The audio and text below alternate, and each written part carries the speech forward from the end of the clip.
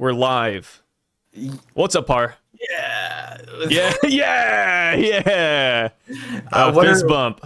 What are we? Oh, I taught Zen how to like from when he was like 6 months. High five. Even when he cries, like that's my thing with him. He doesn't do it with my wife, but like he'll be bawling out crying, like he just got a shot or he gets a blood test and he's like crying. If I say high five, even no matter what, he'll be like, and he'll hit me with a high five. But I just taught him pound it, and so he like will do high five and pound it, and he's like and it's just the cutest thing. You're gonna teach him how to be like a mass murderer, bro, like a serial boxer. How did that? Okay, boxing, fine. Yeah, he loves boxing. That's fair, you know. Well, because like when I think of murder, like, you know, they put the hand up and then they cover the mouth and they suffocate you.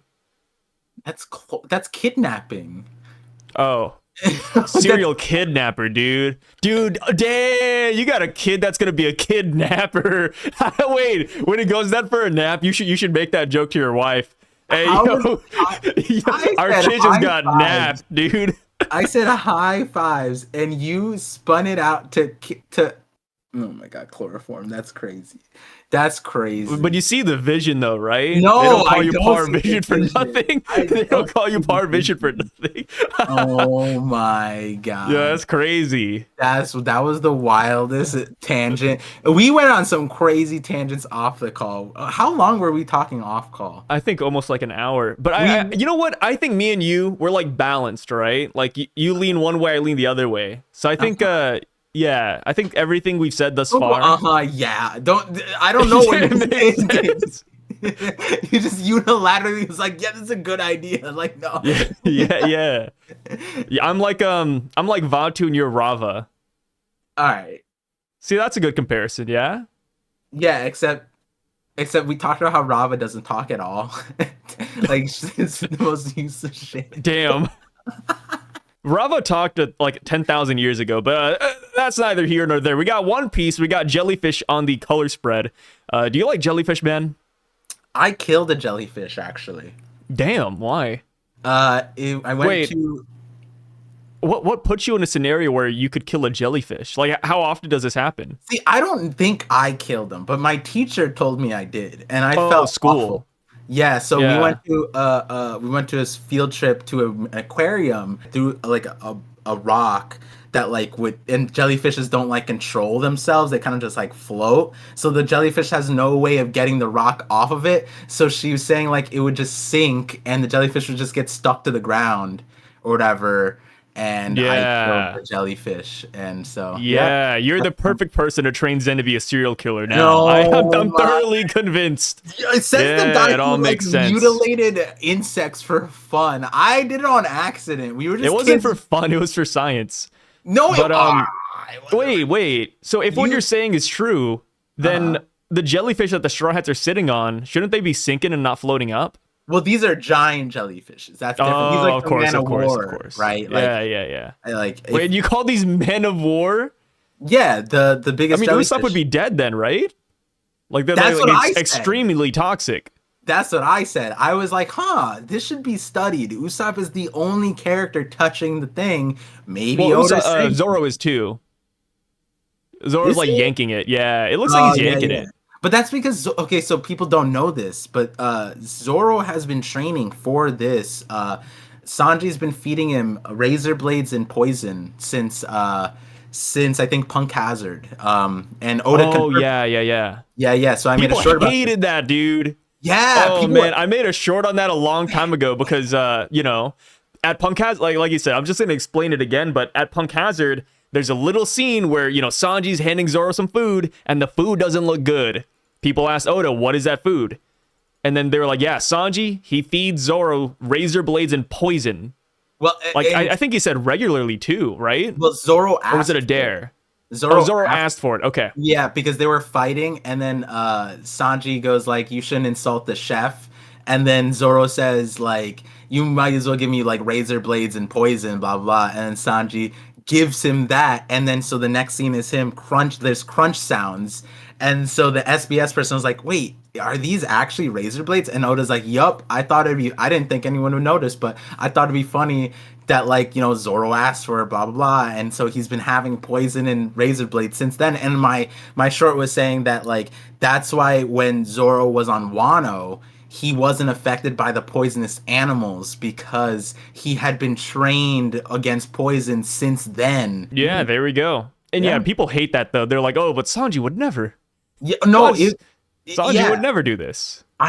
No, people came after my thought. It's like, stop making shit up. This is why people hate the One Piece community, because theorists like you make shit up all the fucking. I'm like, I read the SBS out loud to your illiterate, brain dead. Like, those are the people that make me mad. Like 100%. Yeah, and it wasn't one that's what I like though. It was like droves of people that were like, yeah. And then the next tier up from them are.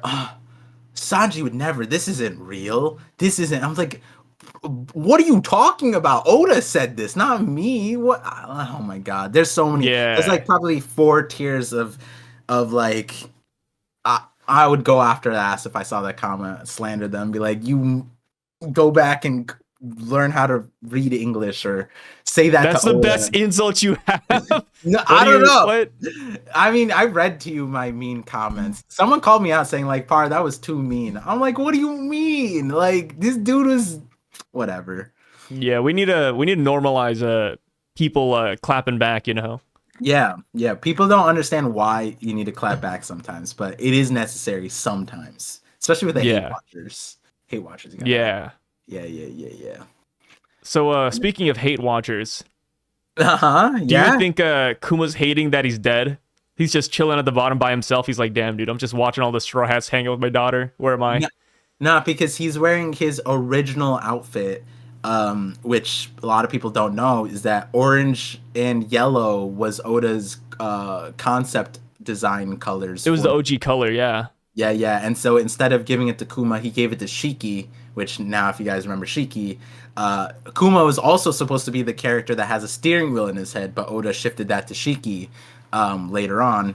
Thank God for that. When he was making the movie Strong World, and he said that he didn't want to redraw that steering wheel over and over again in allusion to the pacifistas, which makes no sense because, like, why would Vegapunk make the pacifistas all have steering wheels in their head? Like, that doesn't make sense. It makes sense. Like, all of the Kuma pacifistas have the bear ears, Yeah, but that's just Bedhead. We know that. Yeah, but he recreated Bedhead then. It doesn't get much better. Okay, Bedhead, steering wheel implanted in the skull. Like, there's a difference. No, but it's the appearance. Vegapunk is mirroring the Kuma appearance 1-to-1, so he would make the steering wheel. Yeah, because he's a perfectionist, right? Like, he was mad about Momo's fruit not being the right color, so he would have to, right? He would have like the most perfect steering wheel out there. But the Kuma's thing, I'm actually just noticing this now. But his shirt seems to say believe, so like him looking up, he believes in the Straw Hats. Technically, they're his legacy, at least Luffy is. But also, his shirt has a seahorse on it. It looks like. Yeah, it has a seahorse on his shirt. Interesting. That and you know about the important thing about seahorses, right? Yeah, they're like the male dads, right? Yeah. Like they give birth. Yeah. So Kuma's giving birth in this scene. That's what's happening. Yeah, that's what it means. Yeah, Kuma's he actually popped out all these jellyfish. Yeah, you're right. Yep. I see the vision. These are the bubbles. It's not the paw bubbles; they're his bubbles. Seahorses famously give birth to jellyfish. Yes, that is how it works. I mean, that's how it works in the world of One Piece, right? Yeah, if you believe it, you can conceive it. Yes, and Fishman Island, they showed us that. I like that. On Fishman Island, they showed us that it doesn't matter if you're not a certain fish, you can give birth to that fish anyways, as long as it runs in your lineage. If just one person in your lineage is that, then you have the chance of like conceiving that. Yes. So like you and your wife could be octopuses, but your kid could be a shark, and that would make sense. Yep. And that's the same thing with minks too.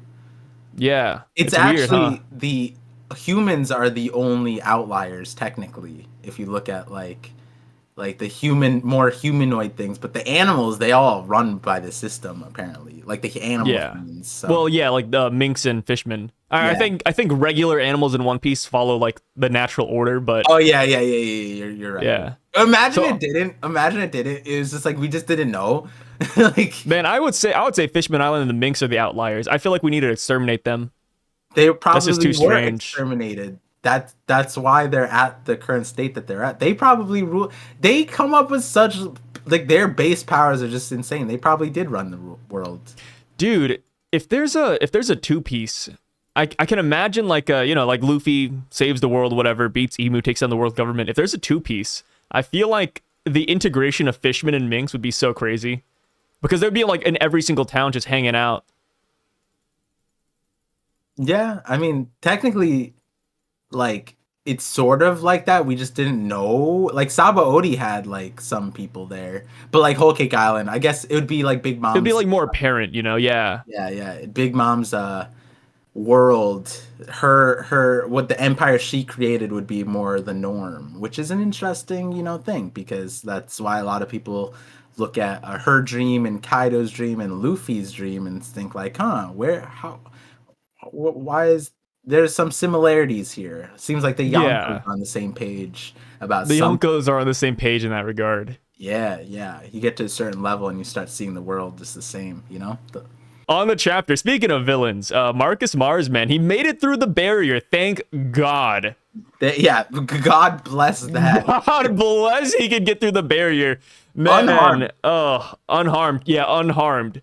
It doesn't look like he had to regenerate either because we don't get like the sloop sound effect either. We don't see any like weird black flames on him. He looks fine.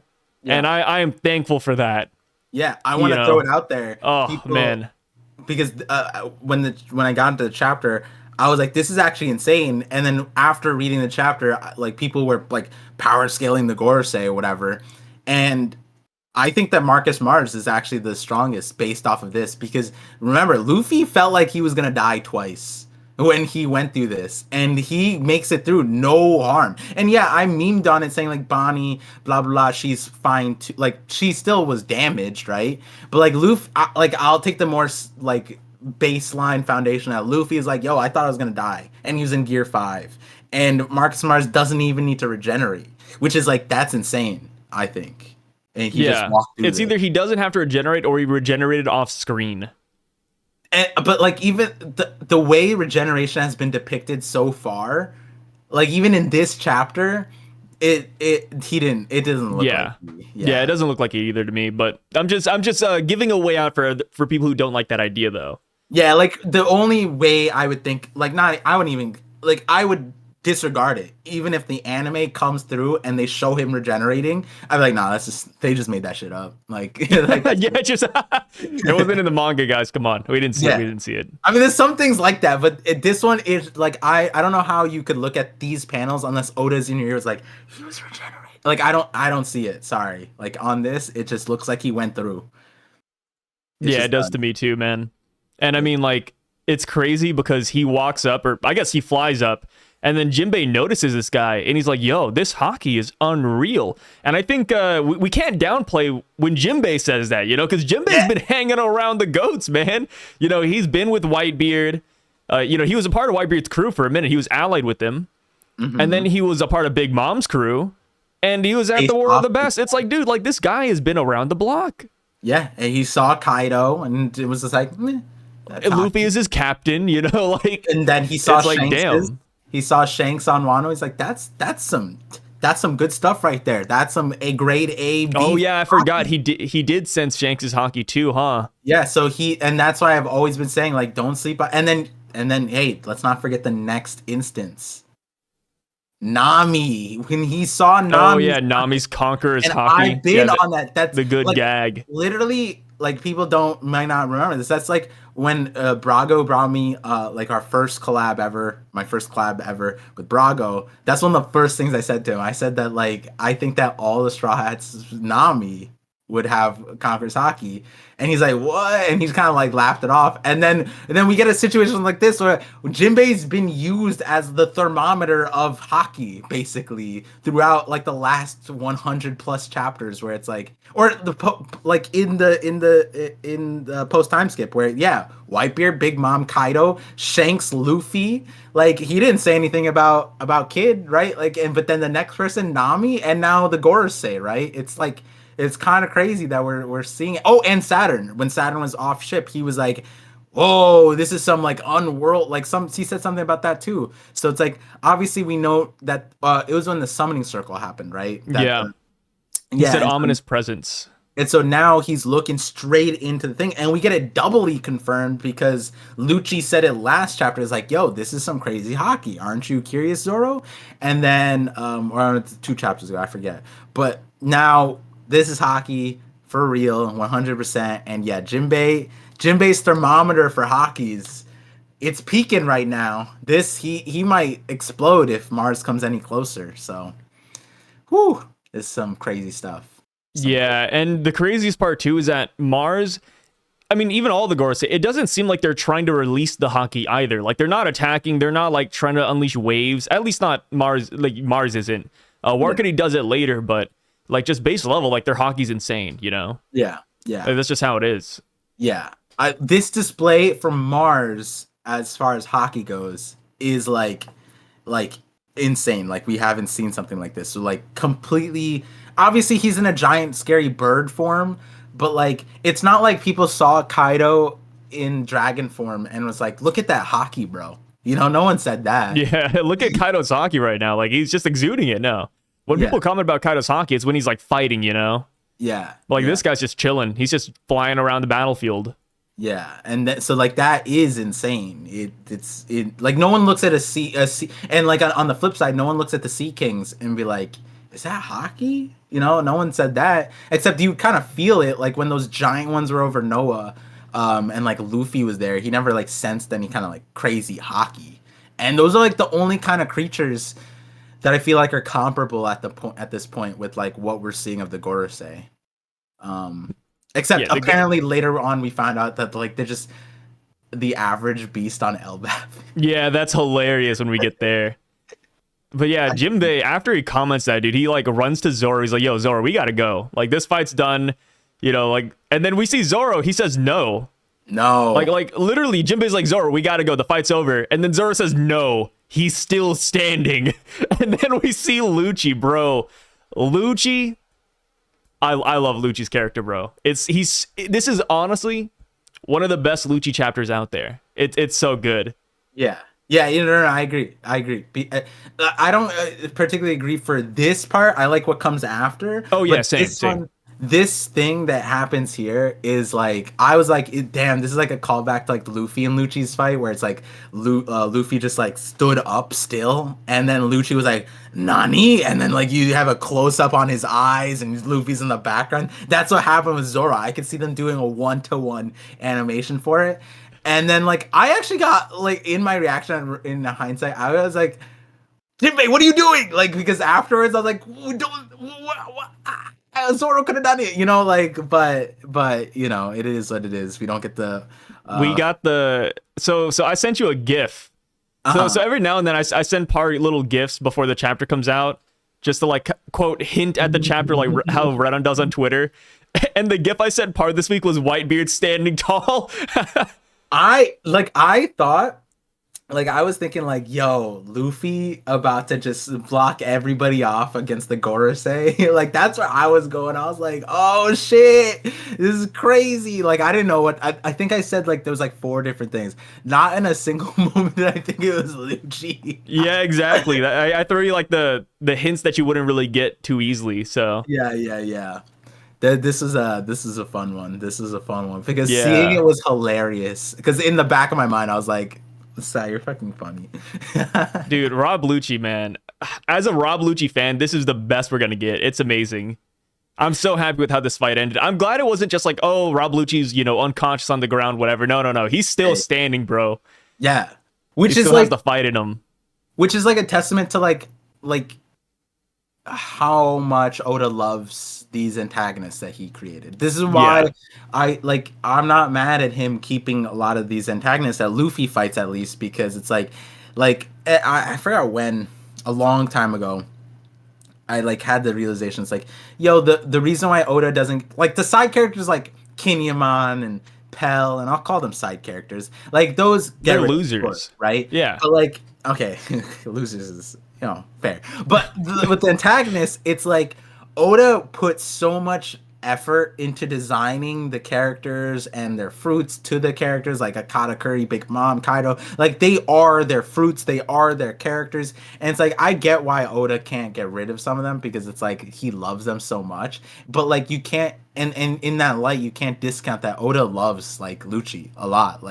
And he's gonna keep him in the story. And that's also why early in Egghead, me and you had talked about like, yo, Straw Hat team up, like there's a world for that, and people gave us shit for it, and like we were both like saying like Oda is not gonna like, yes, Luffy's gonna win in whatever altercations, but he's not gonna have he's not gonna have Lucci like exit the story lose, that it's not a world like that. And so he's gonna have Lucci like stay in the story in some like interesting way, and that's kind of what we're getting here, because also on top of that, like we get more depth into Lucci's character after this, and I think it feels great. Because this betrayal, it's like this is he's giving what Luffy did to Lucci against Zoro. And Zoro, like a lot of people feel that he's like his own shonen character, right? That's a whole different conversation, but like, you know,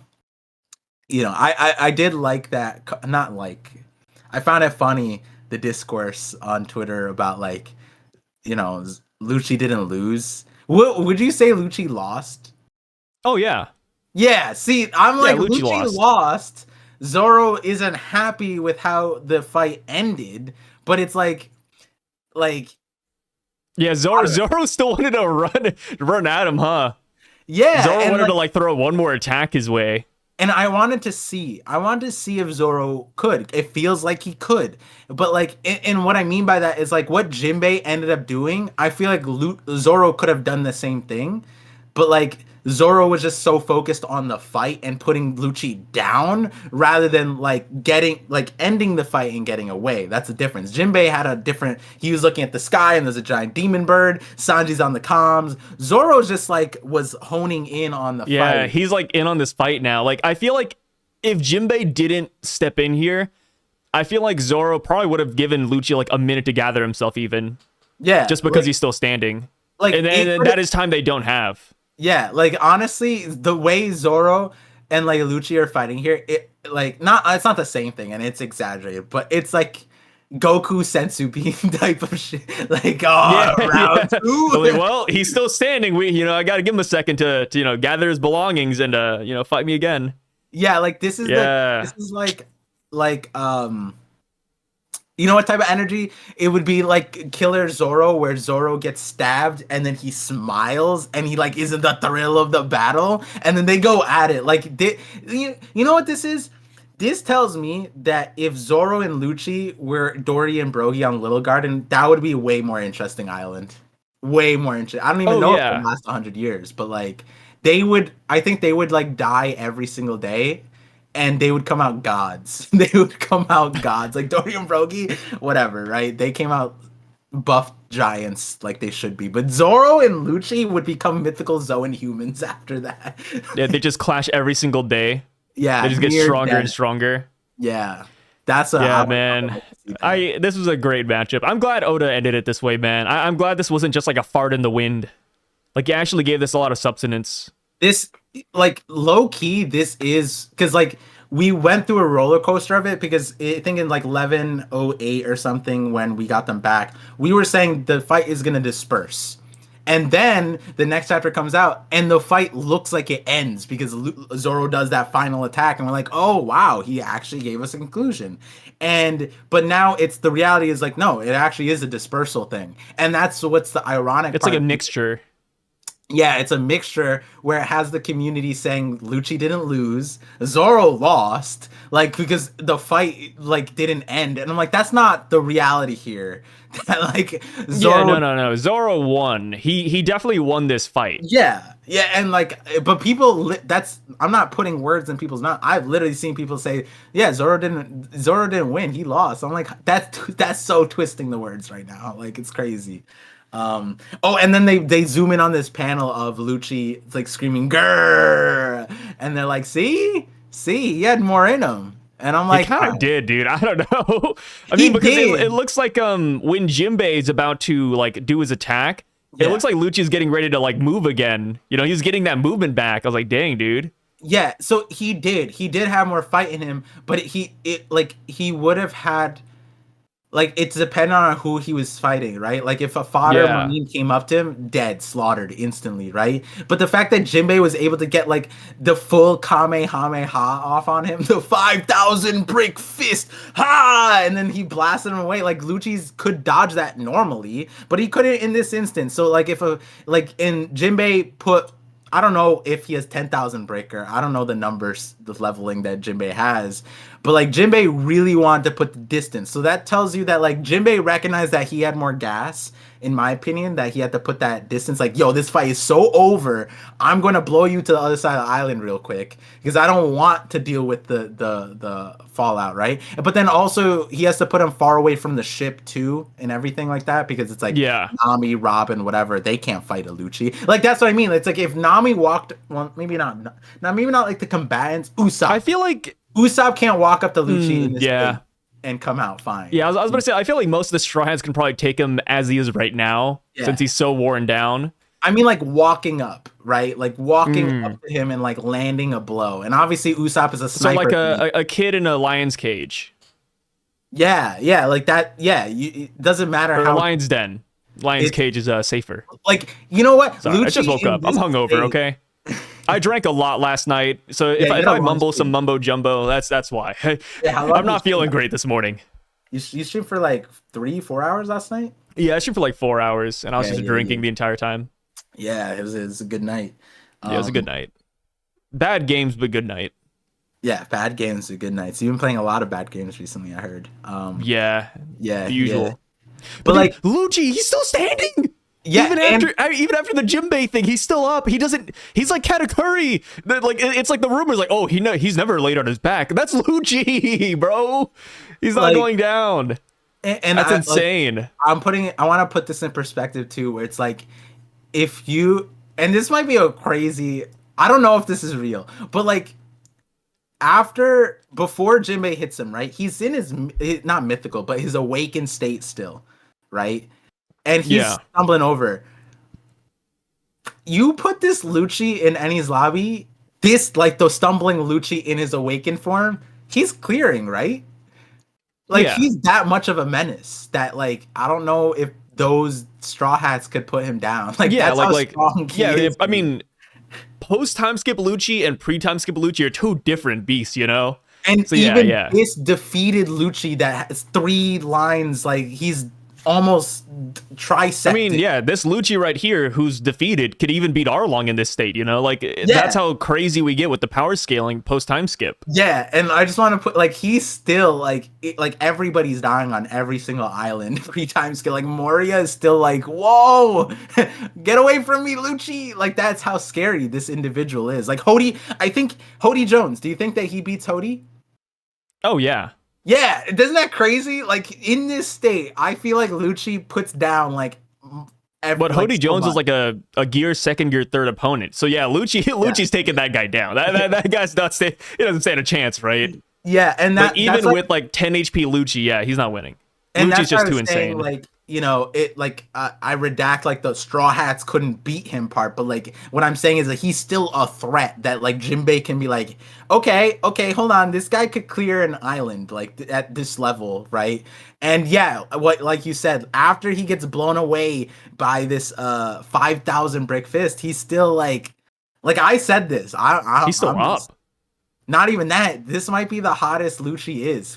Someone when the anime comes out, they're gonna make thirst trap edits of Lucci, shirtless, gashes across. He's looking up at God right now. He's like, oh, what is that? And this is post Zoro, post Jimbe, post Luffy, post all that. This is like Lucci's best chapter, best looking. Like it's crazy what Oda did here. Because 100% all the JJK Nanami edits, Gojo edits, Sukuna edits, whenever he's like down and all the girls are thirsting, this is what we got with Lucci right now. This is how we get That's so many girls hilarious. in One Piece. This is it. And the craziest part is that even after he's done talking to Mars, which we'll get to that too, Yeah. but he doesn't even like lose consciousness or pass out or takes a break. No, he's still kind of up. And you want to know what I think it is? So insane. It's the metronome beard. His Still goatee. swinging. Yeah, his you beard, see it yeah. swinging. When he's standing there, it's on the side. That means it's still tick-tocking. Yeah, it's still going. It's going at full capacity.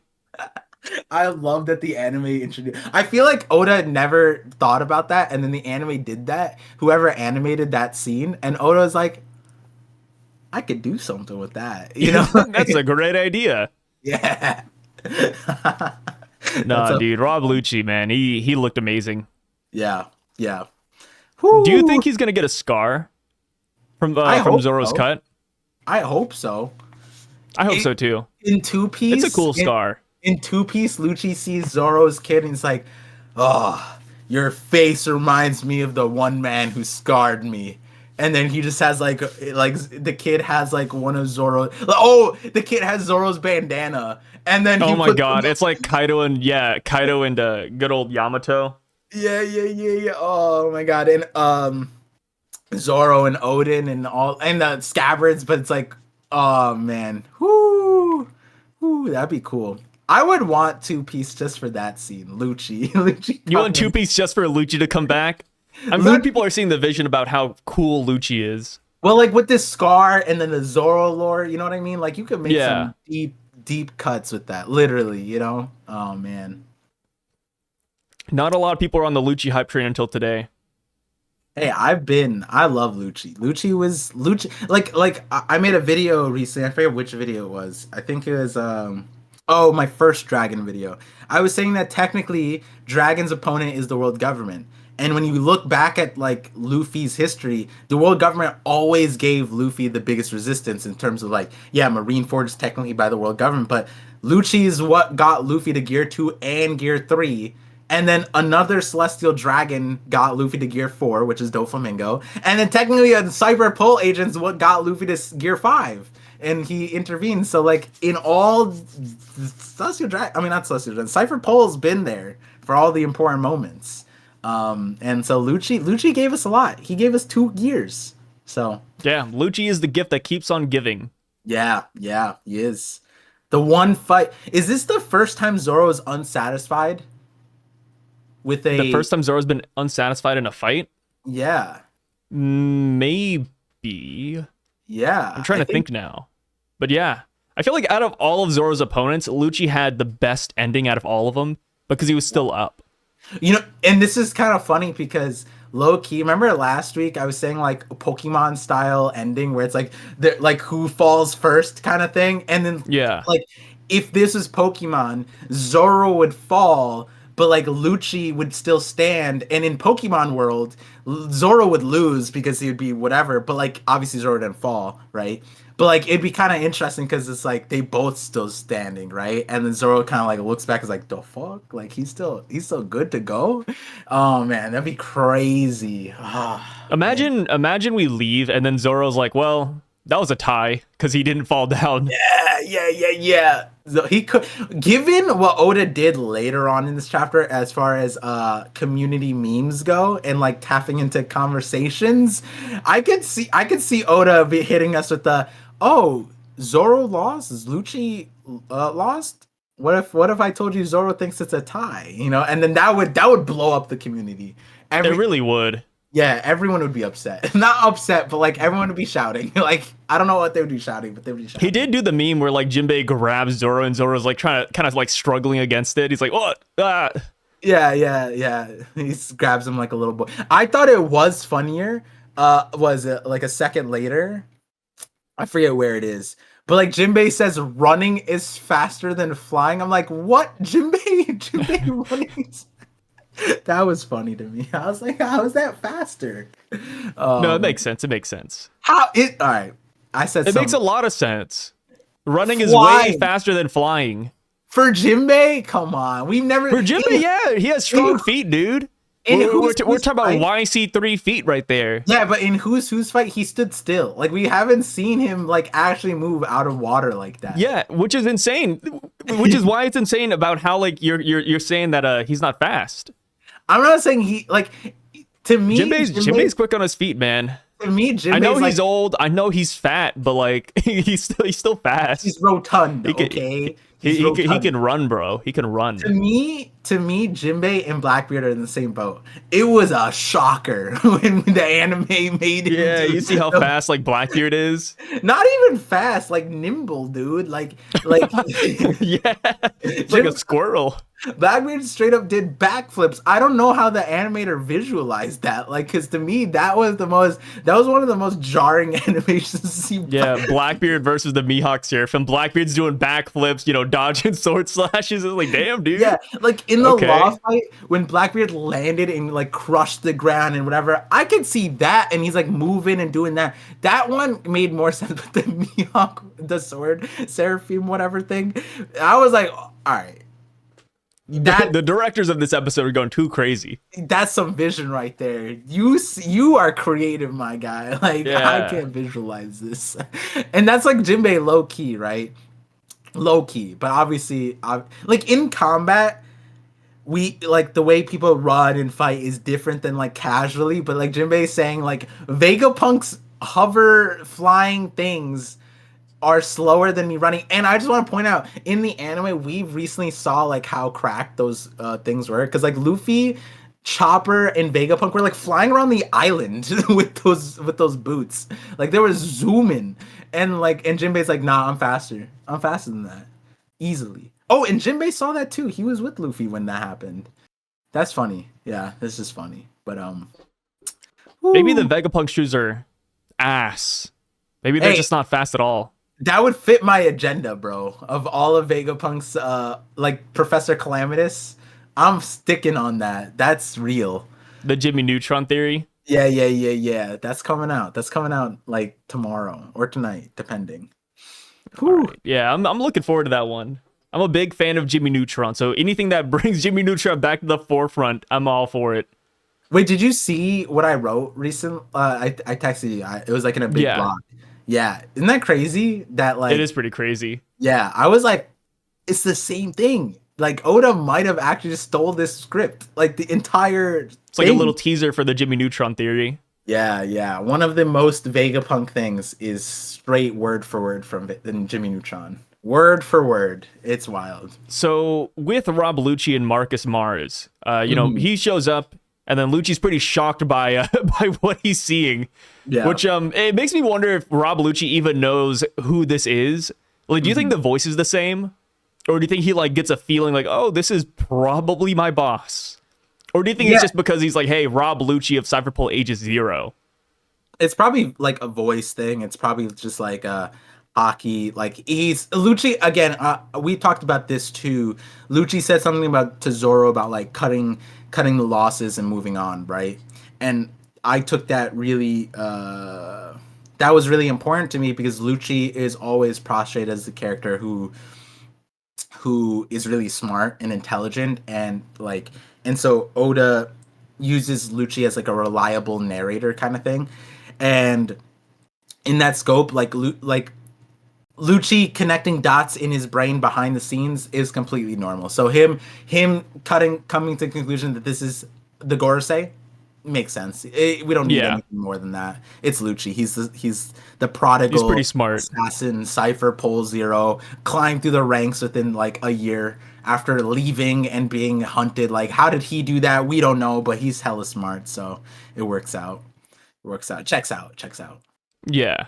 Yeah. So he gives Mars the lowdown on everything that's happening, and I would argue this is a really, like, he does it really well, you know? Like, he's like, hey, York is up in the control room. You just saw Zoro and Jimbe run off. There's 2 Vegapunks here. There's 5 Straw Hats up here. It's like, damn, like he really kept everything going in his mind while he was fighting Zoro, right? Yeah. Like he was just piecing together the intel. And then he also shows us a black transponder snail, which means that he heard everything that Sanji's been talking about in the last couple of chapters. So they also know about the Straw Hats' new escape plan too, which I would say is pretty obvious, right? Take the Thousand Sunny, take it to the end of the Labo Stratum, go to the giant ship. Yeah. So they know about all of that. They know about the Seraphim. They know about the 85 Cyberpol agents. But the one thing Lucci kind of had to add in there was like, hey, now that I'm done giving you my report, can we talk about my partner? You know, Kaku, can you save him? And then Marcus Mars says that might not be possible. Yeah. And it's like, that's not like the best answer he could have given, you know? Like he didn't say yes, he didn't say no, but it's like, I feel like he should, as a boss, you know, you kind of want to reward Rob Lucci for everything he's done. The least you could do is save Kaku. Especially since he's also in the control room with York, you know? It's not that hard. Yeah. So I don't see, because like if they left Kaku there, the Straw Hats, I mean, if the Straw Hats left Kaku there, I don't see why he would need to put Kaku at risk, right? Yeah. So that's where I was also thinking about that. I was like, I don't even think he needs to necessarily care like about where Kaku is, because he found York, so that's like his objective. He needs like the punk records and the other thing. So, and it doesn't seem, are the Straw Hats like stopping that? Like, are they taking the Mother Flame? Like, do we know that? Like, I don't know. So I don't think they are. So that's where it's like, that's also, you know, taking into consideration what Lucci was saying to Mars. Well, the Straw Hats technically don't matter outside of Luffy, right?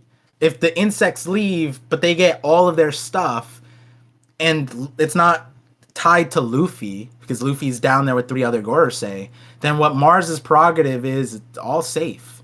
The punk records, York and the Mother Flame should all be there, unless again they're somehow taking punk records or taking Mother Flame, because they didn't take York, which is also interesting that because they were like holding York hostage at the earlier part and having her like she was a tool, but then they threw her to the wayside, I guess. So it's like there's something, I don't know, this is an interesting thing that's happening. Because yeah, I mean, well, York was really important in the beginning because you know, she was leverage, but since the Gorosei weren't playing ball, they were like, oh, whatever. Yeah, we gotta just toss her out. Yeah, but it is interesting because all Mars's objectives are, even from what Lucci says, they're all kind of separated. Like they're not. Like, did he even say they're escaping to the back end? Yeah, they didn't even like Lucci didn't say like, oh, they're escaping with this thing that you need, like whatever it might be, whether it's like the keys to the Mother Flame or the activation code or something like that, right? Like, so, and that maybe that's what it is. Maybe Mars needs, but then they have York, so wouldn't York know the activation? Like even York said like, we don't know if it's true, recreate Mother Flame or whatever it is. So if he has York, Punk Records, and the Mother Flame, I don't see why he would need to give chase to the rest of them, other than from an image thing, which from Saturn's point of view, he doesn't really care about his image per se. Like, he got slapped all across the island. But yeah. And then again, the only real objective within the Straw Hats is to leave.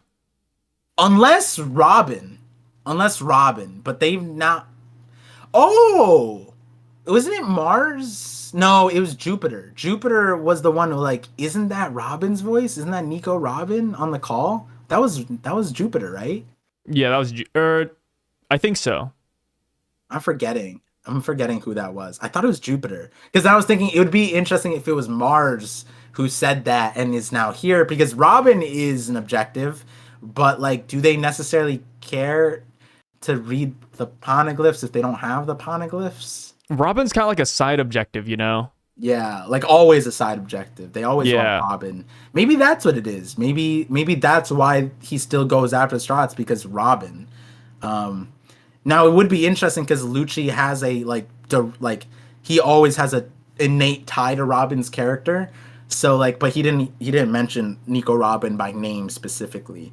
Because like, if he said there are 5 more Straw Hats, including Nico Robin, then Mars going that way for Nico Robin, would be kind of interesting, to be fair. Yeah, I mean, and Robin is a character that has been missing for a while now too. Like we saw her once, you know, she was like, "Oh, I was sleeping because I was wounded," but we don't see her in this chapter at all. Like not even in the little map that Dorian Broggie give us, we don't see her. Yeah, She is MIA.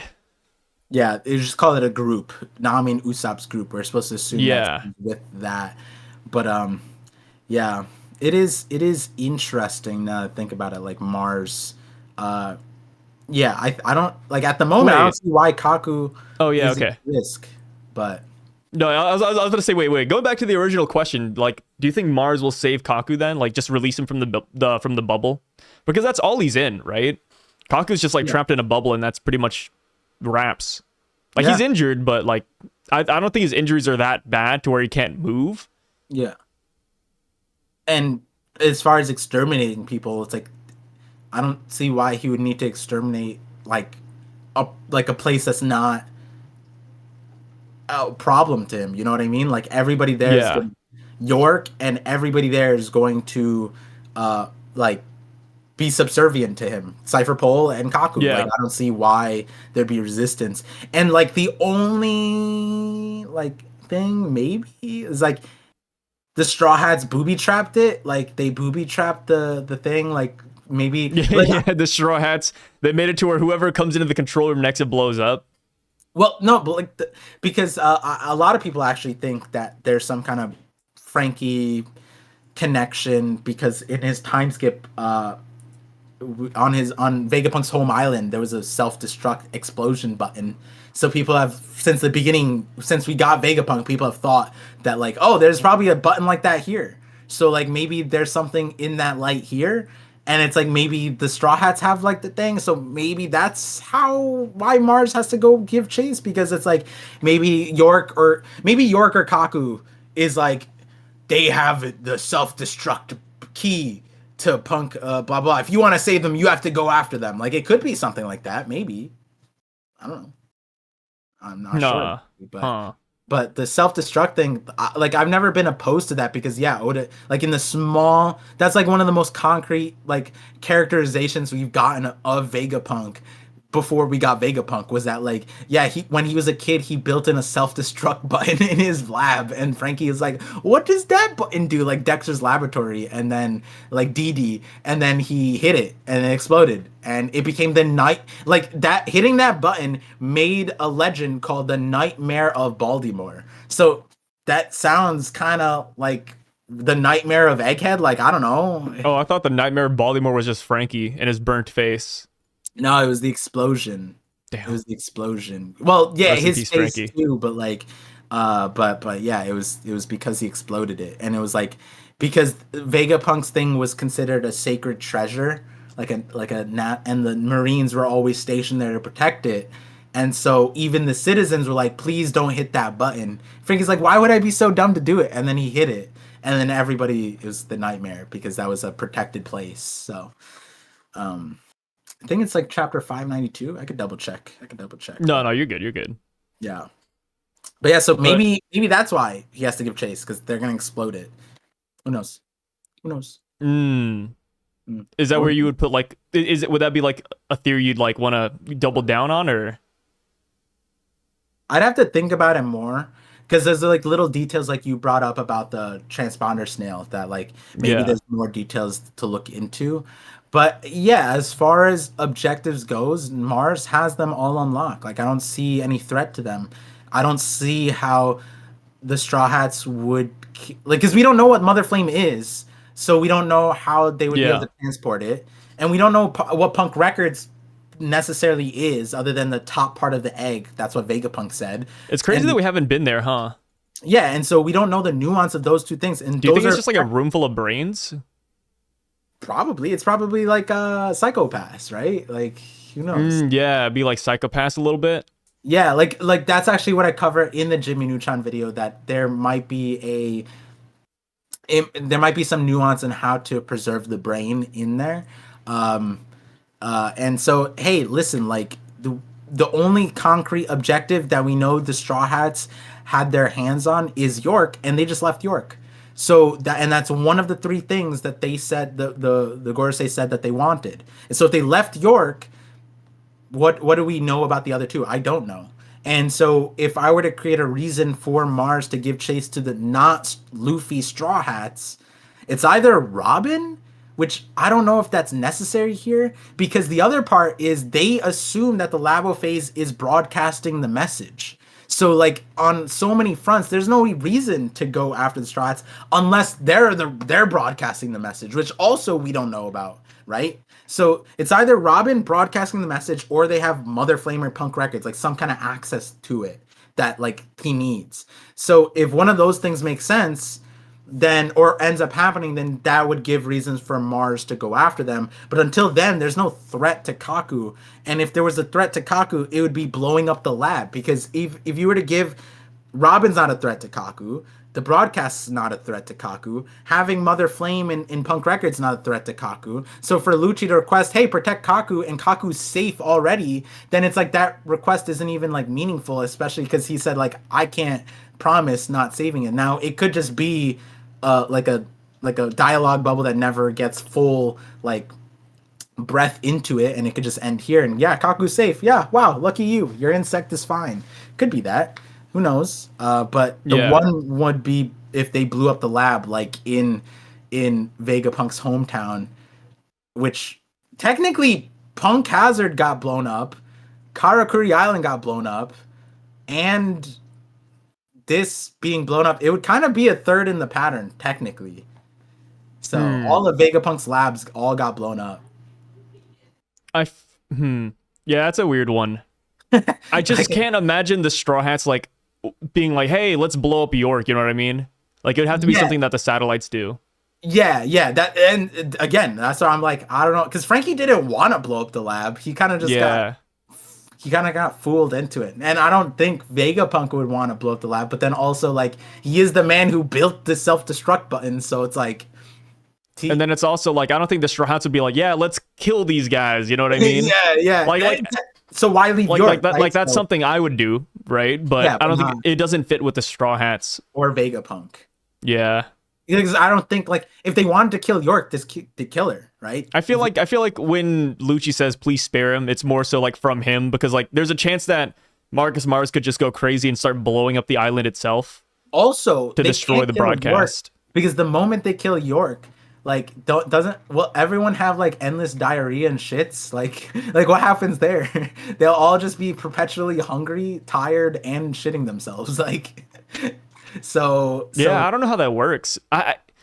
There's a lot of questions about the satellites. I mean, we already have like what 2 dead satellites confirmed, like Shaka and Pythagoras, they're dead. Yeah. So it's like, what's the repercussions of that? Like, do they start? I don't know. Wait, what did Pythagoras do? He wasn't the thinker. Pythagoras was just the creator, right? Right? Wisdom? Yeah, and then Edison was thinker, right? Yeah. Edison was thinker, and then Shaka was just logic. Yeah, and but York was the only one given the cross section, like cross. Oh yeah. Where like they were all hungry or like needing to poop, and then she relieved herself, and then they were like, much better. But we didn't get any nuance reverse from any other satellite. It was just York. So like in that scope, York is kind of like the most important one, because if they lose her, then they just sit on the toilet and eat from the microwave the entire time. Which isn't that bad. Yeah, it's not the worst. Not the worst.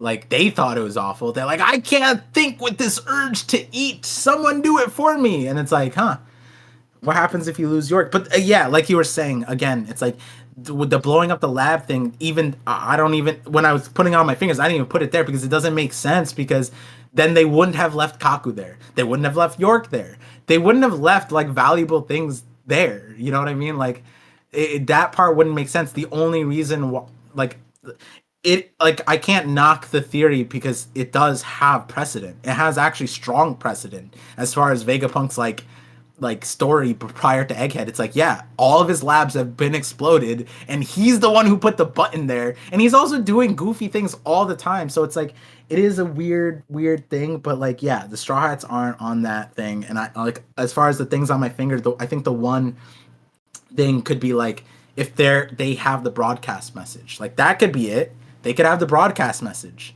But I don't know about that either. So it is. I don't know. Yeah, I don't think they have the broadcast message. Yeah. I feel like even if Mars destroys all of the Labostratum, that the broadcast would still probably go through. Yeah. So, yeah. I don't know what it means for Kaku or whatever, but I feel like some kind of like existential threat has to exist. There is one other thing that I was thinking about in this chapter is that they have to drop the field. They have to drop the laser field, and we don't have the nuance of how they're doing that either. Someone has to stay back to do that. So, because if they're leaving, the field has to go down, which means they left someone behind, but we don't know if they left someone behind. Is that person? Yeah, it's weird, huh? Like, how are they going to get past the Labo, like the barrier? Yeah, and I don't see security Jimbe and Zoro doing that, right? So that there's also that thing too where Mars is coming. Mars is there. Mars is there where they need to drop the field, and so and we know that Mars doesn't care about the field, but the Straw Hats do. So they have to have some way to get out of the field, which means turning it down, which means someone's there. But that's still not like a threat to Kaku or the Labostratum because Mars is there. I don't think there's a single character up there besides a Zoro plus Jimbe that can like reasonably stall Mars, right? Like, so especially given Lucci's portrayal of Mars, I think that Zoro plus Lucci or Zoro plus Jimbe, like full at like reset, they would have a hard time holding back Mars realistically from doing what he wants to do, right? So I don't know. It's kind of weird. We're at a weird spot. 11-12 is going to be crazy. I don't even know. That's something I said after this chapter is like prior to this chapter, we kind of, okay, Saturn's going to get reinforcements. And then that ended up being right. It wasn't the Holy Knights. It was the Gorosei. We saw the magic circles. It's like, okay, next chapter, we're going to see the Gorosei, right? Like every chapter kind of ended in a way where we knew where we're going to go next. This one was kind of a weird one. This one was a really weird one because like I couldn't really figure out what's going to, especially the way this chapter ended. But yeah. Then we get to Luffy. And that I feel like can of worm. I feel like as far as the barrier goes, I think Lilith has a way to get around it. Because when she and Brook were flying off the cliff or flying off the clouds, Lilith did say that she has a plan. We don't know what the plan is. Like, because we come to find out that the Thousand Sunny was stopped by Usopp and his bamboo shoots. Yeah. So it's like, wait, that has nothing to do with Lilith. So it's like, okay, like maybe she had another plan, like about the barrier specifically. But she also has that bubble gun. Like me and you both thought, like, oh, maybe like that could be it, right? Like I mean, it could be it. Yeah, maybe she coats the ship in a bubble gun, and then they just fly through the barrier, and then the bubble tanks all the damage. Because like technically, that was according to Vegapunk, like impenetrable bubble, right? Like that's what it was. Like the defense of the bubble. So like, what happens with an unpenetrable laser defense shield meets an unpenetrable bubble? I don't know. I don't know when Vegapunk's... Imagine next chapter, we see Marcus Mars destroy Kaku's bubble, and then we see the bubble get destroyed by the barrier. Yeah. We're like, damn, that bubble wasn't that great after all. Yeah, like to me, the word impenetrable, I don't know if Oda knows what that means, because Wano is hella penetrable, bro. Everybody penetrated Wano. Like, they made it out to be like, oh, the impenetrable, who's Saint Venus said that. It's like, damn, they're smart. They're actually, whoever's leading Wano is actually quite crafty, keeping that defense up. Who knows what happened? They kept Wano closed. Wow, we can't attack them. Yeah. That's crazy. Everyone and their mother made it into Wano, and then the same thing with this barrier. We haven't seen the bubble be defeated yet, but to be fair, the only things we've seen within the bubble are people who are weakened by the innate bubble, but then also just cannonballs. And other than that, we haven't really seen the bubble be tested more than that. Like, can Luffy not break the bubble? Can Zoro not break the bubble? I don't know. You tell me. Next time on Dragon Ball Z, right? Like, I don't know. Like, this bubble's crazy, but I don't know how crazy. It could be that, though. Could be that. I'm interested to see how the Kaku thing plays out, just because I want to see if Lucci will...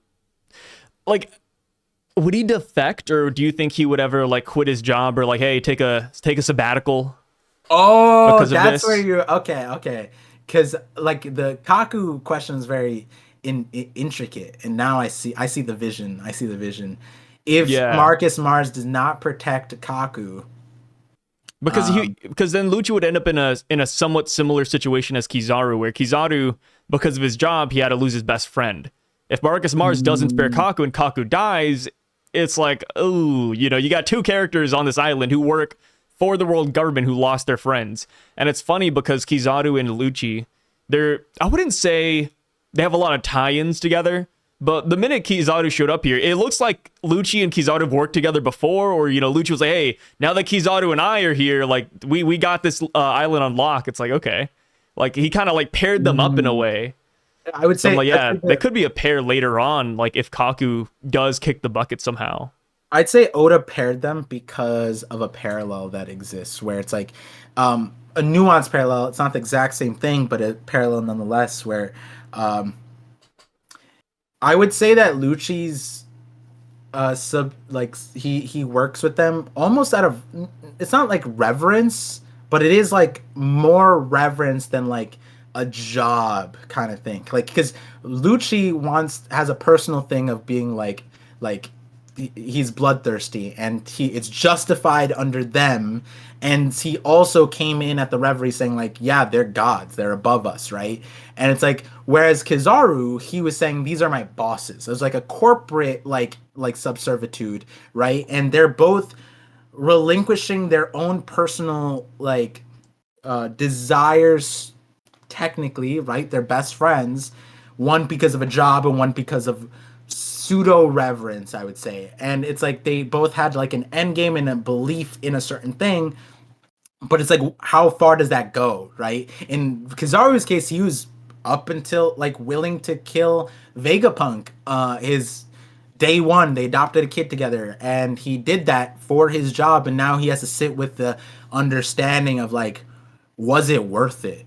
Is this still meaningful? I see these five monsters. I'm really serving on these guys. I chose this over Vegapunk, right? And it's like Lucci being in that same boat, I think would be kind of interesting. Yeah, if Kaku exits the story and Lucci has to cope with the like, okay, I want to be bloodthirsty and like I revere them as gods, but how far am I willing to lose my best friend, quote, he says partner, but best friend, for this unrestricted desire for bloodthirst and reverence for these gods? Like, are they really gods? You know what I mean? Like, and like maybe he sees Luffy fight them and realizes like, wait, Luffy like actually can box all of them. He like can't kill them, he can't put them down, but they can't put him down either. So it's like there is a world where like Lucci could like witness that and be like it, like they aren't the end all be all, you know? He could, maybe he sees that, I don't know, but I do, that would be interesting if Mars kills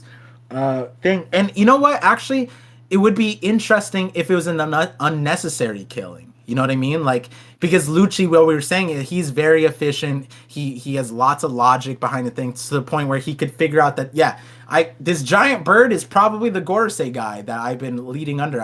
He doesn't need to tell me. Figure out from the Haki, from where he's at, his power, he knows everything about me, you know, like, and he put two and two together, and so he could be like, well, you didn't need to kill Kaku, you just did it, what for what? Like, it wasn't even for bloodthirst, you know what I mean? Like, I feel like that's something that even Lucci would be like, damn, you didn't even want to do it. You just did it because you didn't. There was no rhyme or reason, and so maybe that's where Lucci ends up disagreeing, and he's like, they're kind of dumb, not dumb, but like they put my request to the wayside despite my loyalty for no reason. If there was at least a reason, maybe he could cope with it.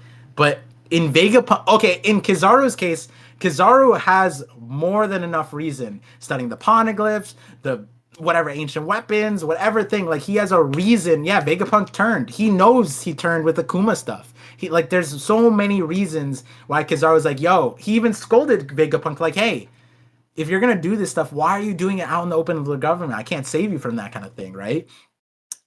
Whereas in Lucci's case, if Mars killed Kaku, there would be no equivalent to what Vegapunk did. So that could be an interesting thing now that I think about it. Hmm. So wait, hold on. So you're talking about this from a perspective of post Egghead, Lucci could start the arc of turning coat because Mars kills Kaku? Are you putting I mean, stock into only if that? that happens. Only if that happens. But okay, are you putting stock into Kaku dying? No. No. I think it's a really interesting idea, but I can't see Oda killing Kaku. Yeah. I feel like Lucci, I think Kaku's another like beloved character. Yeah. So I don't think Kaku is in any. I don't think he's in danger. I think he could get hurt. I think he could like hit a coma maybe, because Rob Lucci was in a coma for a while when CP9 disbanded. So maybe this is like the inverse where Kaku is actually in a coma, and then Rob Lucci's taking care of him. And if it's because of Marcus Mars, then we could get the same. We could get the same like defect, like storyline, but without killing Kaku. I'm thinking about it now. It's like Oda, aside from like Bluno and Khalifa, right? Like He didn't care about those guys. Those guys, though. Yeah. Those guys Like, didn't mean much to Oda, but He had the other Kaku and Lucci Cypher, did. he had the other Cypher Pool members at Reverie, and I'm wondering if Oda wanted to bring them back, because then I'm thinking about it, because they were a team, right? Like in the cover story, Yeah. they were such a team that they sat there, took odd jobs to fund Lucci's thing, and they weren't even doing crimes to fund Lucci's thing, right? No. Like they were on the book, on paper, everything was right. And I'm thinking about it like, it would be interesting if all of the original CP9 as Cypher Pool as CP0 went with the way of Lucci and turned coat. And if they had a catalyst like Kaku being killed, that could make an interesting thing where that faction leaves. But then it's like weird because it doesn't even matter, because the rest of Cypher CP0 isn't even that cool. You know what I mean? Like, what would it be?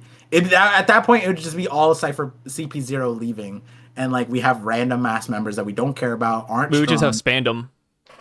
Yeah, and yeah. So, man, the Kaku dying thing. Now I'm gonna be thinking about that. There's a world. Kaku's I don't know if it's he's this important, man. Yeah. When you said like Oda cares about him, I agree, but I also look at the arc and I'm like, he does, but he also got like does he really? You know what I mean? Like, as far as like, would Oda be okay with like getting rid of him? Well, no, he doesn't care. He couldn't get rid of Pell and Kinemon and whatever else. Pedro. Well, Pedro, he did die, but like, Kaku definitely more likable. I think Kaku makes the like people like him worldwide, right? Like he makes that list, right? Kaku. I would say so. Yeah. So, damn. He's the funny giraffe guy. Yeah. So I'll stand by it. There's a world where that happens. I don't know if it's this world. I don't know if we're in that timeline. I think that's another reason why I was like, yeah, Vegapunk's lab blowing up. If it were to blow up, which I think would be fine, I don't think anybody would die because of that. Yeah. I think they would just survive. Yeah. Yeah, so I'm interested to see where this goes. Like, I want to see how Marcus Mars's hunt for the broadcast goes, because like even at the very end of this chapter, which we'll kind of skip to it too, since it all like falls in line together, but he finds York in the control room and he just says, "Hey, where is this? Like, what does he say? Where's the room displayed on the monitor?" Right? He's looking for that room because he's assuming that's where it's being broadcasted from. But it's like, I don't know, man. I feel like when he gets to that room, even if he destroys it, it's still gonna go on. That's like the guy doesn't know how like the internet works, Like, where's the room displayed on the monitor? It's like, why does that matter? It's a pre-recorded message. Like, this is the that's what I thought of too. I was like, in my head, I was like, wait, does Marcus think that they're filming it live? Like, what's going on here? Yeah, what's going on? That was one of those. Why the room? I took note of it mentally, but I didn't say much in the thing. But I'm waiting for the officials because I'm like, did he say that? Is he that boomer coded that like he is just like he thinks that like where's the like? I mean, I'm trying to think of like what in our world would it be like? It's like, I guess it's like swatting a little bit. He's like he's getting fooled a little bit. He's trying to swat the room, yeah. Bust in. Yeah, it's like a weird version of that, but it's and York is like leave me be. So like York isn't smart enough to figure out this is the Gorosei, right? Yeah, York is not smart enough. She did not pull a Rob Lucci here for sure. Yeah, which to be fair, Lucci has more context, but York is a Vegapunk, and she said well, this world only needs one, and she's just as smart, I guess. I don't know, but like, I feel like Stella would know. Stella looked at Saturn and like, I presume this is you saying Saturn. Yeah, but okay, Saturn and Mars are so different. Okay, so Saturn has the dumb cane, he has the face, he has the beard and the hair, the hat. Marcus, I would argue that he doesn't exactly look like his human counterpart. Okay, see, that's where I'm still at. Like, Saint Saturn is not in the same format as these dudes. Because like none of these dudes even have any part of their body like on them. Like some people could say hair, but it's like that's a stretch. Like I don't even know. Like yeah, maybe this guy have we seen his fingers? Like whose fingers? Marcus Mars. Oh, okay, so he has human fingers in his human form. Okay, never mind. But okay. I was just wondering because he like the Gorosei they like more than not they have like their hands in their pockets. I'm like, oh, what if he had bird talons the entire time? Like at this point, like Mars could just pull out the blicky and that would be how he fights in his bird form. We don't know. Like he just ran through. We don't know how he fights, but like York or Vegapunk. I feel like you put Stella in this position, he would know, right? So York. You think so? I don't know. I feel like Oda set up Stella at least. Like Shaka. Shaka, yeah, come on. Shaka's like. You think Shaka would know who this is? Okay. But here's the thing. You know this is a Gorosei member, right? You're like, okay, this is a Gorosei member. And then now you're like spinning the dice because it's like, like it's a 1 in 5 chance of getting it right. Like, is this Mars? Is this Jupiter? Is this Nasujuro?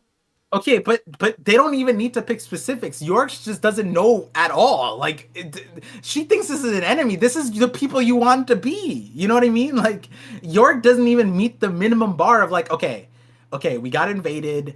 Clear, this isn't a vice admiral. This isn't an admiral. I know what they look like. I know what they can do. Hell, I'm best friends with one of them. So of the people in the world that could be invading this island, that could be a mythical yokai-looking freak, the Gorosei. Like, I feel like Shaka would be able to figure it out. Actually, no, dude. And it's a Gorosei. Like, you know what I mean? Like, she at least wants to be that thing. It's like a process of elimination. Okay, wait. It's like the thing with like the man in the cave, though, right? Iron Man? Wait, what man in the cave? Which? You just said something and you just wanted. It's nothing like whatever. Just the men in the cave, like this is all they know. You're saying Vegapunk is a man in the cave? Yeah, I mean, essentially, yeah, sure. Okay. What I'm trying to say is that York is just trapped in this room. York doesn't know what's happening. York doesn't know who's invading. She's literally like just here. For all we know, this could be a Blackbeard pirate member, dude. She spoke to she was getting all the updates with the straw. She spoke to the Gorosei on the phone. No. She spoke to the Gorosei on the phone, which is why you wouldn't believe that they're here. Because you talked to them and they were long distance. These guys were chilling in the throne room.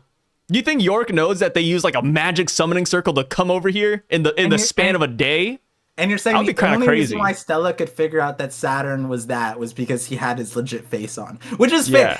Okay. Actually, no, you go first.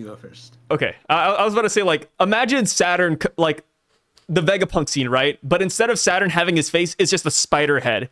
I don't think he would be able to tell, to be honest, dude. Like, I feel like process of elimination. I feel like he could do that. York has always been dumber than all of the other ones. But with process of elimination, though, like, that's still not easy because Saturn's presence was hidden the entire time, remember? Like, he didn't want anybody to announce that he was coming.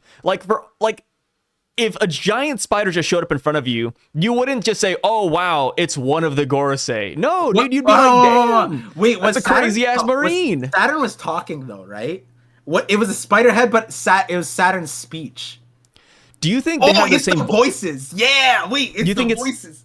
That's what I said earlier with Marcus Mars. I was like, yo, if Kaido goes from Kaido to Dragon and he's still these guys are talking the same way. All right, solid. That's solid, dude. That's what I'm saying. And he's talked to all of them.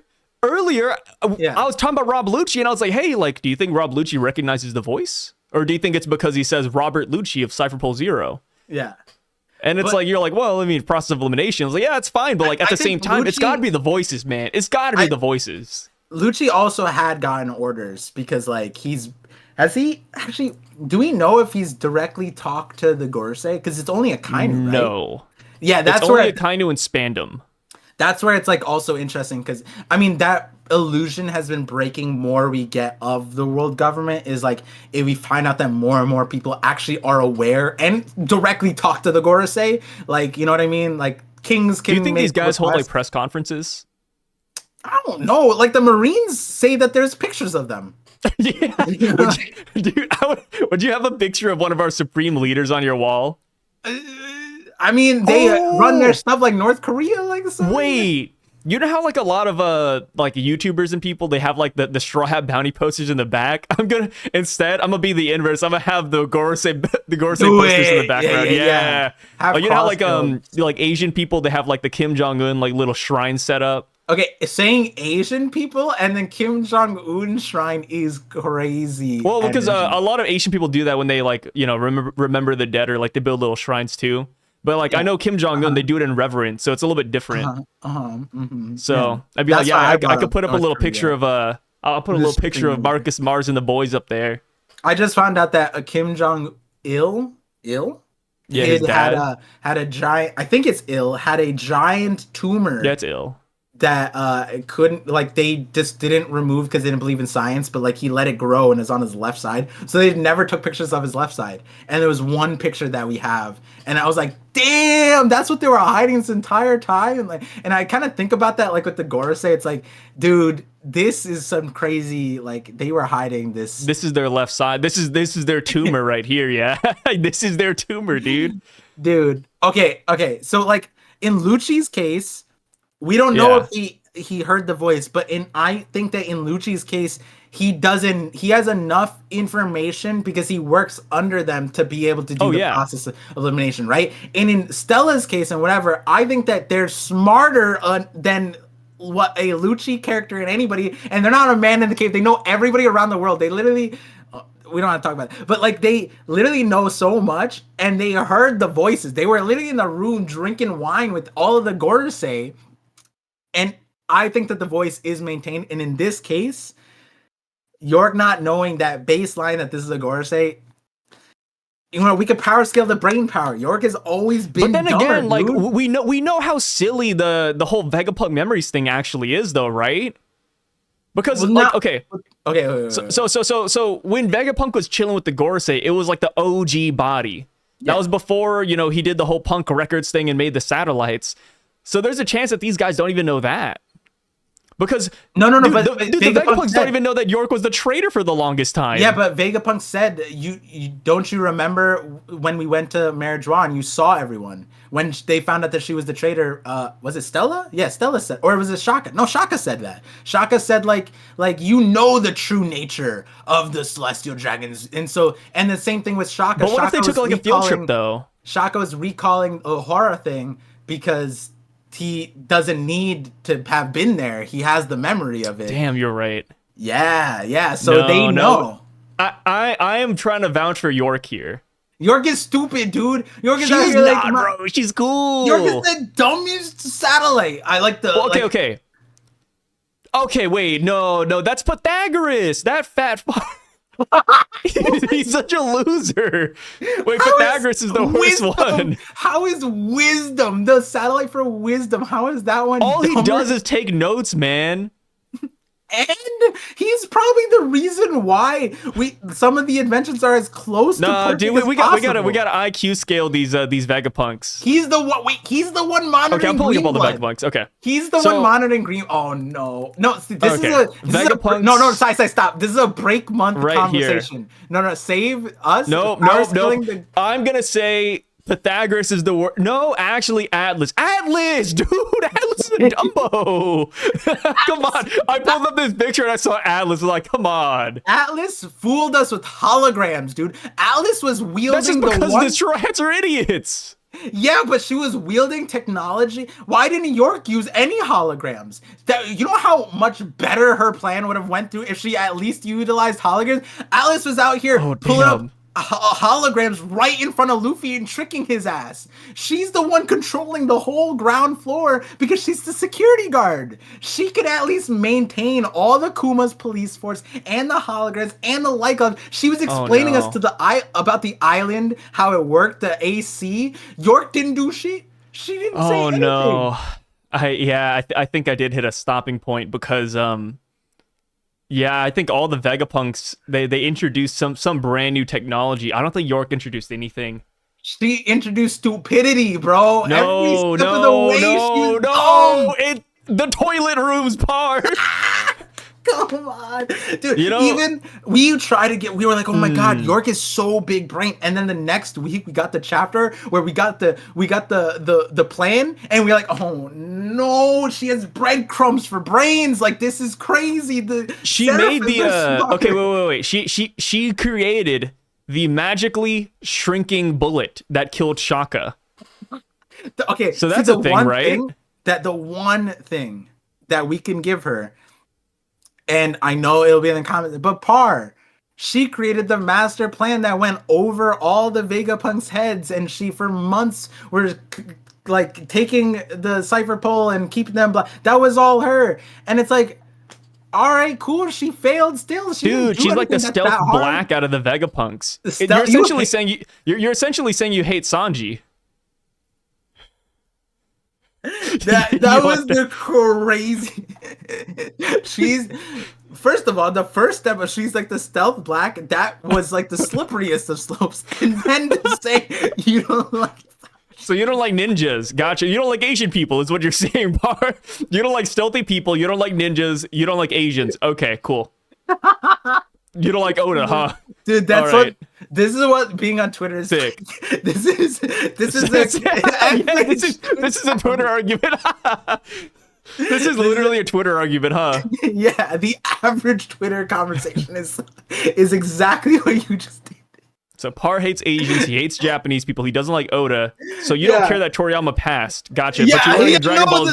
No wonder why you're wearing a fake Dragon Ball Z shirt. It all makes sense now. Within the span of 3 tweets, just say you can write One Piece better than Oda. In the span of 3 tweets, it's like, bro, you're not. I've legit seen that today. No, that happens all the time. Yeah, you put out a thought, and they're like, "Oh, so your thought doesn't align with One Piece. So you think you're better than Oda, huh?" Yeah, come on, pal. They whip out a little baseball bat, they start twirling it around. Yeah, and oh my god, it's like, how many times do I have to teach you this lesson, old man? Yeah, but York. Okay, so real question now. Mm-hmm. Do you think the toilet water on Egghead Island is blue? Why? Because she puts the pods to clean the water? So you know what I'm talking about, right? I don't know. Am I? Do I know? So growing up, I've talked about this many times. So, you know, if you're here, if you're not a new listener, you know where I'm going. But my dad, at an early age, taught me how important it was to have blue toilet water. So even to this day, I still buy like the little Clorox pods to put in my toilet to make it blue.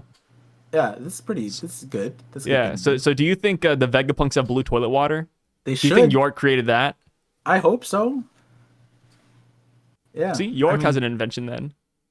You said real question, said toilet water, and then you were like the most like it was like a see she has an invention like the fucking she did something part she did something, okay. Yeah, straight up like but toilet water is part. Remember back in the day we talked about like why couldn't the Vegapunks like figure out that York was the traitor based off of the daily sink? So maybe she invented some way to like circumvent that. I don't remember daily sync, but the bathroom we were like, maybe Maybe she has a secret bathroom that blocks out Wi-Fi yeah, radiations. yeah. That's what there was something along that line, like Yeah, some like special 5G China waves. Like York is yeah. blocking it out. China. Um, social, That's yeah. so good. York has the highest social credit. Yeah, she has The the highest social credit score. yeah. No, oh my Uh, god. she's part of the Woo, Chinese party, woo. the cabinet. Yeah, that's great. Oh Oh man, well, gosh. how do we get here again? We skipped to the York thing because it was the cohesively with Mars. Yeah. Um, and like we were memeing on York a little bit more than we should be memeing on Mars because Mars was like, it must be the same room that they're recording in. After looking at the like the entire building is broken. By the way, guys, like it's flipped upside down, like blown up because the Seraphims blew it up, and he's like, surely it's still the same room. Oh no, Par, did you die? Yeah, Mars didn't like that slander. He decided to cut Par out. Yeah. Somebody quick, go to the same room that Par's at, see if he's okay. Wait, what's up? So this is part two. Yeah. So this is a continuation. So, sorry if there was an abrupt break right there just a couple seconds ago. Let's just say Mother Nature herself came down and attacked us. Mother Flame herself. Yeah, or Mother Ice, I should say. Mother Ice. Yes, that Yeah. that is the actuality. It's been a really strange weekend. Yeah. Very. Par has been put through the ringer, really. But we're here. We're here. Yeah, and, we made it back. it's kind of crazy how part one ended because we like straight got right to the end, and then the internet just cut out, and just like, okay, all right, or the internet, not internet, the electricity, the entire citywide power outage. Citywide outage, and Par was affected for like I think 3 days. Well, I was affected for 3 days, and I think people still don't have power, but luckily our power came back with it or after one day, so it wasn't the worst, but Yeah, you had to come back because we had to talk about One Piece, though. yeah. That's what really pulled me through when I was Yeah, cold, and the only thing that warmed my heart was the Sun God. oh yeah, the sun. The Sun Yeah. God. There we go. The sun melted the snow around your house, and now you got your power back. It's a lovely thing, really. Funny enough, the snow all did melt. Like it was a lot of snow, and then it just melted, like gone instantly. We didn't even need to get plowed. Like so many people shoveled their driveways, and like I was, I had like a slight injury, so I couldn't really do that. But we had someone come in to plow it, but then before they could come, it was already melted, and we're like, oh, okay. Imagine they charge you for that, though. They're like, yeah, I did that. Yeah. Like, yeah. I'm the one who melted your snow. Like, Yeah. what could you do? I was like, they were just like, oh yeah, we also plowed your front yard and your backyard too. And it's like, because all the snow just gone. They just take credit for like, the roof is also, we plowed your roof too. Don't you think that'd be kind of meta, though?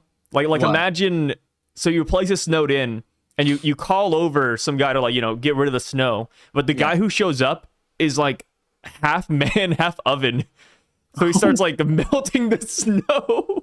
How is that meta? Where did you get? I think you used this word wrong. What meta are the snowplow people half man, half oven? Like, No, but that'd be meta, right? Like I feel like that would take over the JJK industry. meta. Like Chainsaw Man meta, like maybe like what? Like he would rule the industry, right? Living in Shonen Jump. Yeah, that's the meta for Shonen Jump characters now. The half person, half appliance, like chainsaw, like oven, gun. You name it. It's just an appliance in person, right? I think Hey, that's One Piece, even. Shark. Oh yeah, that is. You're right. Yeah. You know what? Hey, listen, if Oda wants to make like all like there is a theory floating out there, and I'm not opposed to it. Maybe a hint for future video where it's like maybe all the fruits could work as Zoans. So like maybe oven isn't just an oven in nature of conductive powers. he's also can turn into an oven later on, and that's his awakening. His awakening is being the bakery, The oven for man. his mom. Yeah, oven man. Yeah. Mythical Zoan, human model Wait. appliance kitchen. So if we could continue like human experimentation, would you ever create a half human, half oven guy to fix the snow problem? Nah, I would do No? air fryer. Air Because fryer. yeah, Oh, it's an smart. oven plus a Yeah. fan, so you have to blow the wind. Yeah, blow the hot air. Oven just keeps it in, you'd have to put the snow into the oven, melt it.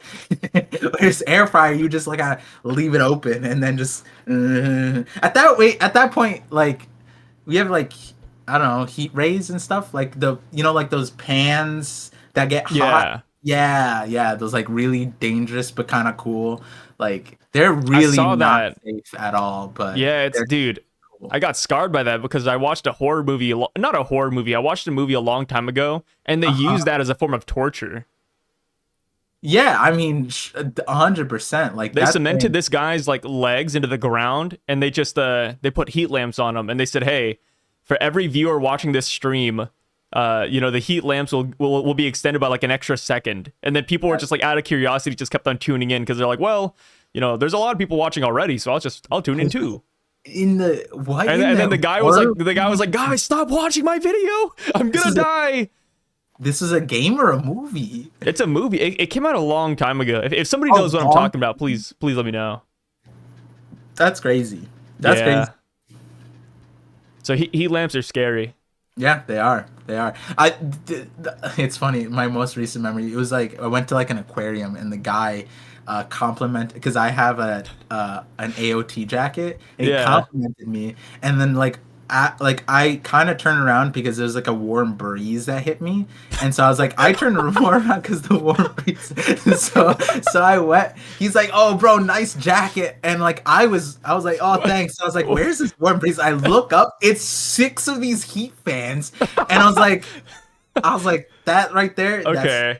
That's efficient, and I- it's like oh, overhead. man. So I'm like, Yeah. that's a little risk, and I just like moved it along because like I was like, this dude is just sitting under 6 heat fans. I thought you were gonna say the reason why the heat came out was because the guy didn't brush his teeth for a while. What? I thought it was gonna be the fact that he had bad breath. No. The regular Attack on Titan fan. Yeah. The very normal. No, he wasn't.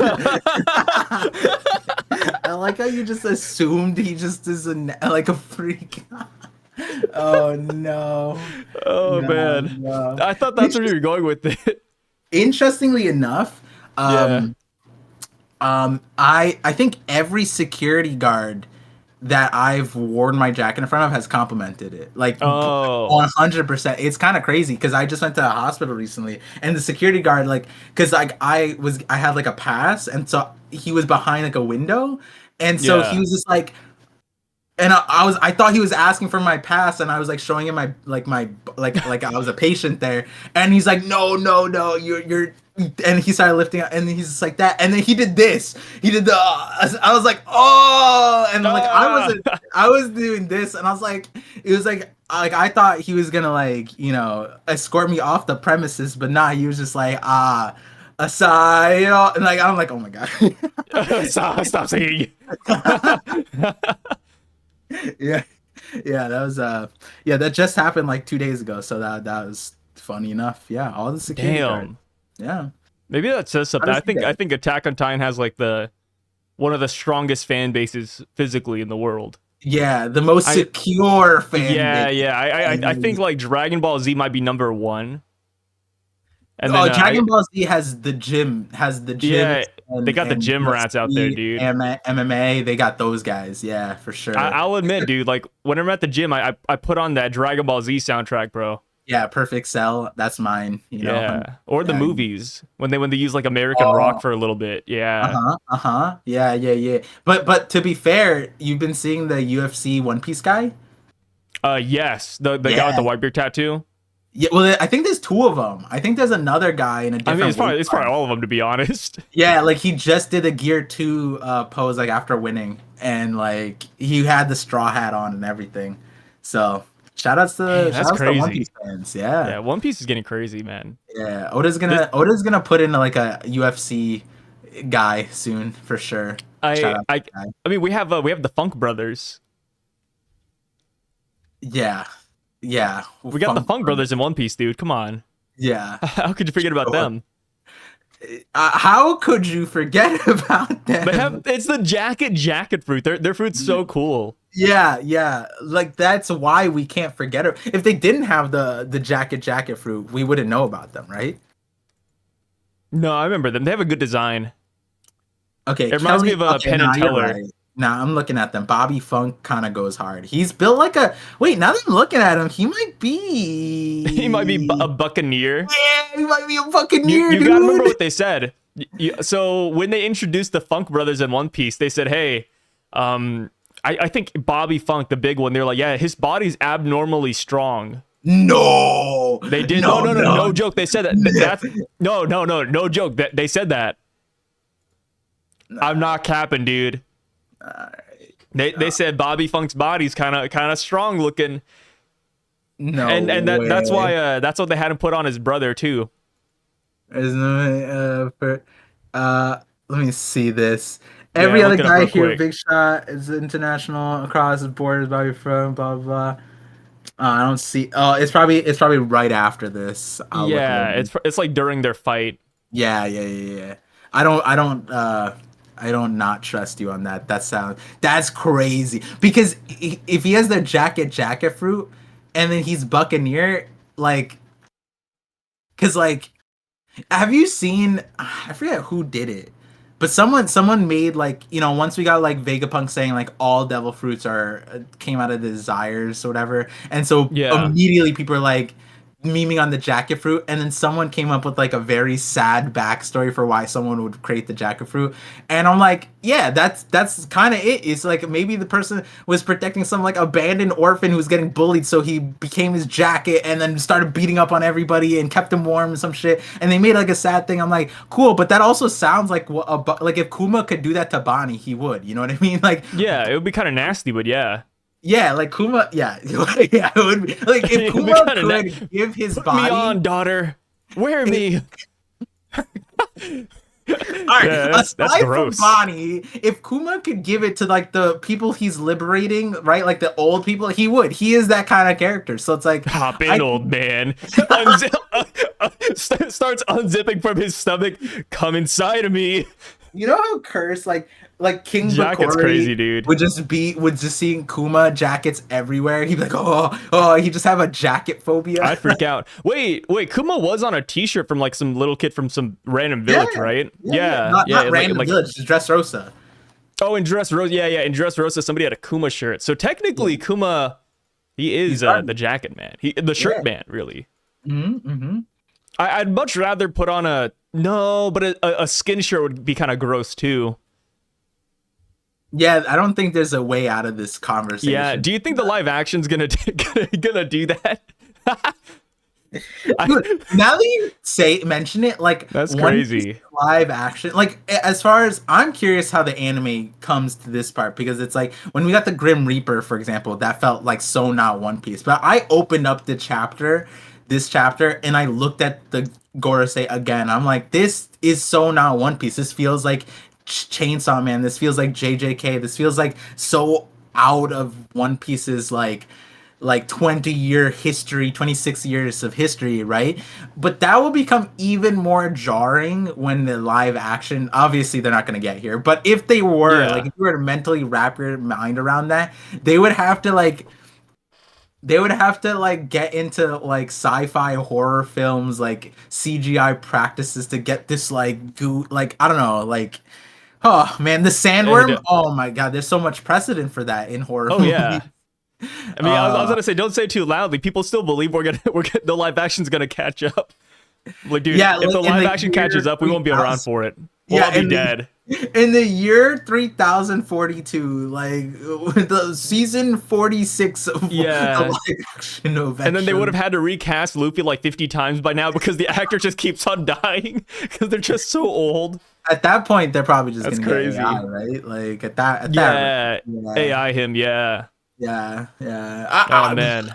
People would be less upset, honestly, with the way people hate on casting. It's like some of these honestly, some of these side characters castings would probably, like, I'm trying to think of a character, but oh, I mean, it's a size thing, right? Like some characters is like 10 feet tall, but they're like Yeah. normal people, and then Luffy's just like 5'5". It's like, oh yeah, like Kinemon. Kinemon's just like randomly just huge. It's 12 like by feet the time, tall. yeah, you're not gonna get a Japanese dude that's like 12 feet tall, right? Like I that's not. mean, it's like Arlong. I mean, I don't think. I mean, it wasn't AI, but they CGI'd him to be taller in the live action because people made fun Yeah. of him.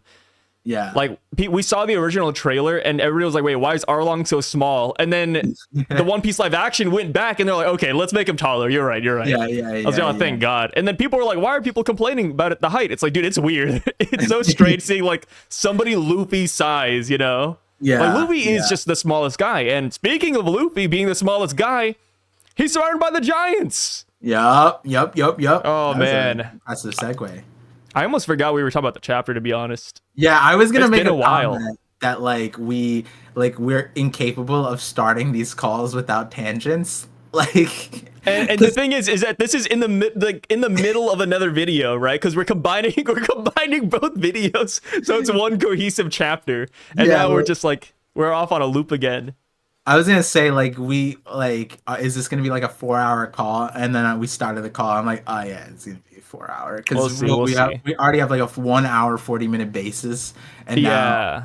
Yeah, and now we have which came after an hour of us talking the first time, which also happened this time, which Yeah, we have like 2 hours of lost content. Yeah.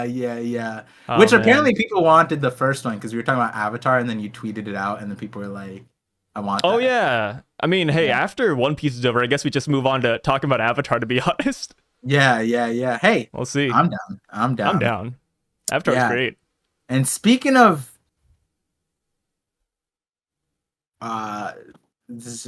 Dude, I thought you were gonna go off, and I was like, oh crap. yeah, I was gonna say sun shields, but there was nothing there to like latch on Wait, to. Sun Shields. Wait. That's like way later. No, I forgot that we already started the chapter. So Yeah. we're- So we're we're on on the- the page where we're on the page where Dory can't and Brogy believe it's compare been Saturn 2 and years. Warkity to Jungle Min Oh, or to wait, Jungle yeah, Monsters. wait. I can't believe it's been 2 years, just like how it's been 2 hours since we started this call. Like, Yes, there we go. Woohoo. woo. Yippee! Good one, Par. Don't do the yippee. Woo! You hit me with the yippee, dude. Come on. Yippee! How many people in your daily life say yippee? That's when you know you're falling off, washed up. Just you've fallen off when somebody says yippee to something you say. Immediately, like if my wife ever says yippee to anything, I'm just gonna be so depressed. I'm just like, no. Oh my god, I'm crying. Yeah. Oh man. Oh god, that's good. Part 2, yippee. Like, Oh yeah. So Dory and Brogy, they don't really recognize Luffy, but they heard that the sun god looks like this though. yeah. I wonder Oh, yeah. if they know more than what at least Vegapunk. I recently reread that chapter. My man Vegapunk bolted into the room saying, "Did the White Warrior appear?" I'm like, my man. White Warrior, dude! He's here! I was like, there's no other description. Like I don't even know. Cause like Who's Who, when we got Who's like retelling of it, like he never told us visuals, but we got a silhouette, and I feel like that was more descriptive than the White Warrior. Like, Yeah. Like when we saw the sun god Nika silhouette in the beginning, I would call him like the dual wielder. Cause he had Yeah. like 2 spears, right? the tribal god, like The tribal god. Call him the stretching man. That sounds like a horror movie. yeah. Well, because dude, sun god Nika stretches like no other. Like, or the imagination killer. Oh, and the best part is, Vegapunk already knew about like the freedom and liberation part, so he just Yeah. he could have called him the warrior of liberation. Or He could have just- even said the warrior of fire, to be honest. Like, Yeah, I but mean, he singled out the white hair. He said, "Yo, he's white, guys. It's the white legit. warrior." Comes in, Shaka's just like casual. He busts open the door. He's like, "Shaka, tell me, is the White Warrior making his appearance?" I'm like, "What the fuck?" And like Vegapunk is like a German, like Einstein, you know, like he's kind of was like, "Whoa, we gotta chill out." It's There. like, I know we're kind of like going too deep on it, but like when you really think about it, there's just so many key factors to what Luffy is, rather than just white warrior. You know. Yeah, like and the guy who laughs, even like the Joker or something, that would have worked. The laughing Luffy just man. laughs. The the laughing man, dancing yeah. man. The dancing man. And the worst part is Vegapunk knows all of those descriptors. He knows You know, all. he could have said the man who plays the drums. You know, like there's so many different thought paths he could have went through. Like I'm imagining Vegapunk says that to Zunisha and the legendary Iron Giant. They're like, "Who? Like who?" The I Iron know. Giant wakes up and he's like, "Yo, do you see the white guy?" Imagine at the end of the chapter he gets up, "Sorry, you white guy." Yeah. Instead of "I'm sorry, Joy Boy," instead he says, "I'm sorry, white man." That's so funny, dude. Oh, dude, all that's the Gorosei hilarious. turn their heads. You talking about me? Oh, that's no. great. Yeah, Vegapunk. Dude. Like I hope that clearly the Giants at least recognized him, right? So maybe they got more Yeah. to him. They said this is the form. I'm imagining they have like a statue. Imagining they have a statue and it just is Luffy. Just like, Oh my god. Yeah, and they just are too dumb to see it in wait, did Mr. Wait. 3 ever Yeah, make a wait. No, we had the same thought. I thought, because I was just about to say, like, Mr. 3, when he creates the wax, they're all white. Yeah. Dude. Wait a second. Wow, we kind of like mind roped that one. Yeah. Damn. I felt that. Yeah, hold on. Yeah, dude, I felt it in my bones. Oh wait, dude, don't know Luffy if I technically is a wanted to part do of that. Gooner culture too. Wait, he's a part of what? Gooner culture. Wait, why? What do you mean by that? We just hit like One Piece gold, and you just went back into whatever the hell that is. What do you mean by Gooner culture? I don't know if I want to say it.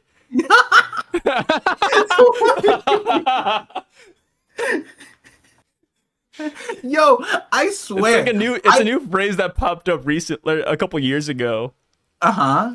Gooning is just when you constantly ejaculate.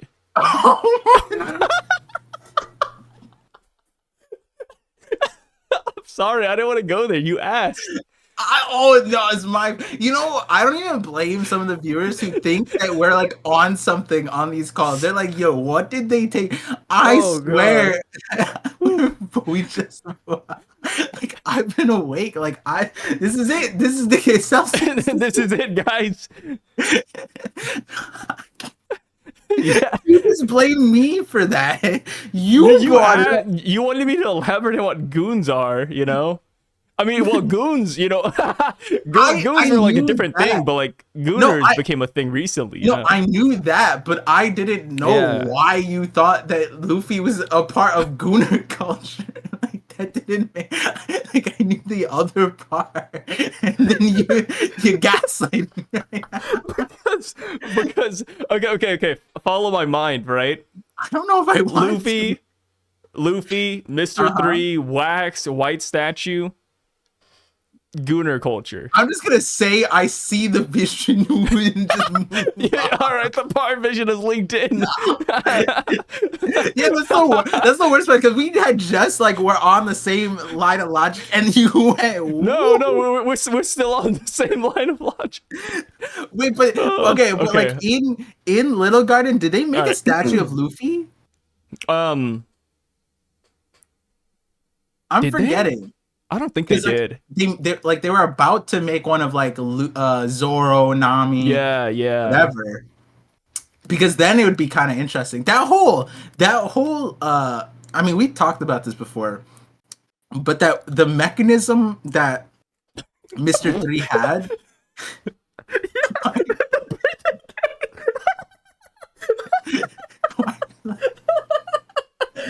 Why? I feel like I know why you're laughing right now. And I feel like we should move along. Sorry. No, it's just the birthday cake is so stupid. That's what I'm saying. It's so dumb. I was just about to say that. The birthday cake is so stupid. Yeah, we talked about it. Like, that shit is so weird and random. Every time I look at Little Garden's birthday cake, I was like, dude, Dory, Brogy, Zoro, Nami, and Vivi were gonna die to this stupid birthday cake. And it wasn't even instant. The thing was, it was like had to do a carousel. It had to melt. It had to melt and get wax in the air. It's like volcanic ash. It's so random that it was That's like crazy. That. Yeah. I don't fully. It's like modern art. We just don't get it right now, dude. Yeah, but like you sit there and it's like, is that like their way, Oda's way of like, I don't know, Big Mom's cake and like this Shiro Kuni from Caesar. It's like a bunch of weird concepts that Oda just put into one. And the other weird part is that this is what's it called? Like, this is before Alabasta, so this is like part of Oda's original script. Like he this is when he was apparently cooking, you know. This was the peak of creativity. This is prime when you Oda. really think about it, you could call Mr. 3 the White Warrior too, because of the wax, and he has the fire hair, dude. And let me just hit everyone. This is prime. This is prime time right here. You could also say he's the warrior of liberation because he freed Ace and Luffy from execution. If it weren't for his he did, huh? Yeah. He was there. He was right there. Damn, imagine Mr. 3 was on the crew and Vegapunk said, "Is the White Warrior here?" And then he points to Mr. 3. The man who stood up against Fleet Admiral Sengoku the Buddha. And it's just, and then Blackbeard points to him and he's just like, huh? Me? The man who owes no favors. Yeah, and you know, he did make Luffy's dreams come true in a small way because at the end of Impel Down, Luffy started crying because when he made the boxing, like the gloves thing, Luffy's like, my dreams have come true. Thank you. And then Mr. 3's just like, can you just fight him already? Like, yeah. And then Mr. 3 was holding back Magellan, dude. Like, Mr. 3's kind of goat. No, like, I actually really like Galdino. He's kind of funny. Yeah, I am excited to see him come because, like, he's like one of those characters. We've said this. He's a good timeline Usopp. I remember that conversation. I don't remember why we had it, but I remember we said that at one point. Because he's like actually Batman. You know what I mean? Like he playing against two giants, and we asked each other, do we think that Usopp could take down the giants? It's like maybe he could. Like at that time, could Usopp have done it? It's like maybe, but not. Yeah, exactly. Mr. 3 he's crafty, bro. Like give Mr. 3 prep time. I'd be scared to fight that guy. Yeah. I mean, Crocodile even said it, right? Crocodile said, "Yo, you're Mr. 3 not because you're strong, but because you're smart." Mm-hmm. And that's Crocodile. That's dude. Crocodile saying, "Yo, this guy's smart." Low key, dude. Like he might give Vegapunk a run for his money. Yeah, man. Oh man, imagine if Vegapunk ran into the room. It's the White Warrior here. Wait, dude. Imagine if Mr. 3 was a part of the Navy and he got to like make the Buster call. And then instead of cannons, you see a bunch of ships holding like wax birthday cakes. That'd be crazy. God, dude.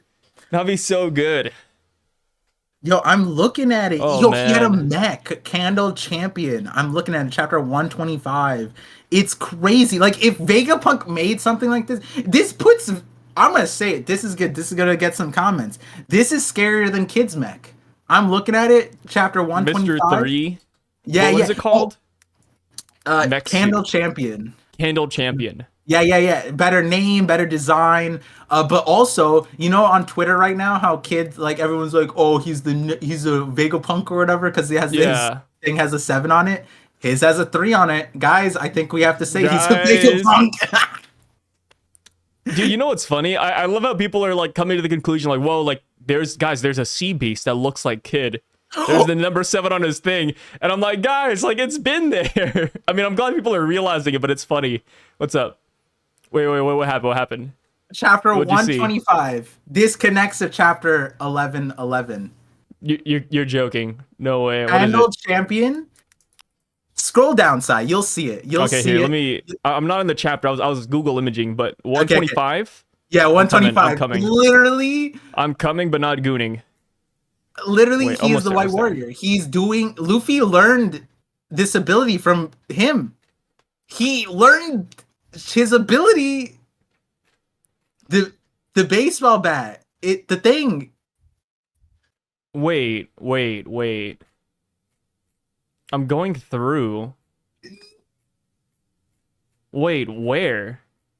Okay, so start on at the beginning, and then we'll slowly. Once you get to the Okay. cake, you get to the next thing, and says you see the candle champion, right?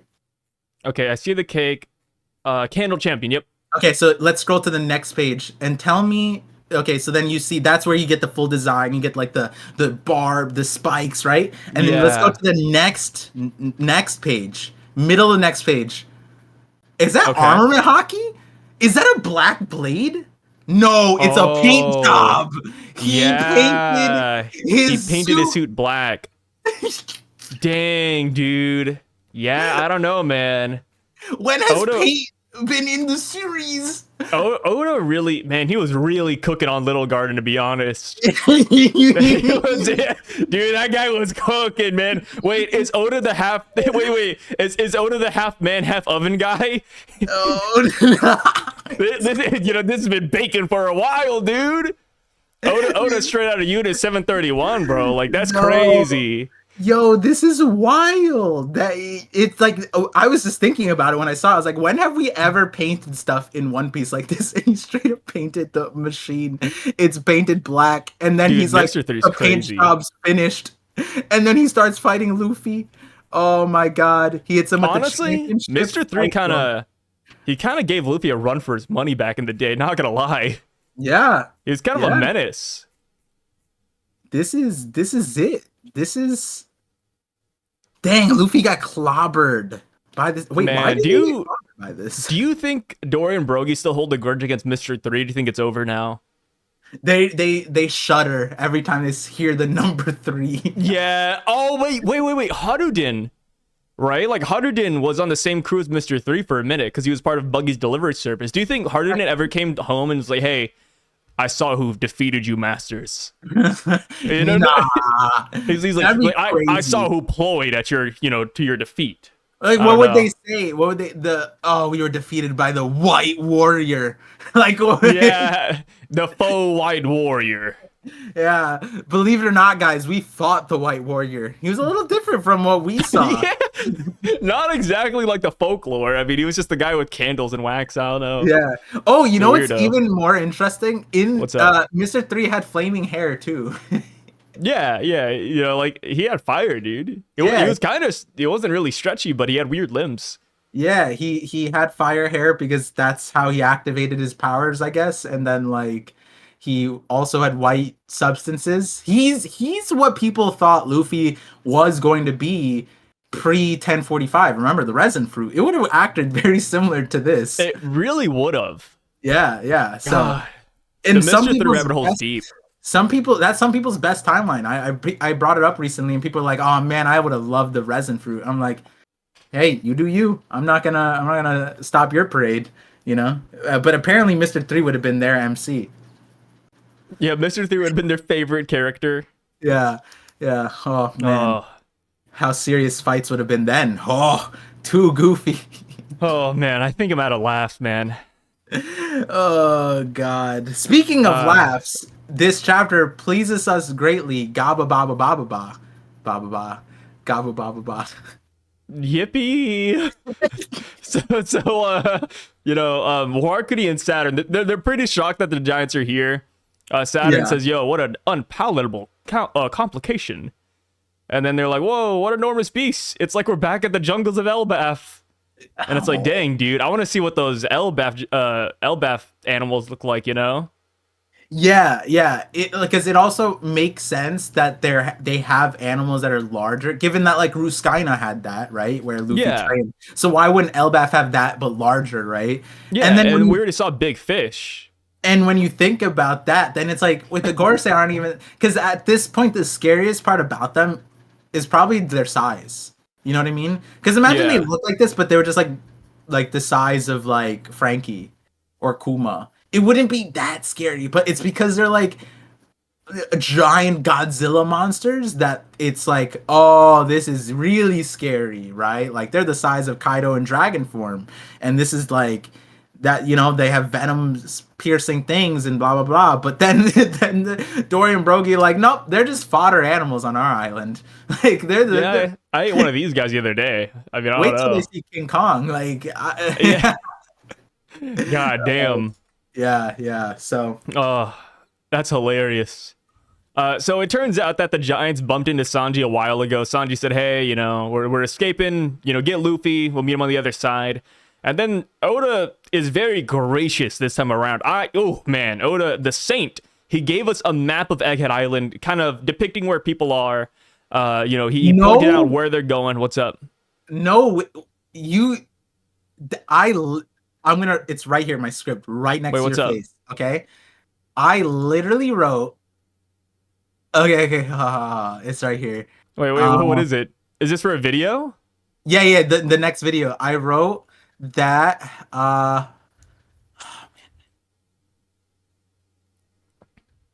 You're almost there, Par. I believe in you.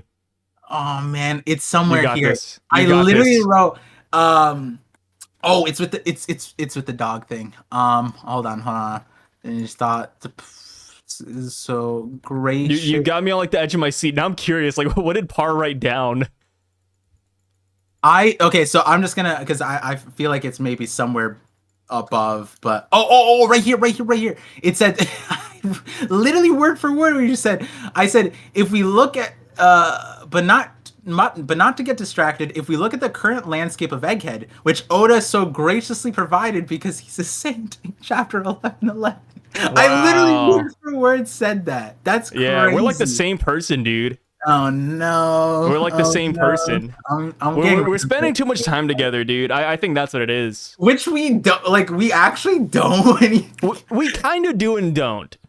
Yeah, It's yeah. it's it's a mixed Once a week. bag Once a week, you know. We for make like sure. 4 hours. Yeah, and then we cut ourselves off. We're like I'll message Yeah. you, and then you'll be like, "Not today, Par." Yeah, that was yesterday. I remember yesterday you like texted. You're like, "Hey, Sai, we can get that video done today." And I woke up at like 3 o'clock, and I was like, "Par, Yeah, that did I'm happen. sorry, bro. Not today, man. Not today. I was hungover. I Please." thought you were making that up, and I was like, "Oh wait, no, that was really yesterday." Yeah. But Yeah, yeah, yeah. but dude, Oda gave us this map, and we he included Vegapunk, and he X'd out his eyes. Oh yeah, yeah, yeah. That's Which good. I think that's a meaningful thing, you know. Hey, Yes. okay. We don't have to beat around the bush here. The Mhm. people of this Parcast, they saw the Goddard video like multiple times at this point. They Yeah. know where we're at. Yeah, yeah, We think the dude's coming back yeah. We think the guy's coming back for sure. as a Like, dog.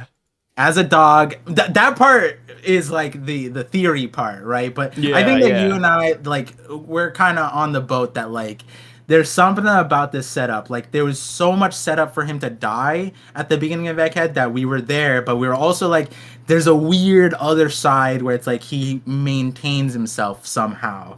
And the dog introduction, like those two when we got like um when we got the dog thing, that set us both off. Literally, I remember it like it was yesterday, where like we came in and you brought it up in this call, and I was like, no way. Like I was thinking something similar. And then that was like, you know, we went off on that. And then when we got Punk Records and we got how Punk in 1067, how Punk Yeah. Records work, that's when we're like, oh shit, he's lobotomized. Oh, It's gonna happen, guys. He's gonna get put yeah, in that recycle cur. That yeah, recycle cur, man, it's still out of all the characters we've ever met in One Piece, one of the most It's the strangest character to give a little text box to, you know?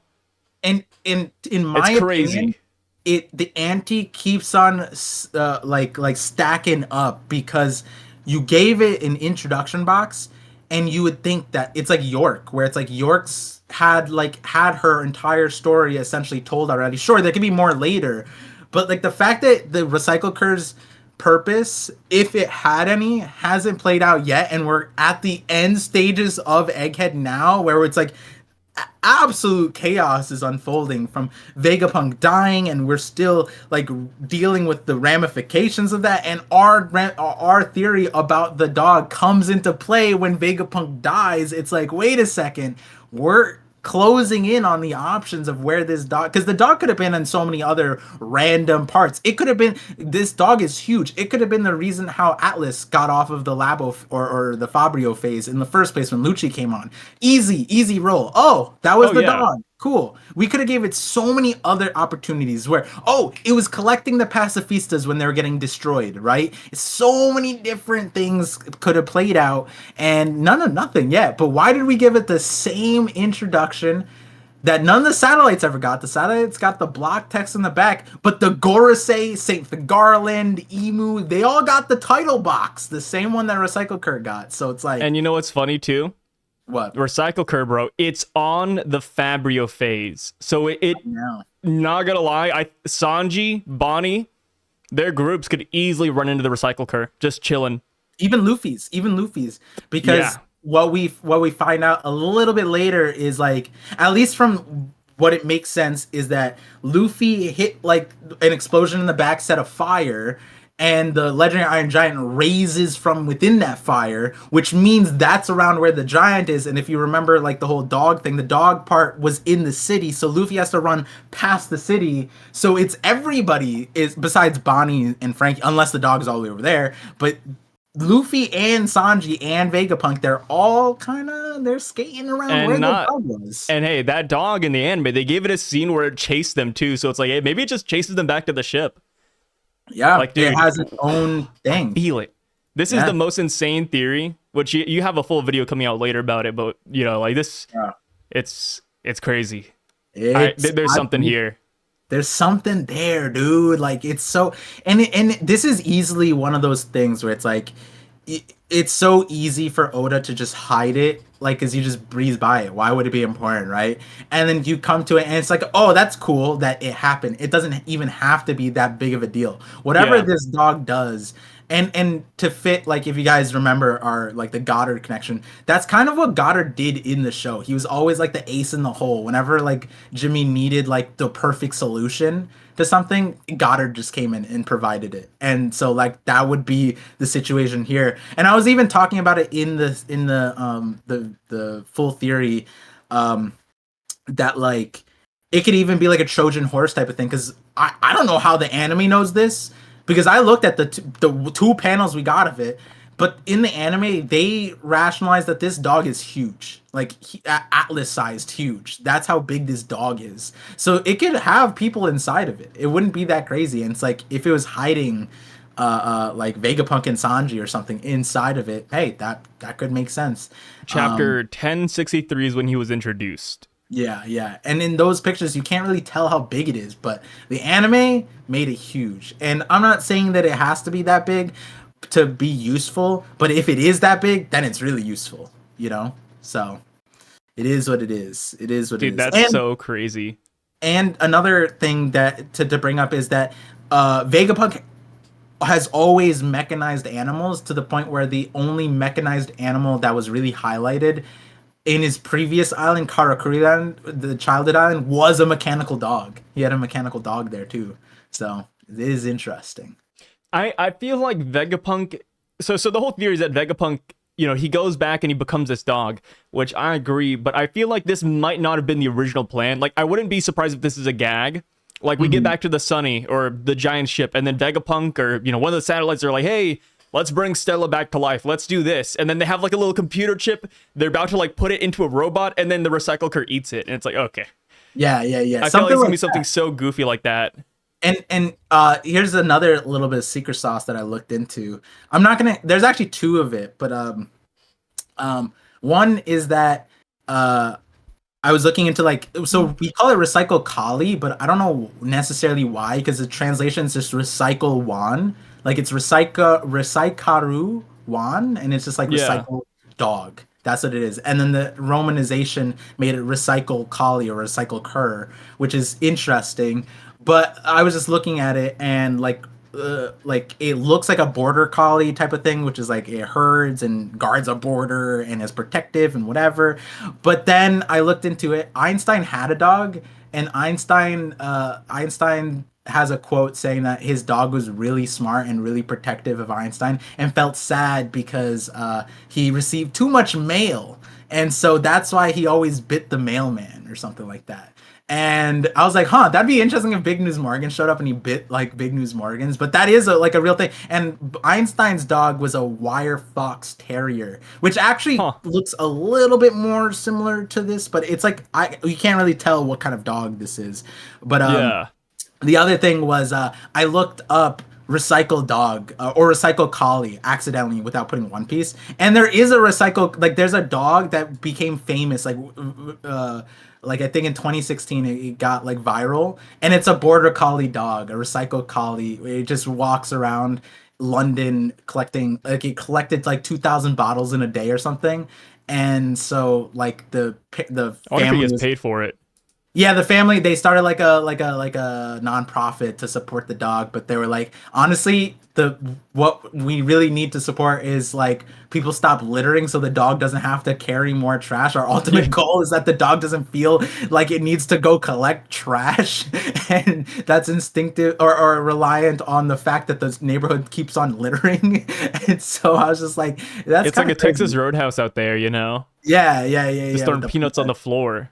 yeah, but so I'm not including that part in the video because I don't know if Oda had ever seen that. But I did think it's funny that looked up recycled dog, and then that came up as a border collie. That honestly kind of did look a little bit more like this thing, because like you could have crossbreeds of certain dogs. But there's one way or the other. The fact that Einstein had a dog and he liked his dog, and there's some pictures of it. I'm like, okay, hold on. There's something. There could be something here. Could be something. Yeah. Just wait, guys. Just wait. Wait till the full video. Oh, so it looks like everybody's gonna get to the giant ship relatively soon. Surprisingly for me, Nami and Usopp's group is also gonna go down there. I say surprisingly, mainly because I wonder how they're gonna do it, right? Like the barrier's still up. The Thousand Sunny is stuck on bamboo shoots right now. You actually see them in this chapter try to push the ship off, which is pretty funny. And it's like, okay, it's like, are they just gonna coup de burst? Are they gonna turn off the barrier? We're not exactly super sure yet. But yeah, they're gonna leave on the giant ship, and that's nice. Dory sounds the horn of retreat.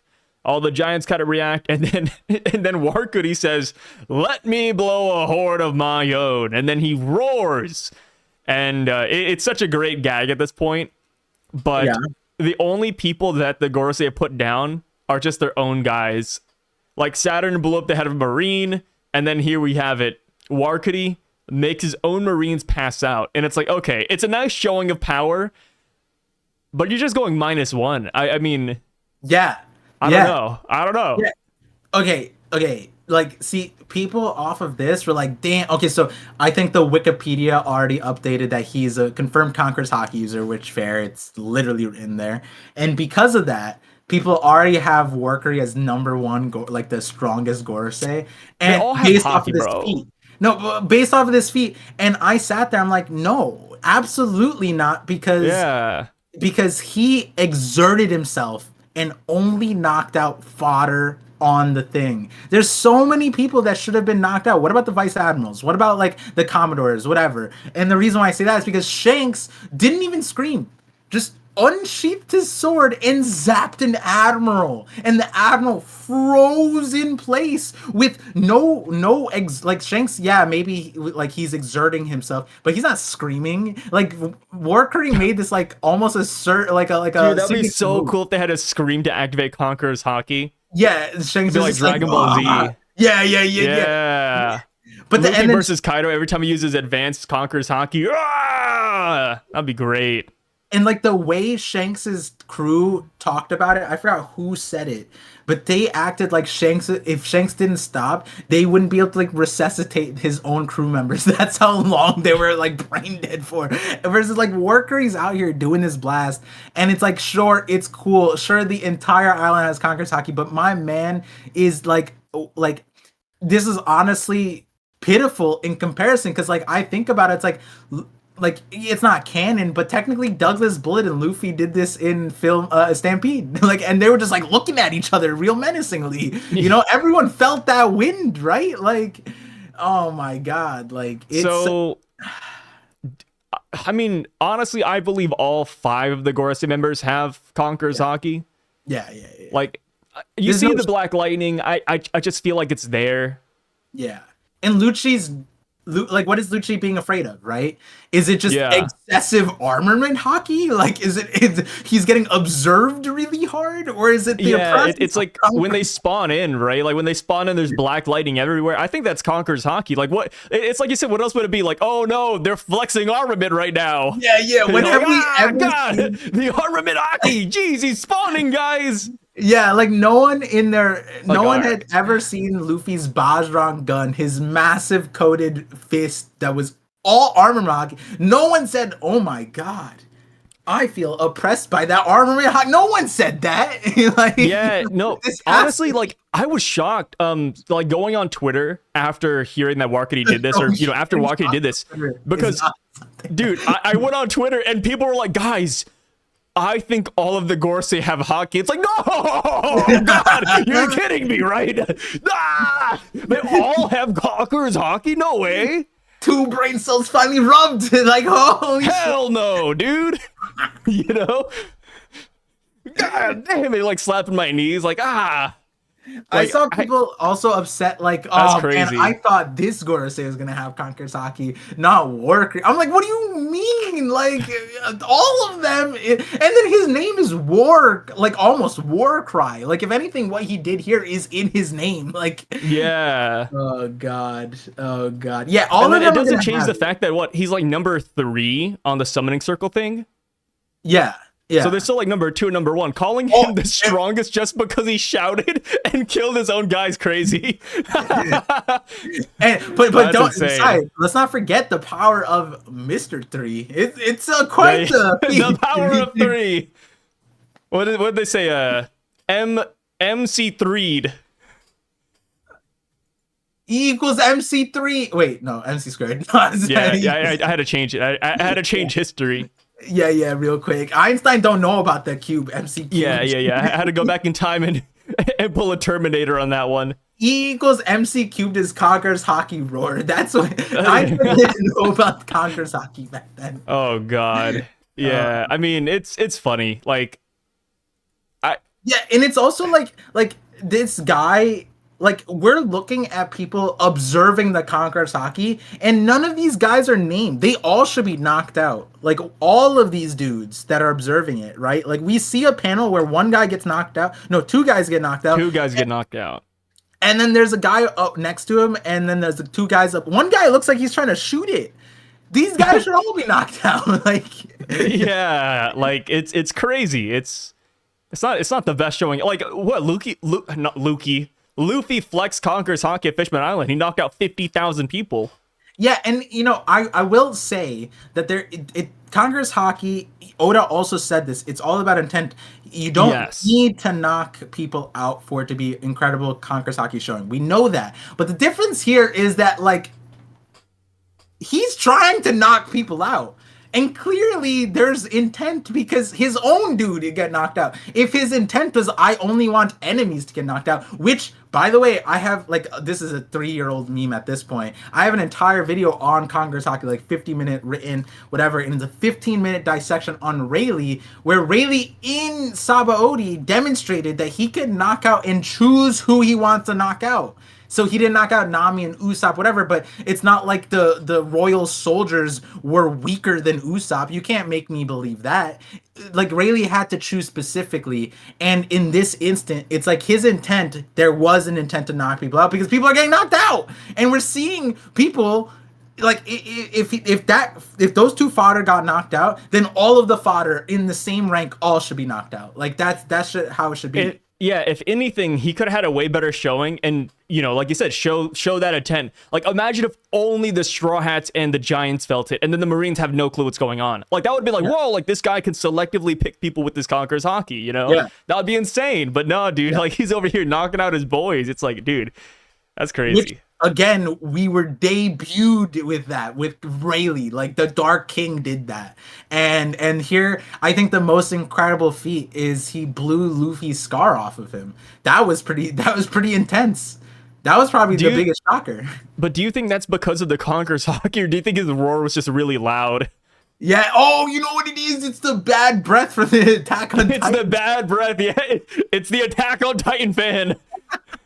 Oh no. He's sitting rumbling. Oh god.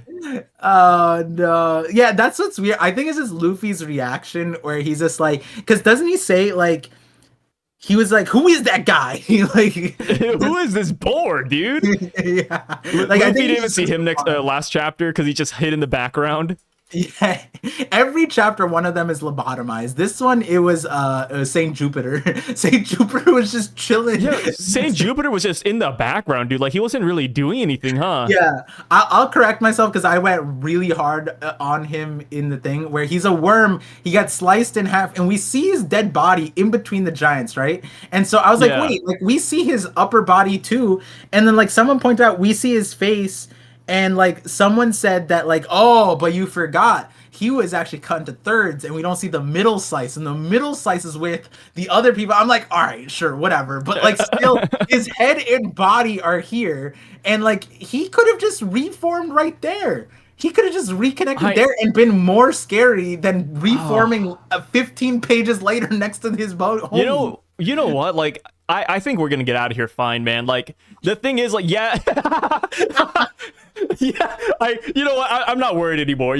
Like, here's the thing with Jupiter too, and all the Gorosei members. Yes, they regenerate. Yeah, we can't hurt them, but after you hurt them, like, it takes them like half a chapter to come back. I counted it. It's like Mr. X or Tyrant or Nemesis from Resident Evil. Like, you can't kill them, but if you shoot them enough, they go on a knee, and then you could run around them. Like, that's just how it is with these guys.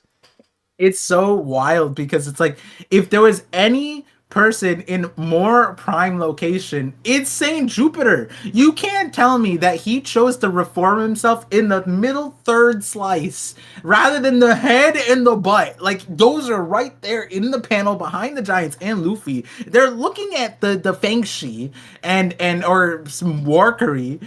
And he's just his goofy ass mouth is just open behind. And you know what we could have seen? We could have seen some perfect team coordination as well. Because I'm gonna skip ahead a little bit, but when Saturn shoots the Venom balls, imagine how crazy it would have been if before Luffy or the Giants could do anything, the head of Jupiter comes to life and it like wraps around their feet. It's like, whoa, like damn, dude, like they're in it, and then it shows that Saturn doesn't mind hurting Jupiter because he can regenerate. It would show so much, but instead the guy's just regenerating from his middle body instead. It's like, okay. Maybe it's like a Pika thing where like his real body's in the middle. I don't know. I don't even like, even when the person explained it to me, I'm like, okay, so you have to explain how it got all the way back over to like, did they throw his middle piece back? So like, so his butt's right here, his head's right here, and then the middle piece is like with Saturn. do you think Saturn and Warkudi like actually picked him up? Yeah, brought him back. I don't know. Screamed at the top of his lungs, ran at him with the random sword tusks, and Saturn stayed in place the entire time. Then shot spitballs that got reflected at him that were nukes, by the way. And then that's when Saint Jupiter was like, you know what? This is the best time to reform myself. Dude, I can't believe this, man. I have a thumbnail made for the Hoki for Warkudi because I was gonna spend like a little bit of time like hyping him up in the Gorosei, but now that we're talking about him in detail, I'm like, dang, can I still make that video in good faith? I don't know. I already have the thumbnail. My favorite part was like, we didn't really get into the Gorosei stuff. You opened up with like, nah, we're fine, bro. We're getting off the island. Just we're making it out of here, dude. Like, we're good. in such a I'll admit this is the weirdest position to be in because it's not that the Gorosei aren't scary. Like these things that they're doing are insane. They're doing insane things. 90% of the verse is dead. 95%. It's like Rob Lucci, right? People look at Rob Lucci, they're like, he's trash, but it's like, dude, but 95% of the verse will probably get like mopped by him, right? Like only the top tiers can actually take him down. Same thing for the Gorosei. It's like, yeah, I mean, they don't look bad. They just don't look good. We'll get into they're like in the middle. We'll get into nitty gritty of all the random details, but I just want to point out like when Saturn decided to finally do something, and it was Venom spitballs that Luffy assumed, right, and got reflected back. My focus is on Oda drew nuclear, like he's drawn explosions before. Those are nuclear plumes, like very specifically. That's what they teach you. That's a nuke, right? Yeah. And I'm sitting there like, why did he do a buster call? He could have just sat on the ship and just and did way more damage, dude. Like he could have just not give anyone. Like I'm sitting there like, man, he is a buster call, and that's not even a buff now. Like I don't know what that means. Like one of his random attacks, not name. Did he name it? I don't even know. That's scarier than all of the buster calls. Hilarious. It's insane, man. I don't know what's going on with these guys. Like they're just not the smartest guys out there. I mean, what, like Luffy to come? I mean, okay. First up, Dorian Brogy, they block Warakuti's tusk with Sun Shield.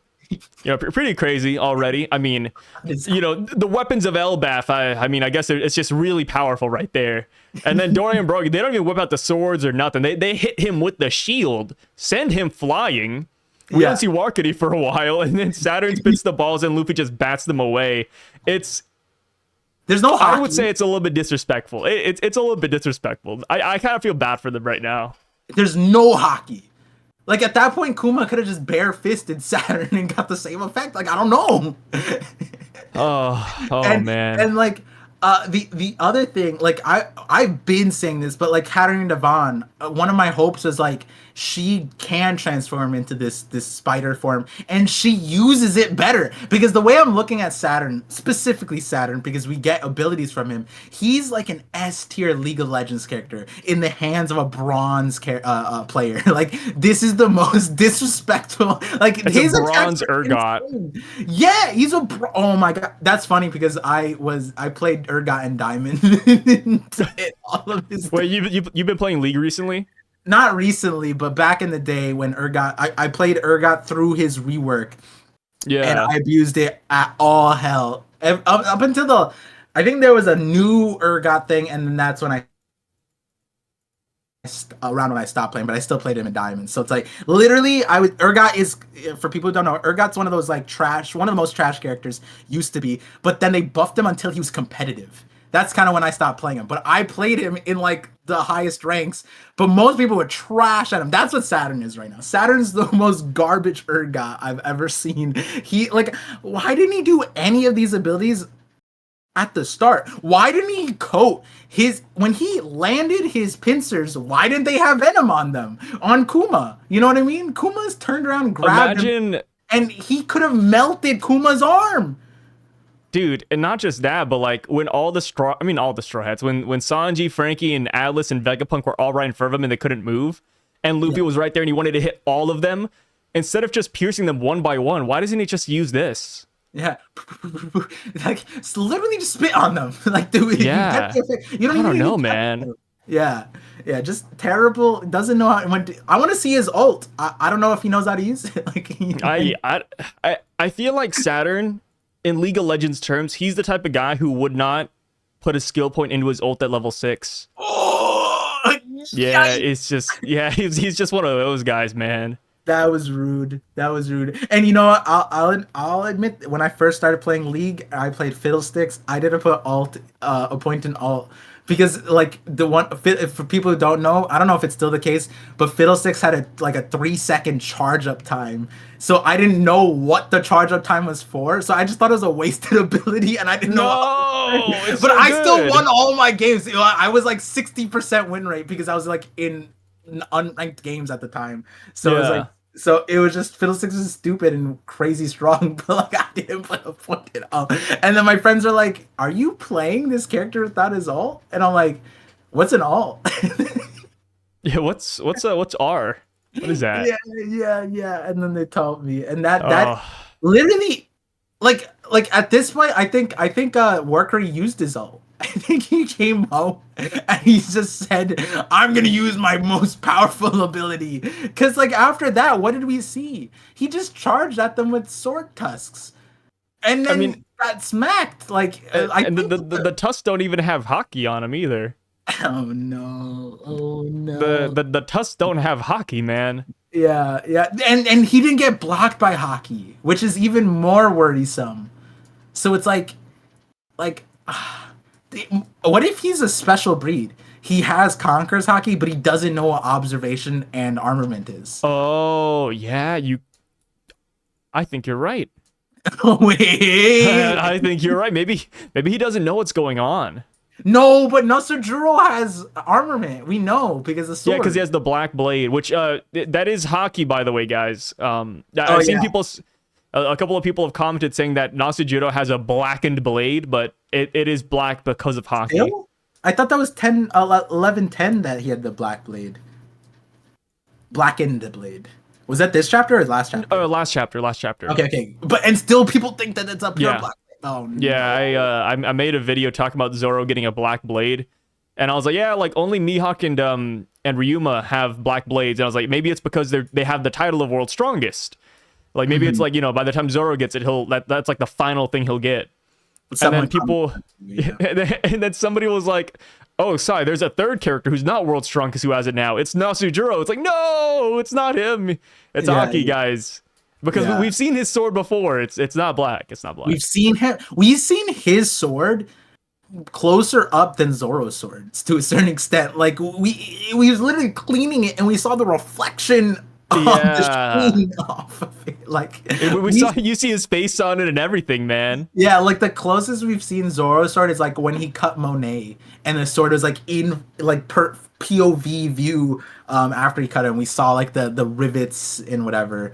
But like the Shusui, that's what we saw. But yeah, that we literally got that view, and it's not a black blade, not even close. And maybe Oda retcons it, but that would be wild because Oda literally went into Egghead, reinstating that only the Shusui and Yoru are the only black blades. The Road to Laugh-Tale said that twice. So it's like, so, and then he asked us a question, like, oh, maybe there's another way to make a black blade, like a pure black blade. Because the way Zoro knows is the blackened blade, which is what Nasujiro, which still, again, like now that I'm going back to like Mars, right? It's like there's no shot that was like armor hockey or observation. That's Conqueror's Hockey. Like, come on, guys, let's be for real right now. It's gotta be. It's like when Jimbe notices earlier, he's like, "Whoa, that hockey's unreal." It's like, yeah. It's the armament, guys. Armament's coming out. Yeah, what exactly was he hardening in that moment? Like, God. Yeah, like his feathers were all black. He's doing full body armor. Like, we just are too dumb to see it, you know?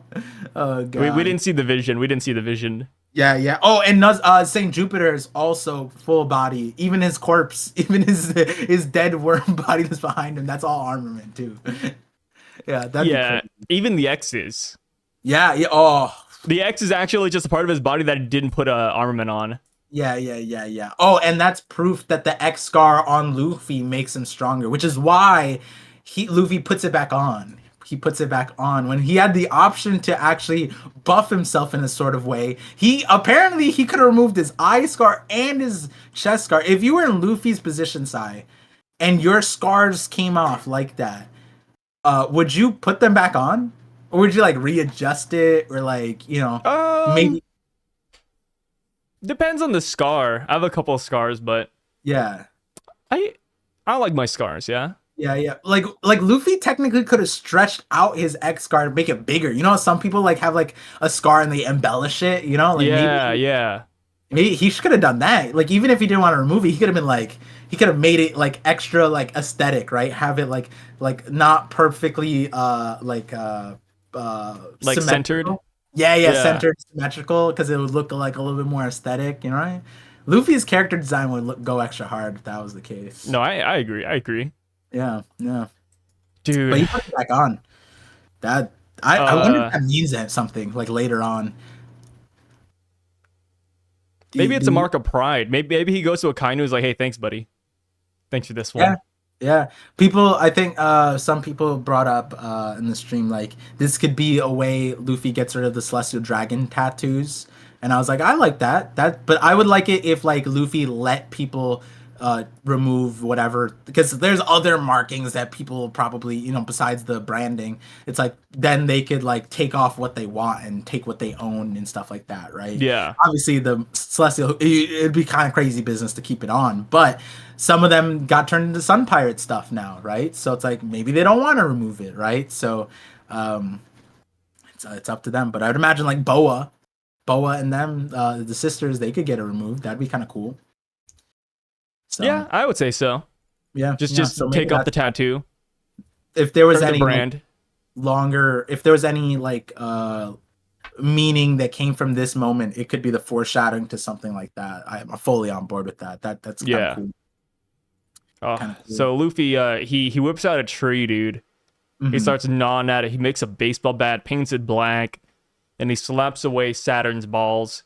Blows Saturn up, Warcudi up. It even it catches Jupiter in the explosion too, from the looks of it, man. And yeah, He my didn't need to favorite be part. there. He didn't need to be there He didn't either. need to be there. My favorite part is at Warcudi's face. He's like, "What? Like it's coming back at us?" And then Saturn has like that look where he's like, Don't talk to me." Like these guys are just pure silence, you know, like just Yeah, no words exchanged. Like they're like, "Yep, we messed up." yeah. It's like, are you serious, bro? Like, Yeah, yeah, like yeah. you threw that hard. So like this painting it black. You think Oda's? Yes, the Mihawk memes. Yeah, Yeah, yeah. Oda's. I think Oda used Egghead to demonstrate he's not. Maybe he's not on the he's not a internet. caveman. Yeah, he's not disconnected from us because Yeah, like it's crazy for the Mihawk live actor to have that as his profile picture. And I don't think the Mihawk live actor was like in One Piece like that, right? Prior, I don't remember fully if he was like a One Piece mega fan. But I like don't think he even was. even then, like you have to be deep in the sauce to get to the Mihawk painted his sword black level of One Piece community. Because I saw people literally tweeting out like, "Hey, can someone explain this meme? Like, why are people talking about Mihawk when Luffy painted the thing?" And it's just like not uncasuals; they're week to week readers, but they just don't know. And it's because you have to be like in the brain rot of like power scaling community Yeah, and like of that to hear that stuff. And so for the Mihawk live actor to get that, and we know that Oda was on set and he's talked to these people. It's like, maybe Oda did hear something about that, and he like this was did if there was any better way to stoke the flames to that conversation, it's this. Luffy straight up painting his like thing black. Or we don't know what color, to be fair. We don't know what color, right? We don't see anyone saying what color it is. But you know it's black as far as we can tell. You know what, actually I'm gonna look at the candle champion and see if it's black there. I think it's like blue. It's blue. Let me see. Yeah, it's like blue and purplish. Let's see, probably because the anime might have colored it differently from how Oda colored it. Oda in the digital color. Was it black? Oh, black, and the fists are red. So like Miss Golden Week painted the whole thing.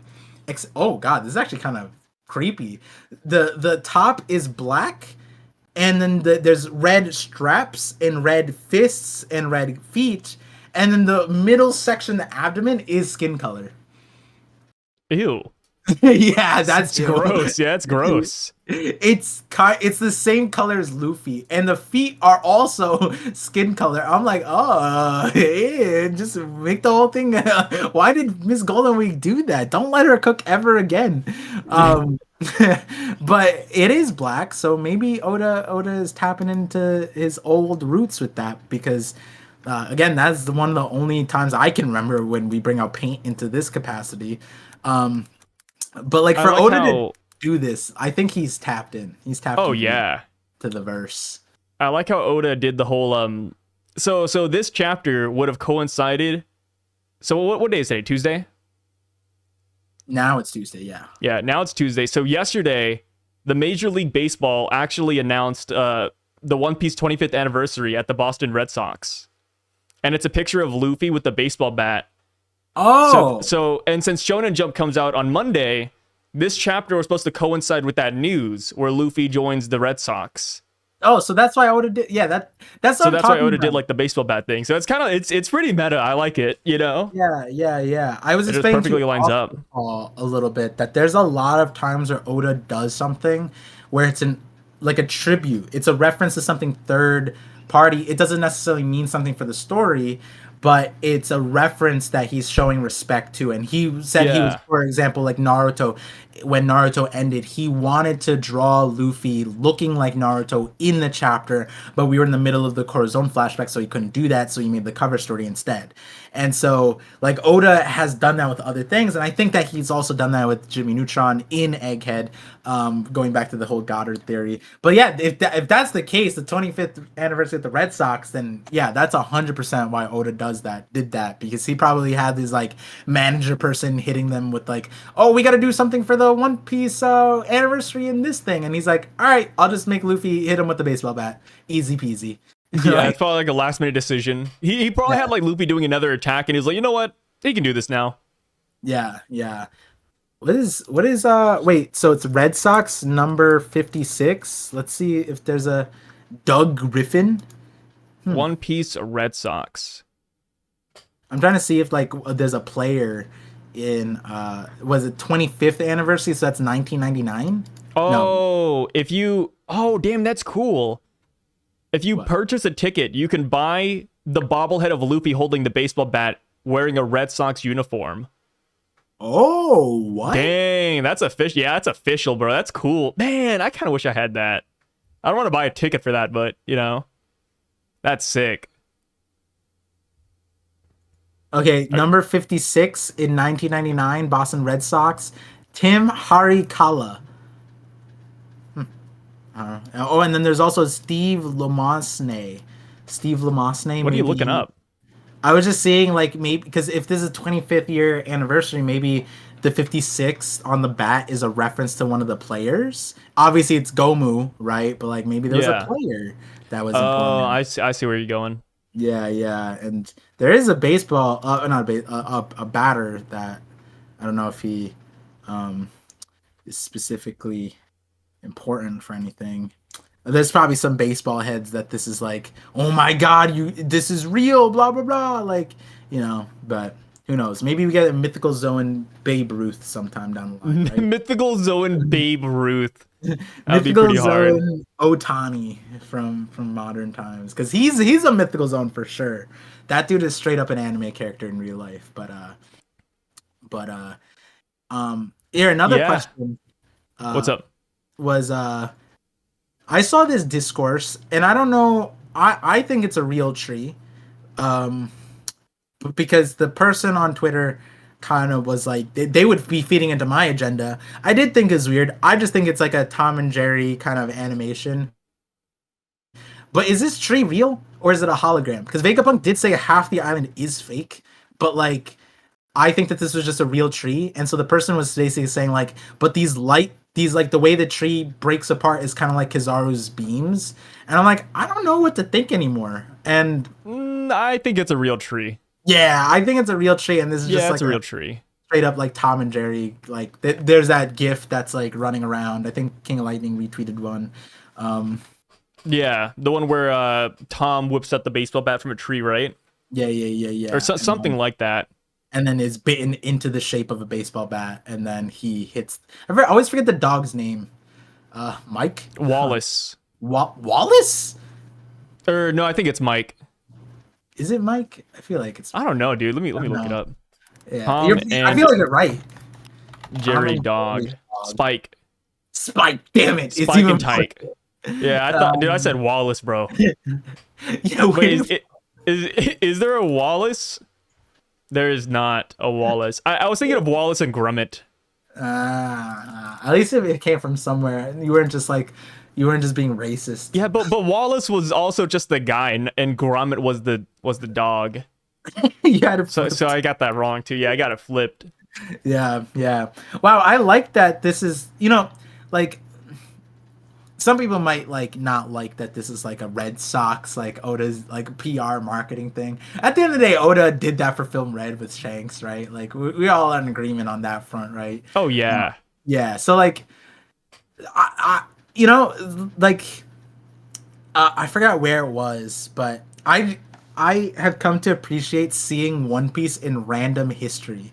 I think there was like a Brazilian, no, a Mexican museum where they had um damn. Oh, they had King Taco in the museum. I saw this recently. Someone tweeted it was in a museum. King Taco's quote about like it's better to die standing than live kneeling, and it's like in a museum, and it's like a One Piece reference, and I love that. That one is crazy for sure. But like I would love it if I go on vacation somewhere and me and my wife go to a museum, and then I just see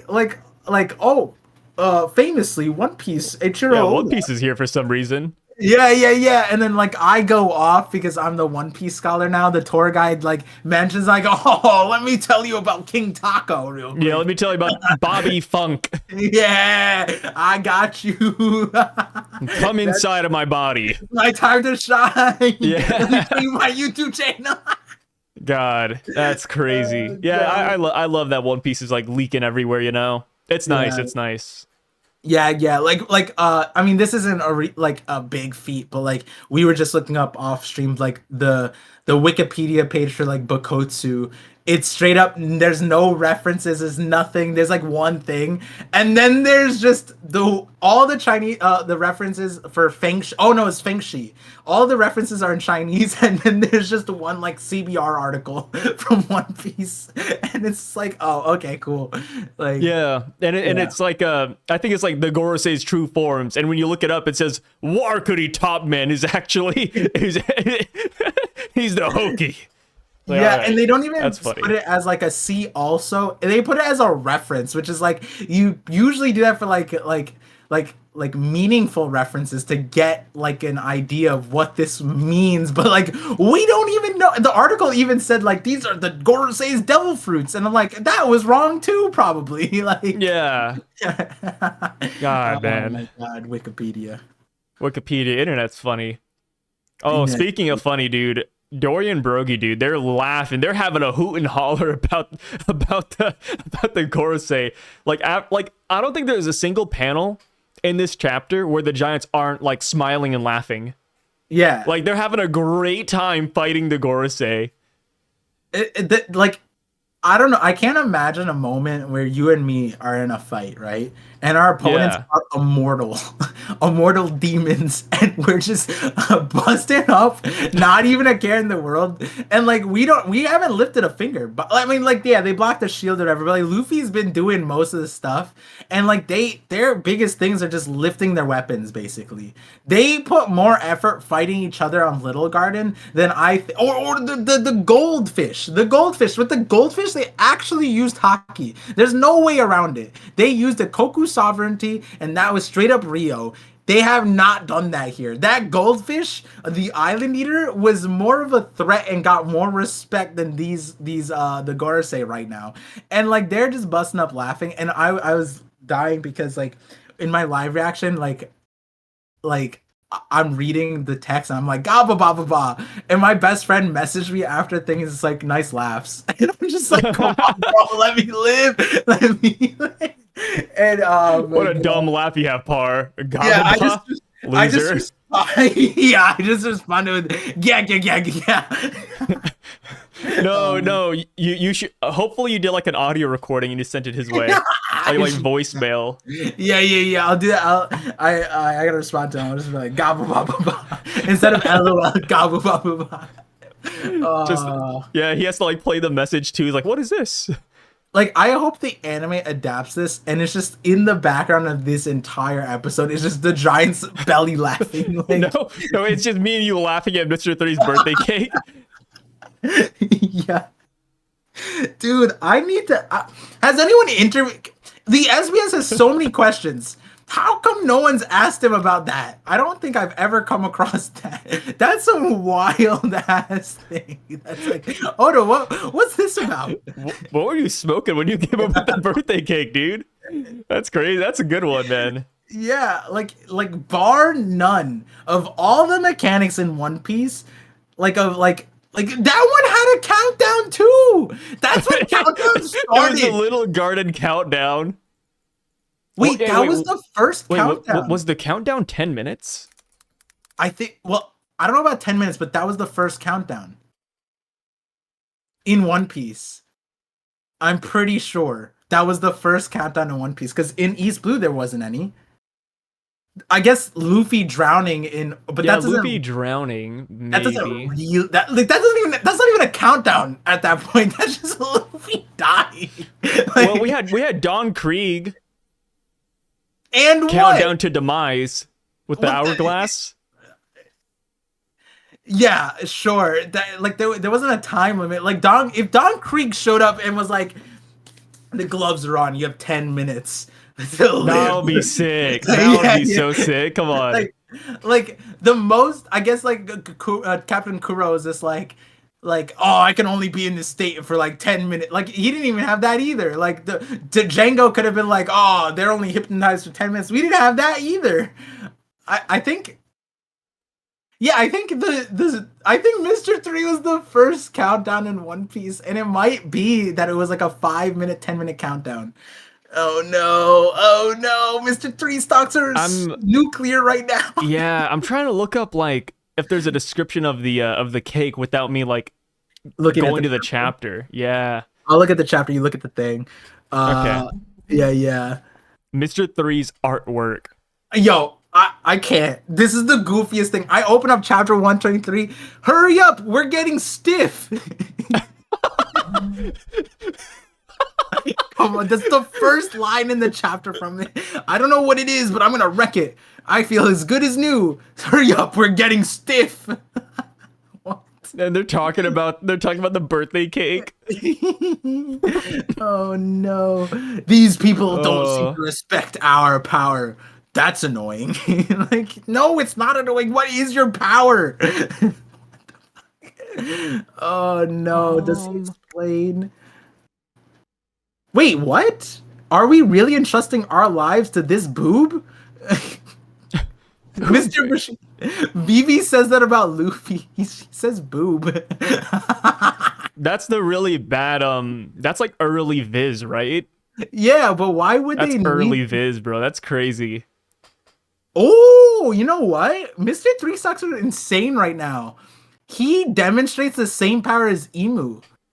In 123, he goes, not if I can help, wax, art harpoon. And it's straight up a wiggly line with an arrowhead at the end. Maybe, dude, there's something here. There's something here. You know the reason why you like Charlotte Opera? Yeah. Emu is straight up just the come through. Like, I don't know any. The goon no me. The goon. No, dude. Like the memes. Gumu no me's biggest enemy. The like goon. The white warrior, the white substance. Like, I don't know, guys. I don't know how to fight it. Like, it'd be like the Silver Surfer, but white. Like you guys might think that me and Sai are exaggerating when we say Oda is a menace. Like, he makes butt jokes, ball jokes, all kinds of jokes in the SBS. Oh, did you see one of yeah, that one. I was gonna say it resurfaced again. Yeah, what was it exactly? So it was an Oda question that resurfaced, and it was a long time ago. It was back like when we were first in Wano. But somebody said something about Oda, like they said, hey Oda, like if you went down like Katakuri, like where would you have the hat on, or just something silly like that? And Oda said, yeah, don't put the hat on my mouth. Put it on my he said put it on my cock. But he also said, but that won't really work because it's too big. And I was like, wow, okay, Oda, cool. Like yeah. People don't understand that Oda's literally just a bro at the end of the day. Like he's just a memester. The guy's having fun. Yeah, he's laughing it up in his office. Like he is. Like, I remember me and Sai talked about this, but like, you know, when you go onto Sai's channel, Twitch channel, he's just he treats it like he's just a dude at a bar, right? Oda Yep. is literally that. Oda is literally like a Whitebeard is modeled after a guy he met at the bar, just this old guy who was on life support at the bar drinking because he was just a vet, and that's literally Whitebeard's inspiration. It's just this dude that he called him the bar master or whatever, and so Oda would just always go and see him until one day that guy died, and he made Whitebeard after him. So it's like some of the biggest things in One Piece just surround Oda's regular life, just like that, and it's just he's just a normal dude, and he just makes things cool. People see One Piece and they're like, oh my god, Oda's like this crazy intellectual madman. And you know, I would say he kind of is, but at the same time, like he is just a guy. Like he's just one of us, you know? Yeah, He's silly. One of us. So Dory and Brogy, they say, hey, we may be running away from these guys, but I still count this as a victory, which I would say, yeah. Like, if we knew how to hurt these guys, it would be done already. Like we would have won like 2 times over. Yeah, these guys, like, it's just not fair. You know what I mean? Like, how their durability isn't great. Yeah, it's not. I feel like you and I could beat them with our normal powers. Like, not even with except like Usopp could do damage to them. Actually, I think a lot of people could do damage to these guys. Like, I feel like, I don't know. Like, maybe once you figure out their weakness, then they start taking the fight seriously. Maybe they get boosted up, right? Like, yeah, like, you know, you punch Saturn and all of his bones break now, but maybe once you actually start hurting him, he's like, okay, now it's time to reinforce my bones. I don't know. I feel like there could still be something more, and I hope there is something more, because I do want like a good fight, but that is yet to be seen. Oh my god, this is the last page. We're on the last page? We did it? Yeah, this is the last page. Okay, so Nami is saying, hey, like, we gotta hurry up. Zoro, Jimbe, please, come on. Jimbe is running, and he's not using his boots anymore, which makes a lot of sense. Jimbe is a really fast runner, as we talked about a couple days ago. Famously a fast runner. And then... Yeah. No, he's so fast that there's smoke. He's smoking the ground, dude. Need for Speed Underground 2 speeds, bro. Like, he is fast. Insanity. It's like Keemstar when he sees a new drama alert report. the guy's like a cameraman from the Maury show, dude. He's so fast. God damn. He's that one the Olympic cameraman who's just like all the runners are running and then he's running with the camera. The cameraman's even faster. And he's carrying like a 50-pound camera. You see like the runner getting like terrified. He's like, what the fuck?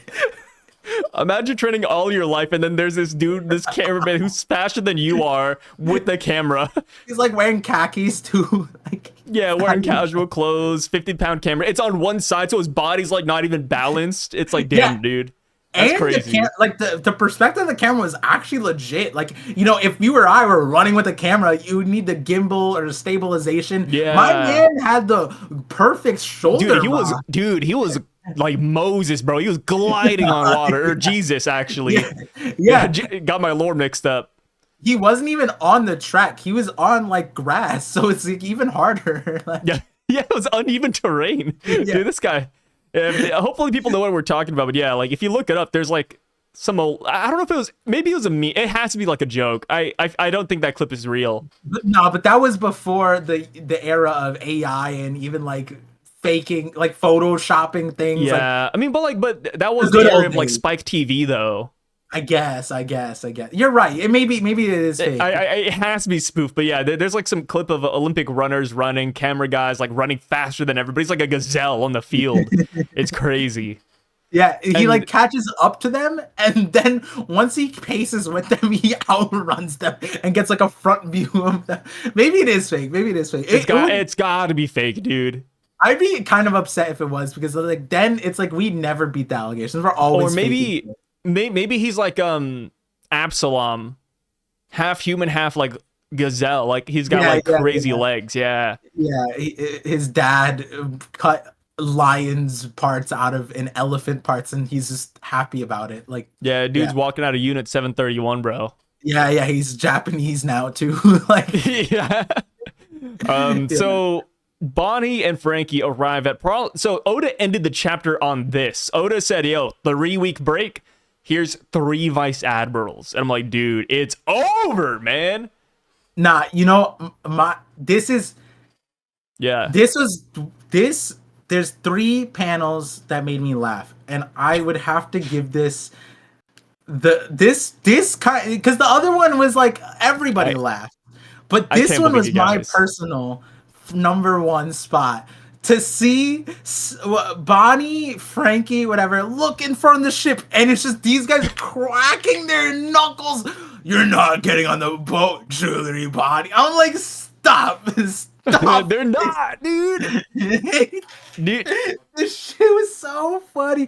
I like the only reason why I got serious again because I remembered. I have to put respect on his name. We had Guillotine and Red King. I'm like, all right, those are hard ass names. All right, Pomsky. Fine. Oh, is it Pomsky, Guillotine, and Red King? Right? Yeah. My God. Dude. Okay, but hear me out. So Tosa, 10-finger Shigan that could rip through armor and steel, and that was just Tosa. I think any of these guys could have that ability. And they could be Frankie's worst nightmare. Because Frankie is the one with Bonnie. Yeah, and you remember what happened last time? Let's just run back. Tosa tried to 10-finger Frankie and Bonnie that time, right? Yeah. And from behind him came giants that just swatted him like a bug, right? And you know what's hilarious? They're guarding a ship that's not even... Did the Vice Admirals clear the ship? This is the most comical setup I've ever seen. They're guarding some facility where every person on that thing could just clobber them into the ground. And they're acting like they're facing the threat. I will admit that is a little bit silly. I looked at this scene, I'm like...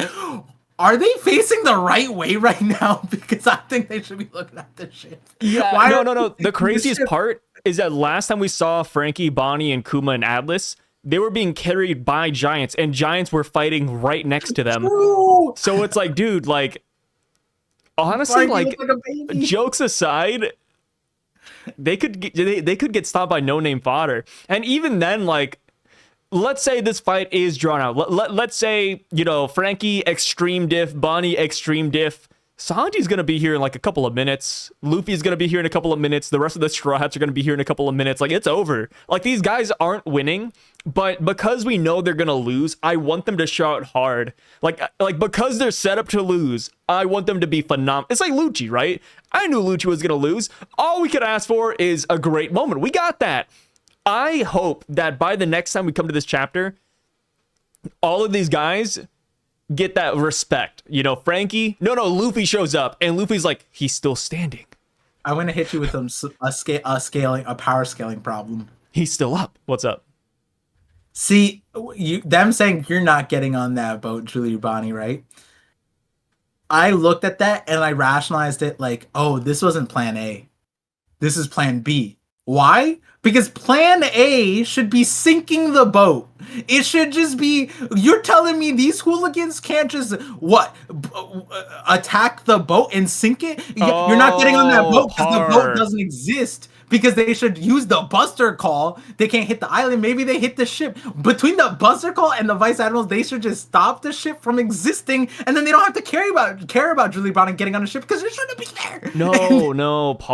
Dude. And they couldn't break the ship. They tried Battleship Bagsing this ship, and they're like, guys, I think we only have one option. They turn around and they see Julie Bonnie and like, you're not getting on that boat. It's plan B, dude. No. They want to commandeer the ship after they beat Bonnie. They want to steal the loot. You got to walk away with some loot, so right? Why aren't they on the boat? Why aren't they? You know what? Now that you say it, though, that is true. Like, this is their only escape, right? Like, the Thousand Sunny, it's up there. Like, it's going to be a hassle to get out with just that. So they need this giant ship. It's one ship, by the way. It's one giant ship. Yeah. So it's like, if they destroy the ship, it's over. Yeah. It's this ship, and it's surrounded by their ships. And they stop shooting the island. They should be shooting Paul, it's Adamwood. It's unbreakable. It's Adamwood par. It can't be broke. Ah, God, it's indestructible. Not even a Buster Call can take it down, dude. Don't what you, do I say to this? You're right. Par, oh my God, Sai. Did you forget about the Adam Tree lore? That island was rampaged by cannonballs, man. It can't be cut. It can't be blown up. We're just stupid, man. What the hell? You're just stupid. Yeah, We're just stupid. This is what happened. Okay, the 3 admirals went with Plan A. They started hitting the ship. They battle bags. They tried to do it, and then they're like, "Pomsky, you know what I think? Not even Vice Admiral Garp could attack this ship. This is made out of Adamwood. We only have one option. We have to stop Bonnie from getting on this ship." And they're like, "You're right, Adamwood is indestructible." Have you seen Sai's comment section? Yeah, have you seen the comment section of Sai's video where people are saying that Adamwood can't be destroyed? No. That's great. That's so funny. I need a flashback of them trying to destroy this ship and then going like, "Is this the fabled Adamwood? I wish our ships are made out of this." How did they find anybody? Like, they must have hired Mihawk to cut this ship. No. Mihawk is a ship right now. World's strongest ship right The only person who can cut Adamwood, yeah. Yeah, just Mihawk Tom alone. and Mihawk. Tom is in the running for 4th strongest. No, imagine that was fake Adamwood, though. Oh, no. Oh, Frankie got ripped off. Oh, yeah, no, instead of Adamwood, it's Damwood. Yeah, just not even. It's just Damwood. Oh no! I thought you were gonna say like Steve Wood, like So you they know, could like say Adam that and damn Steve, wood. not like that damn wood. Oh no! Oh no! Oh, no, damn! I dude. type in Adam Wood on Google and it pops up a bunch of pictures of a guy named Adam Wood. I thought you were gonna get something different, honestly. At least you didn't put an S in Adam. Damn. You would have got something crazier. Okay, Oh, so Frankie once explained the history of this one-of-a-kind tree. Once, long ago, an endless war raged on an island. People died, and the island was destroyed by a rain of bullets and left in ruins. However, the people kept coming back to rebuild the nation near a giant tree. The only one that remained intact was Adam. The only known ships of this wood are the Oro Jackson, which carried the legendary Roger Pirates, and the Thousand Sunny, which currently carries the Straw Hat Pirates. The wood is capable of withstanding cannonballs and gunfire quite easily, showing little wear over time. However, even ships built out of this wood need a good shipwright to look after them, as it is not completely invincible. Wait a second. No way. Oh, no. And I was gonna say maybe it survived the war because no one was trying to hit the tree. Like, could you imagine being at war, seeing a giant, and then like, I'm gonna hit the tree instead? Wait, there's What? a non-canon Adam tree? Like Dude, in a movie? Yeah. What movie? What movie do you think?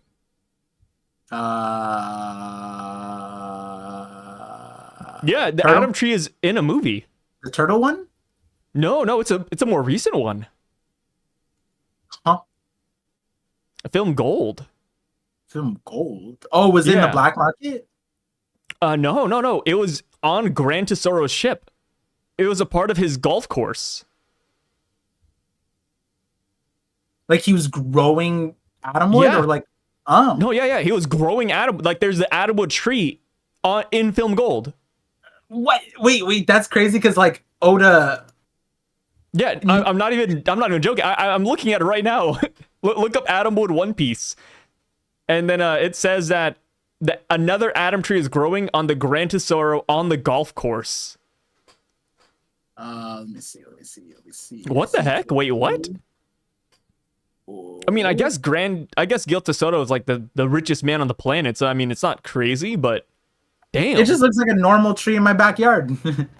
I mean, yeah. I mean, that's what the Adam tree looks like, kind of. Yeah. It's just big. See, this is one of those details like we've seen film Red and like how Oda gave. It says he's like an executive director, right? But like that's a huge or producer, executive producer. In this movie for Film Gold, what is he listed as? Because Gran Tesoro's in Film Gold. This Film was Gold. so he said He's this. produced. He said it on the One Piece 7th magazine or Volume 7 magazine. Right. Huh. Interesting. Because Oh, what I and was then oh god, I'm seeing look, I'm looking at Kuma's original design with this stupid wheel yeah. that popped up. Yeah, but so when like in Film Red, we saw the bullet points that he gave the director, but Yeah. like the director definitely added a bunch of crazy stuff, including like you mentioned, is Bluno and Khalifa weren't necessarily a critical that they weren't mentioned in the bullet points, they weren't mentioned period, and it was a conversation to bring them back. So it's like the director of this movie probably was like, "Hey, can I use Adam Tree? That sounds kind of cool. Let me put it on the golf course." And Noda's probably didn't even like look at it, like some of these things, because it's not a devil fruit. It's not like something like that, right? So it's not like power intensive. It's literally like a golf course detail. Oda probably read like that part and just kind of glazed over it. He probably read it as the damn wood, just like you said. He's like, "Oh yeah, Yeah, sure, use the damn knockoff wood." wood. Yeah. And then the movie Yeah, comes out. yeah. It's Adamwood, and he comes like, "Yeah, guys, that's Adamwood right there. Yup, Dang, do you think 100%." there's a lot of baby Adams out there then? Maybe. I wouldn't put it past it. Why That'd be not? kind of cool. That would be kind I of cool. hope the Adamwood so this is a thing in like a lot of fantasy books, but I hope the Adamwood is like a talking tree. Because that'd be really sick. Because every time you like, get parts for a ship, it would like be crying out in pain. Oh, I think it's a talking ship, talking tree. Yeah. Oh, do you too? I'm gonna have a later theory. It's not centralized around the Atom Tree. It's centralized around a secret in Skypiea that I uncovered, and so because of that, I'm gonna bring up that there's probability that the Atom Tree can like talk. Hell yeah, dude, that's what I'm talking about. Is like Oda had in Whole Cake Island the talking King Bomb, so why not? I'm all for it. Yeah, I like that. I like how we have the same ideas, and then but you like go like way deeper into it. Yeah. But you know what's something we can't go deep into? Sorry, go ahead. No. I was just gonna say because like some of them you bring up, and I'm like, I didn't think of that one, but then some of these are actual videos. No, likewise. Like I remember earlier, you were kind of like talking about that new video you have coming out, and I'm like, dang, I was just scratching the surface, par went full in.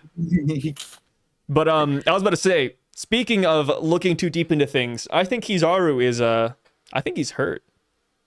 Yeah. I think Luffy really did a number on him. I think he did. Luffy definitely is the core reason why he can't be treated by his. Okay, how about this part? I'm gonna draw a scenario for you, and you tell me which one hurts more. So I took a baseball bat and I hit you in the head. Yeah. And I for a good measure, I cut off your hand too. Okay. And one of your feet. One of my feet. Or one of your foot. Yeah. I take a foot off. Okay. So you're missing a hand, you're missing a foot, and I hit you in the head with the baseball bat. Okay. But, God forbid, but your entire lineage, your family's all dead. Which one would hurt more? The physical pain or the mental pain? Like, am I emotional pain? Like, am I like? Did you just cut off my foot and like? Am I currently experiencing the pain? Let's say it's been about like 10 minutes. 10 minutes. Yeah. I mean, if I survive the wounds, like the initial shock, like yeah, there's physical pain, but like as soon as I get past that, then yeah, I probably just succumb to the wounds because the mental pain. Okay. How about this? Okay, so we have a Samoan in the room with us, and you have your arm and foot back, but the Samoan gut punches you really hard. Why is it a Samoan? Can I just? Because you said that they're like the real life equivalent of Buccaneer. So we have 10 Samoans, all 10 Samoans surround you in a circle, and they all punch you in unison. Uh-huh. It knocks the wind out of you. Uh-huh. Would that hurt more, or would them killing your family hurt more? Which one is worse, Par? I was gonna say, like, who cut off Kizaru's arm and leg and like head? Like, who did that? Like, he didn't have any of that happen to him. Like, Okay, all we've seen him do is get maybe CTE from all the times he's been holding his head. But like, now we know, so I pinned this in my stream because I said this deep ass line. I didn't even remember it, but they quoted it. They said, because I was calling out the people that were against us on this. I said, you remember all the people that were like, oh, they're just an admiral. Like, I'm not even Admiral Jimbe, but they call your ass out. And I'm like, look at them coping so hard for Kizaru, saying he's like whatever, mentally, what is the mentally nerfed? That's such a crazy phrase. That's a crazy term, yeah. That's like, me in League of Legends. That's why I meet everybody. That's straight up internet speech. Mentally nerfed is chronically online talk, but my quote was, you guys may not quantify wounds to the heart, but I do. This is a stream where we care about what is inside. And I'm sitting there like, I'm looking at Kizaru, I'm like, how can we, he's literally been doing the same thing the entire time. Like, he been getting up every single time, and he's literally like, guys, don't touch me, get away from me. And he's covering his eyes. Am I wounded deeply? Yes, deeply wounded. And then Sandman, I think, came out and said, like, this Sandman had to like say it too. Yeah, this is a common, like, this is an idiom apparently for when you're like you're traumatized, yeah, heartbroken, and so it's like, bro is going through it, you know what I mean? No, wait, but Par, people are saying Sandman has an Admiral agenda. He joined the team, Par. Are you not keeping up with who's switching sides? Yeah, dude, I saw Sandman leaning towards our agenda, I was like, oh, we got him. We did it, dude. He's a gooner. I know, I see. Oh, like, I'm looking at Kizaru. I feel like throughout this arc, every time we had brought up the notion that, like, hey guys, maybe this situation's really difficult for him because, like, his best friend, he's ordered to kill him, and he's a corporate slave, and you know, like, sure, he might have to go through it because duty doesn't make it's easy, and guys, is like, people are like, no. Obviously, Gear 5 is... Have you seen the way he hit Kaido? Sure, you guys think that Kizaru is more durable than Baba? It's like, no one's saying any of these things. Yeah, we're not making comparisons. We're just saying that he's, like, he doesn't want to do this. Yeah, and, like, I also want to throw out there, like, we've also said, mutually exclusive. We think that, like, Kizaru was putting out, like, 100% effort. It was just, like, not... Like, there's a difference between, like, bloodlusted and 100% trying. You know what I mean? Like, this dude, like if someone had killed Vegapunk and it wasn't an order and it wasn't Saturn, I think Kizaru would go berserk. Like, I think that would be the case. He'd probably awaken. Yeah, he would go insane. We would see, like, that would be insane Kizaru, but he's on the other end of that. And, like, we made the comparison last week where it was like... Or maybe it was earlier. No, it was last week. It was like the Garp and Kizaru thing where it's like Garp and Ace in the thing. That's when, like, it's Garp with the Navy, and Navy's basically his other child. It's his passion. It's he built the current Navy, and it's Ace who is dismantling and destroying his other thing, but he can't not love his son, quote unquote adopted son, and it's like. It's the same thing. Like, it's a very difficult thing. And it's like, it took people basically saying that Garp is a fraud.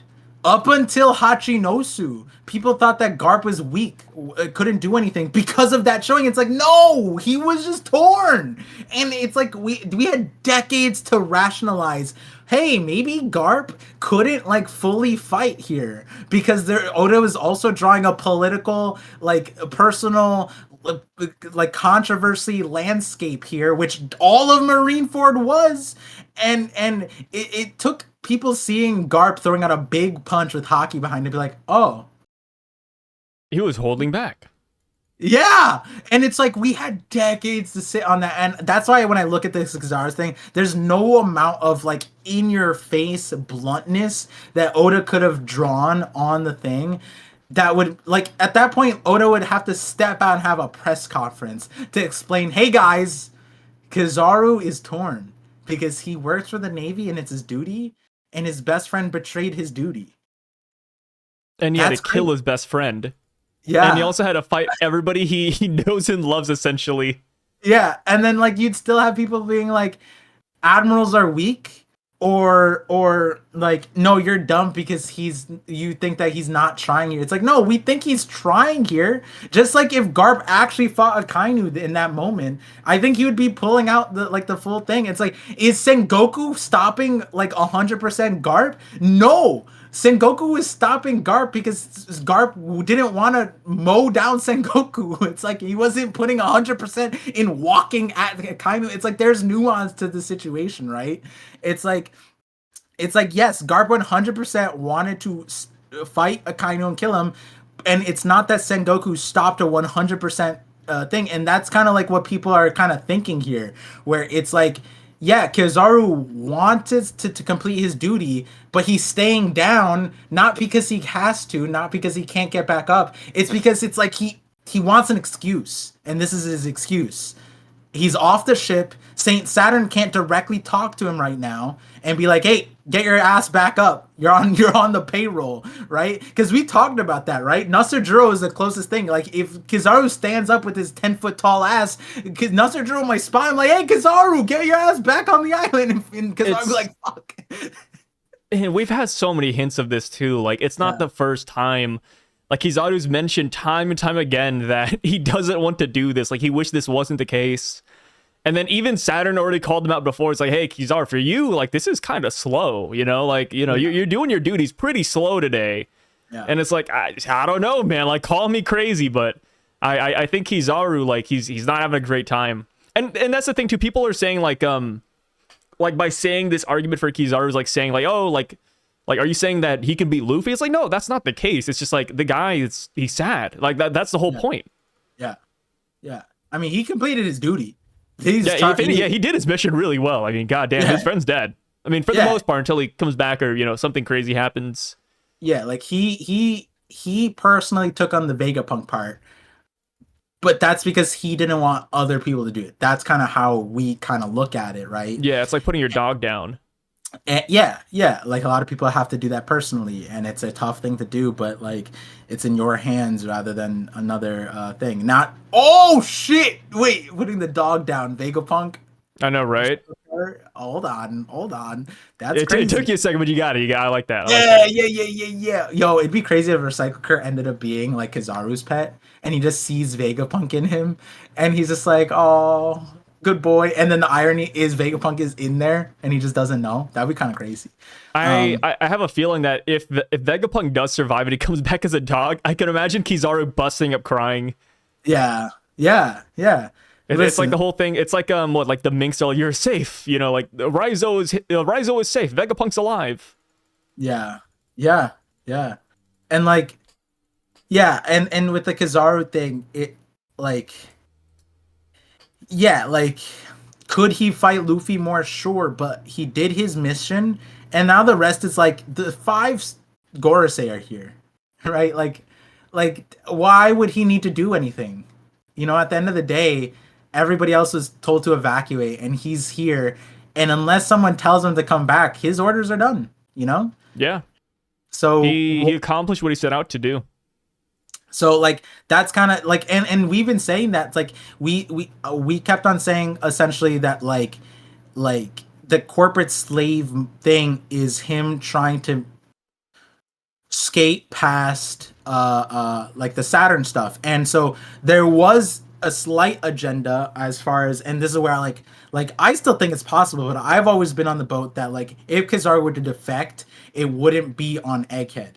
Now, I don't disagree that Kizaru defecting isn't it, I don't think it's a crazy thing to think of the scope of the entire story. I think by the end of it, I think a lot of people think that the Marines are going to be fighting on Luffy's side against the world government rather than against Luffy with the world government, given how like Kobe and characters and Sword are slowly lining up. Even Akainu isn't on board with the Gorosei. You find out the true nature, you start getting the true history. You could see the Navy flip pretty simply, and Oh Kizaru yeah. could be set up with that. Fujitora is set up with that.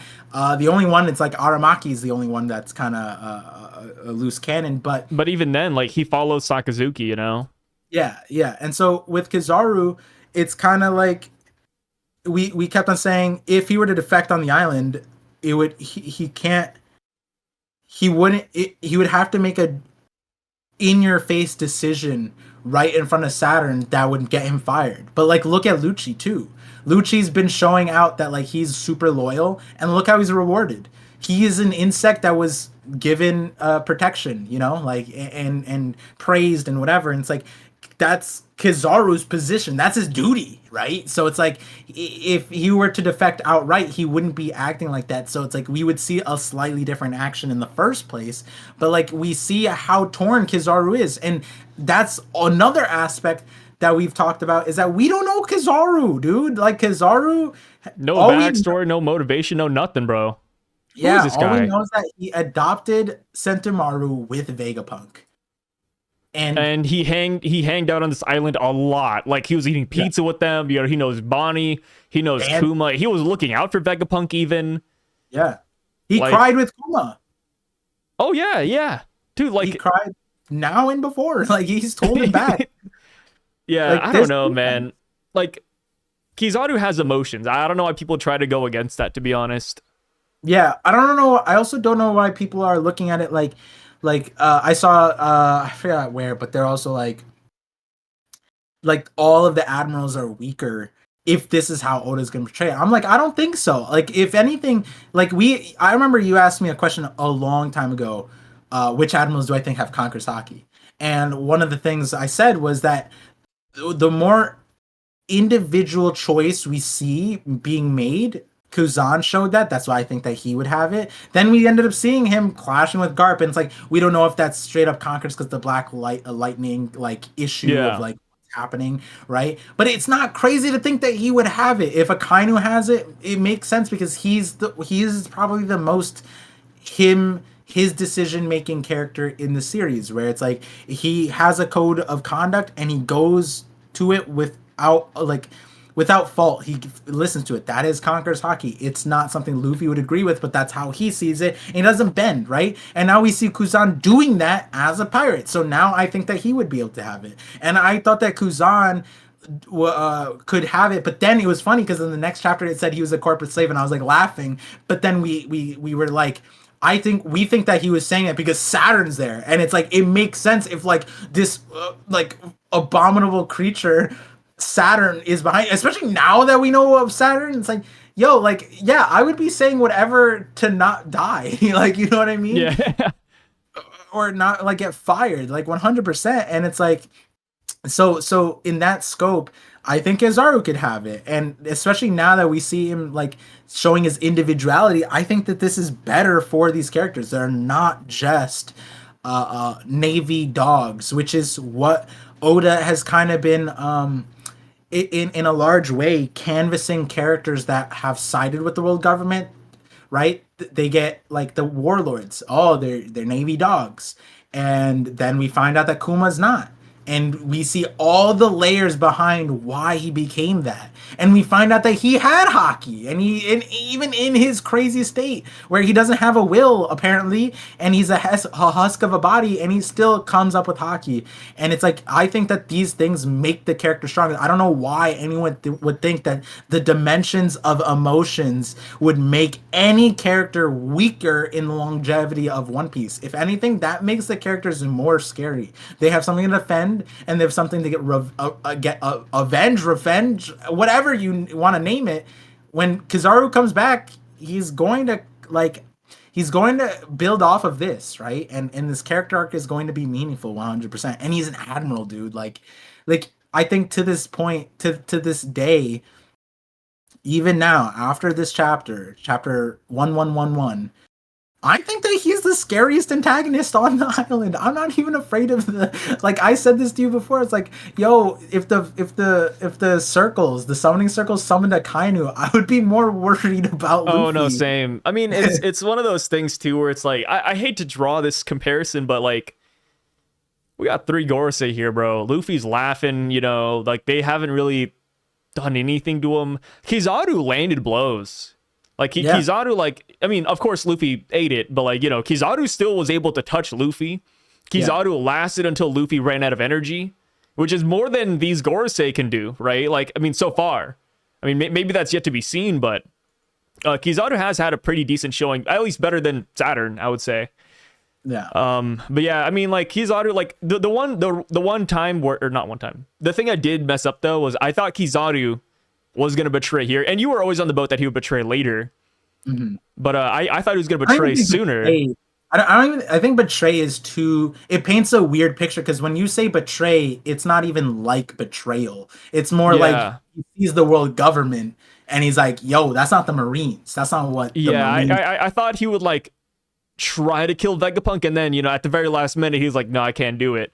But no, he went through with it, man. I mean, I feel like that's even tougher. So, yeah, like it's rough. I hate to make the thing, but the first thing that came to mind is Itachi, where it's like the whole scope of the Uchiha clan was you got the greatest power by killing your best friend, and then like that doesn't make you weaker. Because you had to resolve yourself to lose your like what tied you to the like the world, and then you had to like cope with the emotional damage, and you came out insane. And I don't know when in fiction it made anybody weaker. Hell, Aramaki's entire like premise of his backstory that we've gotten is that like what a double suicide thing with his lover, right? I don't think that story made him weaker. I'm pretty sure that probably made him what makes him an admiral now. You know what I mean? Like there's and that's a suicide thing. That's him taking his own life. So it's like I don't see how like did what Kizaru did. Like I don't think there's not many characters that would have the resolve to stick by their duty, and now we just have to know why Kizaru is so tied to the Navy. And I don't think that's hard to paint.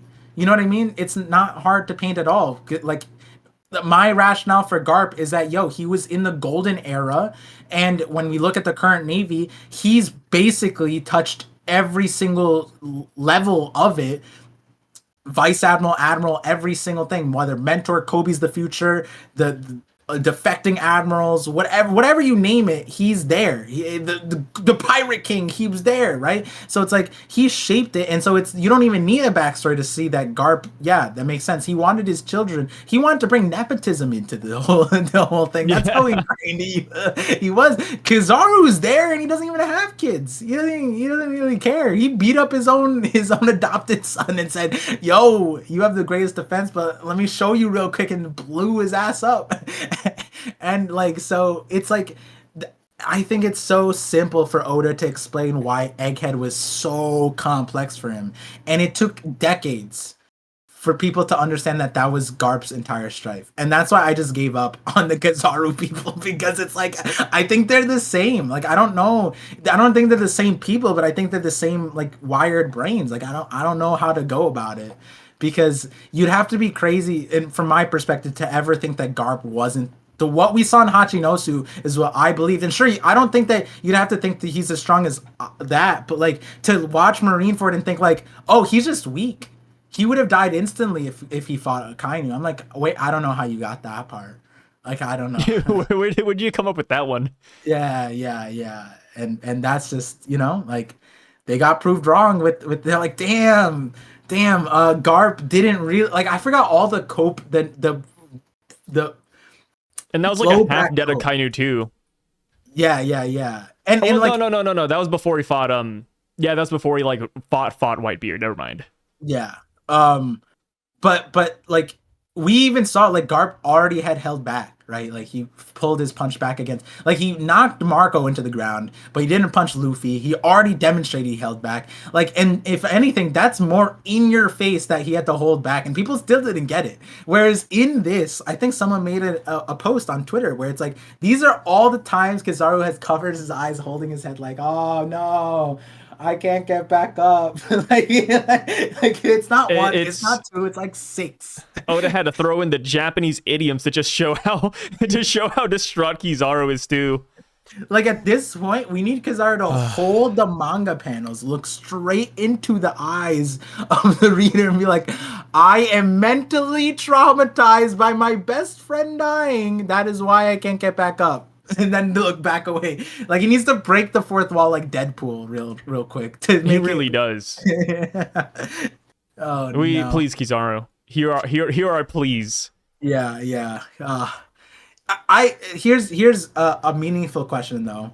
What's up? Do you think Kizaru's role in Egghead is done? No. I feel like he'll have a minor role, but nothing like crazy. Yeah. See, when you brought up the like the slight thing about the dog stuff, I was thinking like, wait, like I think that there might be a way because he completed his mission, but no one said he couldn't like, you know, if he finds out something about whether it's from the message, whether it's from wiretapping the Straw Hats, which apparently Lucci, oh, we should bring that up, right? Like the Lucci wiretapping thing. Like we talked about it a little bit, I think. Oh no, we already talked about it in the first part. Yeah, we talked about it, yeah. That Lucci wiretapping during the entire Zoro fight paints a whole different picture. Oh yeah, someone asked me on Twitter and then I told them that this is coming out. Yeah.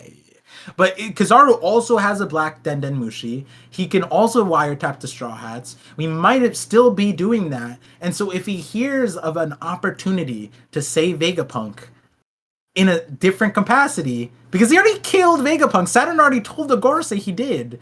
So it could be that he shows up and he's just like,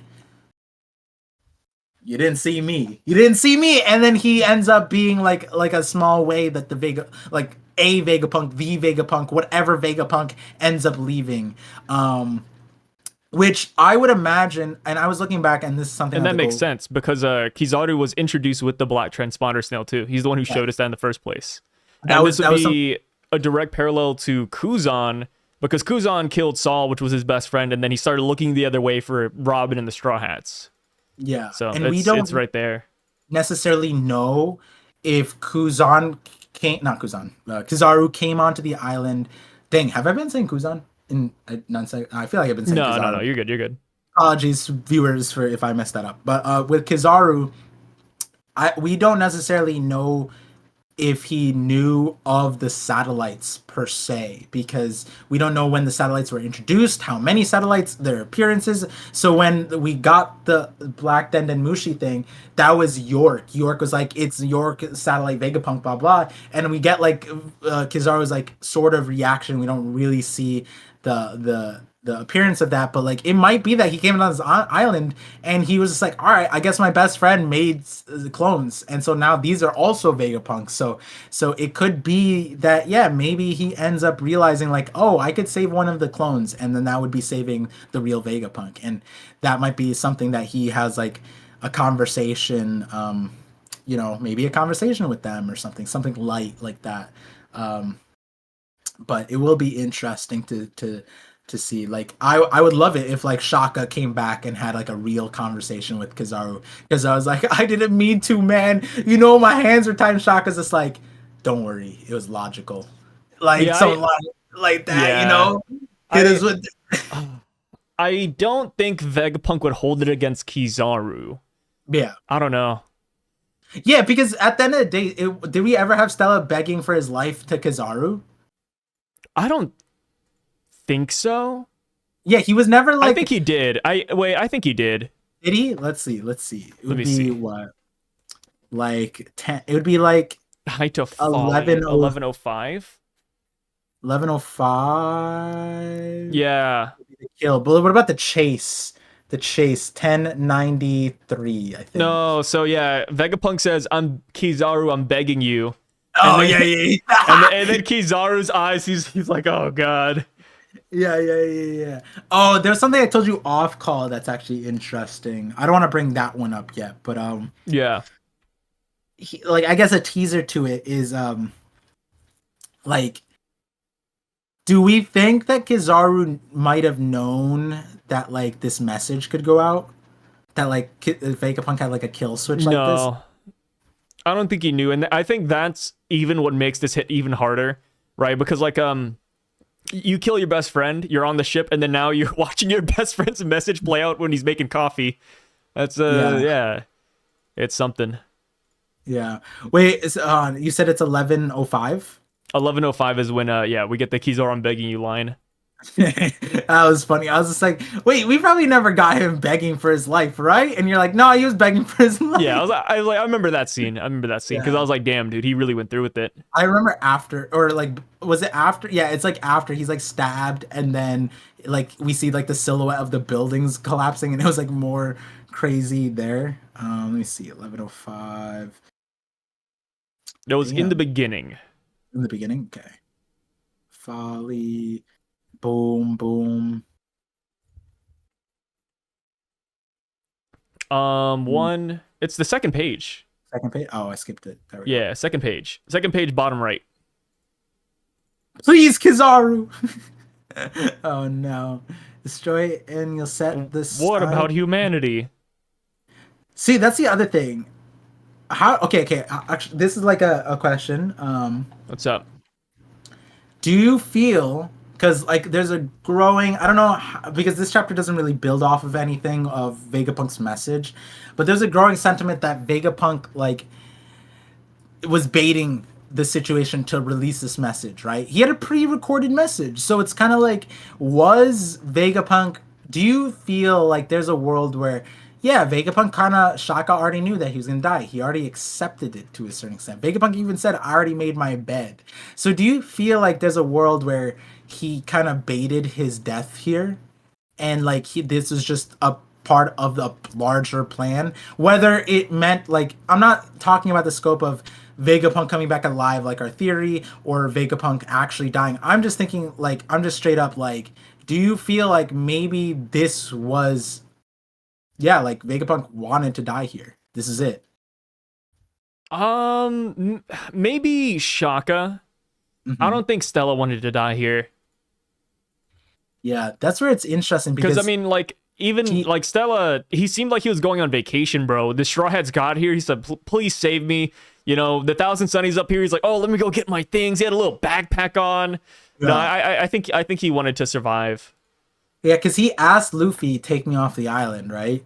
Yeah, And like that could have a lot of nuance, right? Like even in our idea, like Cutie taking him off the island, but the like the interesting thing is like take me off the island, but then he knew he was gonna die, and then he had a pre-recorded message that is gonna shock the world, and he knew that this would end up happening, and he like I think several times he's like, I guess it was fate that brought you here, Emperor Luffy. Like I think he tells Nami, I think I guess it was fate that brought Emperor Luffy here, and like I yeah. think he said like maybe two or three times, and so I'm like, is there a world where he was like, please, Kizaru, it's for the sake, like, is he? Like the way this would pan out in my head isn't that he's baiting Kizaru. It's more so that he's helping Kizaru mask it for the Saturn, like as their homies and shit. But like I'm Dude, like, that would be crazy if if Vegapunk was ended up being a character like that. you know, it would be even sadder too. Like if Vegapunk comes back as a dog and he's like, you know what, it's better this way, so that people don't, so people think that Kizaru did his job and he doesn't get backlash. Yeah, yeah, and you know what? I'm gonna take a next step. Kizaru came here with a bunch of underlings, 9 vice admirals, Most all of them named dogs. after dogs. Hey, and if he leaves with if Tosa in the ground, what happens when some people get when they lose one dog, they just go back and get another dog. Yep. All Yeah. the most of the vice admirals dog names, bro. Like it's over. Yeah, yeah. So like, oh, Vegapunk is, we didn't, how could we miss it? Vegapunk is gonna become a vice admiral. No, just No, yeah. The big one. I mean, I'd say Vegapunk's like an admiral, to be honest. Vegapunk, yeah, man, he took a stab wound Yeah. from Saturn and Oh, Kizaru. I more so thought of like an evil mastermind. You know, like, oh, like, yeah, he's like a one hit chump, but he's got the Oh yeah. seraphim. He has the pacifista. Guy Oh, really is oh, an admiral. I mean, I have Brago on the record on my channel saying I got him to say, yeah, Vegapunk is Yonko level. If you give, the exact question I said, if you replaced Luffy and Onigashima, like and the samurais, and they had a like because Luffy had like 3 weeks before they raided. Yeah. If you put Vegapunk there, would Vegapunk have a hard time against Kaido? And Braga was like, I don't think so. It's like if he had that much time, he could figure it out. Planning, yeah. I mean, and then base level he has the Seraphim, which I don't think the Seraphim can beat Kaido, but it's like you put the Seraphim plus 3 weeks of planning. It's like Usopp, right? Like, oh, you give Usopp prep time, you give Mr. 3 prep time. Yeah. Vegapunk would be the scariest one with prep time. Yeah, 50 Mark 3s. It's you would have to worry about the funding, I guess. Like he's capped by money. Yeah. But if you give him unlimited money, land of gold. Oh my god.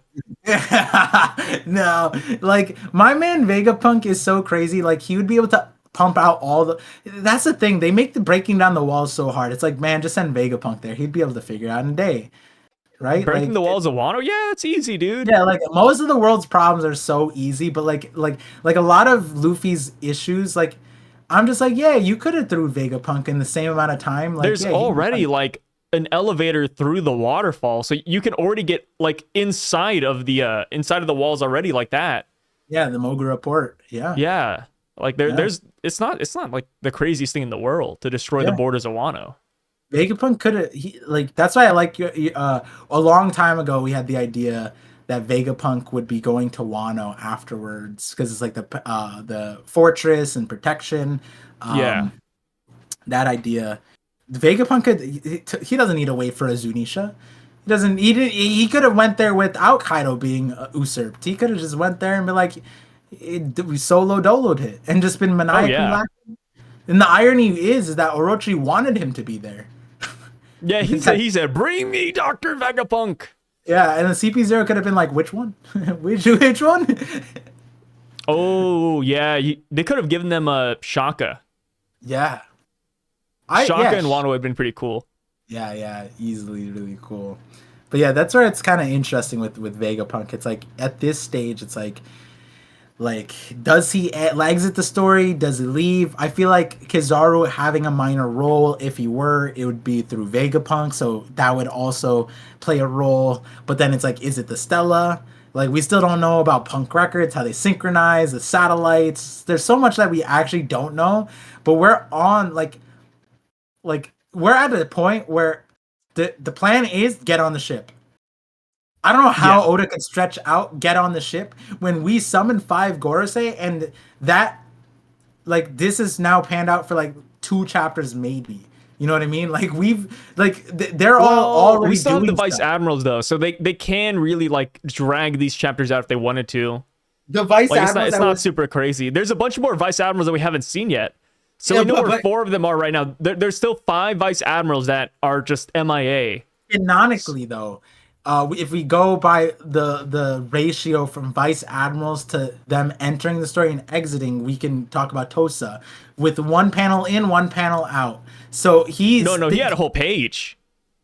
Okay, so we'll give him a page. So then, okay, nine pages. That's half a chapter. Okay, half a chapter. That's crazy, dude. Yeah, the Vice Admirals could stretch it out half a chapter. Hey, let's look at that. Maybe that's a next when Oda break. Oh yeah, you're right. What better way to start up after a break like this? The 11-11 going to 11-12, a 4-week break right before Golden Week. Because remember, guys, we're going into a chapter and then there's Golden Week, I think. So then it's like, what better way to start for Golden Week than the 9 Golden Vice Admirals? There we go. Yeah, I'm glad you're finally seeing the vision. Finally opening those eyes, man. So this brings us to the final point of the chapter. Jump down on the ship and be like, did I step on something? No, they can't do him dirty like that. So I'm gonna check. We see the ancient robot. We see the ancient robot in the end of this chapter. He finally wakes up. He says, "Joy Boy, forgive me." And apparently, this guy is bigger than all of the other giants. He's massive, dude. This guy's huge. And speaking of huge, I'm gonna use the bathroom real quick. All right. So this robot, though, it's pretty big, right? It's tall. Large in size. We saw what the giants were able to do just based on size alone. At first, I didn't think this robot would be a big fighter, but now I'm looking at him a little bit differently. Yeah, I he feel has like he's aura. gonna put in some work, bro. He does have aura, and he's standing. And he's standing. According, He has according to legs. Well, reports. we We don't can't we don't see the feet. Yeah. but the report, at least in the official translation, it says standing in the flames. So, uh, unless there's another way to stand, I don't really, Yeah, I really like the legless agenda though.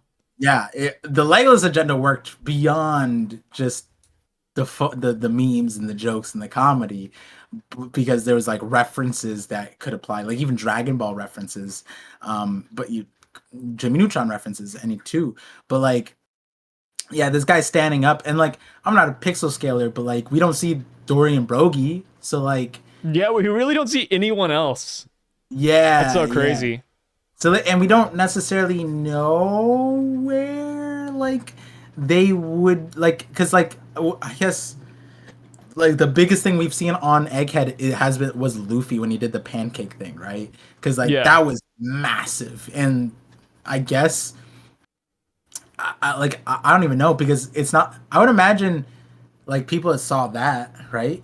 Like from off the island when Luffy did that, but this is Maybe. huge. This is massive, and like apparently you can hit the Gorosei without Haki and hurt them too. So like I mean it's not like they're Logias in the first place. So you know this thing could do a lot of work. I believe in the robot. I Yeah. think he could probably stave off all the Gorosei, to be honest. And they did say that the only reason why they were able to stop him in 200 years ago is because the legendary Iron Giant stopped himself, ran out of energy. Yeah, he ran out of energy. Yeah, which is like, you know, like if you were to not give, like if you were to be on the early anti Gorosei power agenda, that is probably one of the more tangible things that like this robot they couldn't stop. Like they were terrified of this robot. But then you also go on the front of like they haven't, none of the people who defend Marriageois have defended Marriageois. The only people who have defended Marriageois has been the Admirals. Other than that, the Holy Knights and the Gorosei have not ever They're not doing their shown. job, bro. Yeah, at that point, is it their jobs? Like, whose job is it? Like, I don't even know what their jobs are at this point. Like, you know, if we're being honest, and so it's like, like I guess maybe the Iron Giants showed up and they're just like looked at it and like waited for someone else to do something about it, and then like, oh, Yeah, you're they're lucky. like, man, I wish Akainu was born. Yeah, like you're lucky that this thing stopped working because you would have been out of a job, and then the people would have been like, but you would have been out of home. Like, I don't know what the Gorosei's prerogative was, like to just let this, to because the other thing is like this is a Iron Giant. How did they let this thing crawl up the red wall or the red line, right? Like nobody stopped him. Yeah, and it's not like Kuma. Kuma is like this man-sized threat. Sure, throw a man-sized threat back at it to stop it. This is an island-sized threat. Like this is an entire like sea king crawling up the wall. Like that's like okay, there are spiders that you see and you don't kill it because there's baby spiders. Then there's a spider that's the size of me. Like the size of a human being crawling at me. I'm hitting it with everything. My car, like I'm getting in the vehicle and driving. I'm just imagining a guy crawling a wall now. Yeah, like that's like I don't get. Like we should have seen the flashback and like the five Gorosei lined up in their forms trying to stop this. Like, but they didn't. Oh, we don't know if they did. But the way the story was told is the only reason why they lived is because this thing stopped. And you know, this thing is beyond Vegapunk. Yeah, he doesn't even know how this works. Yeah, they It's a mystery. standing. Vegapunk wishes he were alive to see this because he's never seen this in action. Yeah, I mean, he essentially found the eternal flame now, right? Because he knows that it's Luffy. Yeah, I mean he can't confirm it on his own, but he also is sitting there like he can't even fathom what dynamic energy source is. This is as much of a legend to him as Nika at this point. Like this thing standing. He's like, what the hell? Yeah, Luffy asks him to start up, and he goes like, "Oh, sorry, my boy. This I didn't make that. That's beyond me. I don't know how to power I don't that know shit." what fuels it, man. Yeah, yeah, yeah. And so, Vegapunk, this is his dream come true. Seeing this thing ride, he would literally goon over this for sure. It'd be a He would try- massive gooner. Yeah, yeah, yeah. Oh my God. Um, yeah, and so I said this on in our part one, but the way Oda ended this chapter is like one of the crazier ways because I just don't know what direction this could go anymore. Like I think prior to this chapter 1108, 1109, 1110 even, you kind of had guardrails. You had guidelines of like where we would go. Yeah, there was some surprising things. Yeah, like Luffy painting uh his bat black, right? But like that's not in the scope of like the direction of the story. We knew that Luffy would largely handle the Gorosei. It just Oda made Luffy handle the Gorosei in such a meme way, right? That's not the same thing as this where it's like oh, on the way out, finally after the legendary giant had like 6 opportunities to get up, this man dusts himself off in We the almost flames. just gave up.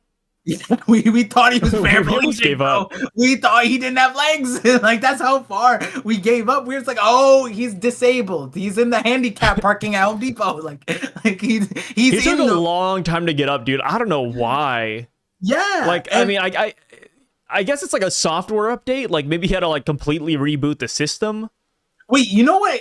Okay, hold on. This sounds stupid. This okay. This is straight up caveman.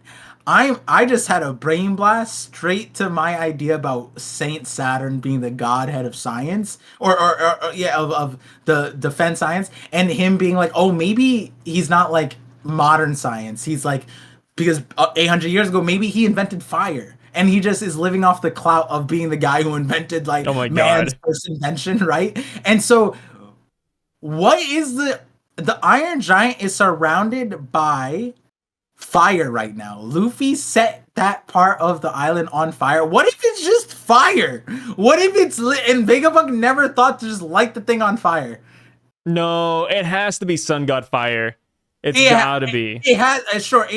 I'm on your boat, but I'm looking at it, and the thing never got him. Not in the Lucci fight. Its eyes never even glue. When Luffy was there, it sort of did. Maybe it like I don't know. But like maybe it was like sparking up. It was like getting jump started.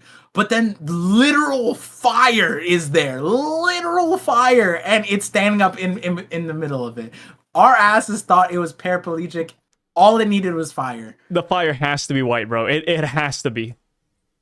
Like it has to be. The fire has to be Sun God Nika. Oh, what If if this they is were? regular fire, that'd be so sad. What if it was Venom balls? Oh yeah, what if it were like Saint Saturn was surprised too because it was Venom spitballs. When Luffy hit it, he made them into explosions or whatever because that's just what he thought. So maybe the fire is because of him. And so like when the giants say like careful Luffy you're setting stuff on fire blah blah maybe it's because it's Luffy's fire. I don't know, but all I'm Hmm. saying it's like it's unaffected by the flames, it's surrounded by flames. Vegapunk did say like flame stuff, mother flame. It would be crazy if this is just like Kazumbo. Like, you The just say, power bonfire, yeah. yeah, yeah. This is Huh. the fire, the same fire at Skype. Oh yeah, the Skypiea fire is just as powerful as this fire. It's the power of the sun god. You know, it's enriched. It's enriched in his It's enriched presence. by the sun. Yeah, yeah, yeah, yeah. Oh man. That'd be So kind of lame, but I yeah, it would be kind of lame.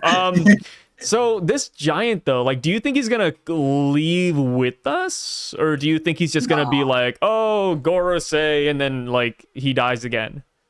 I think he's just gonna hug the Gorosei and keep them locked up. Same. Maybe not like hug, but like fight him or something. I think he's just gonna collect them, and then they can't break free of him, and he's just gonna give them a big hug because Ah, he, I see. yeah, because like I think like because I've always thought Legendary Iron Giant, Vegapunk made pacifistas. The Iron Giant was a pacifist, and so like maybe this giant is also a pacifist, and so instead of fighting the Gorosei, he gives them like a hug. And he's like, "Oh, I'm so sorry," and then no, not like that, but he just holds them. I'm in sorry, place. guys. Like instead of hitting them and like them being immortal, he's like, "Okay, hug," and then he just holds them there. And then what are they gonna do? I don't know. Like I haven't seen them escape a bear hug. I mean, you're not wrong. Yeah. Like we don't know what their fly strength is. Luffy, remember when Luffy put his hand palm Saturn? Saturn was lobotomized, dude.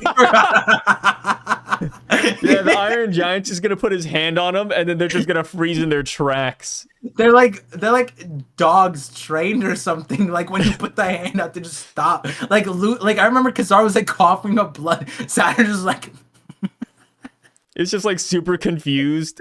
he's just like he didn't even close his eyes.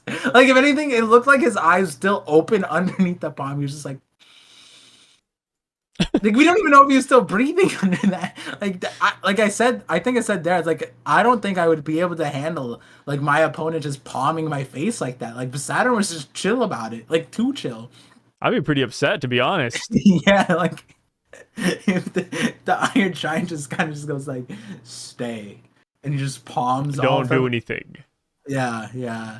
But that's the thing. Like, does it have a voice? Can it speak? Can it like? It probably has a Giga Chat voice if it can, right? Or do you think it's like Pika? I think it's gotta be like the voice of all things, right? Like it's gotta be like, "Hello, Joy Boy." Yeah, I hope so. I pray to God. Oh, you know what? Oh, imagine it speaks in zeros and ones, just binary.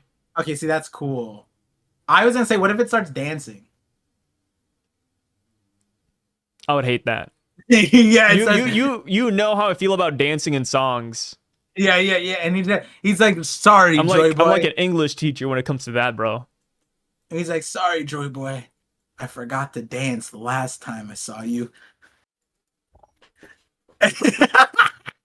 And then the guard says like, "Oh no, our worst enemy, the dance." We gotta end this call, dude. No way. I can't have these theories on my channel, bro. I hope you understand. Surely you know. Wait, why do you think he's sorry then? Huh? Tell me. Because Zunisha said that, and then he started dancing. He's like, "Oh, it's been so long since I danced." Zunisha didn't dance. Yeah, he did, didn't he? No, he didn't. What are you talking about, Zunisha dancing? No. Wait, no, Zunisha said like this I could, didn't he say something like I could dance to this? It's like no, 10, he didn't. No, he didn't. hold on, let me see. That is so much cap. What? No, hold on. 10:45? 10:44? He definitely said something. What happened to you? Why can't I still stand?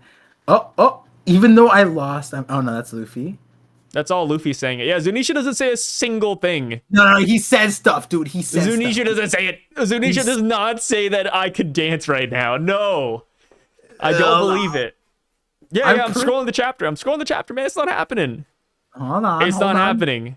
Hold on. Let me. 10:44. I need to go 10:45 now. I'm scanning these chapters. Hold on. I remember there's a thing where he's talking to Momo, right? Was it 10:40? Was 10:43. I think you're thinking of the ending of 10:43 before right Luffy goes. Right here. No. Right here. 10:46. How long it's been since I heard this rhythm, Joy Boy. Oh, Joy Boy. It's as though you're right here. My heart is dancing. I cannot help but feel that fate is at work. I cannot help but put my hopes in him. He said my heart's dancing. But for an elephant, that means he's dancing, bro. No, it doesn't. Yeah, if there's a dancing elephant in One Piece, I'd drop the series. That's it.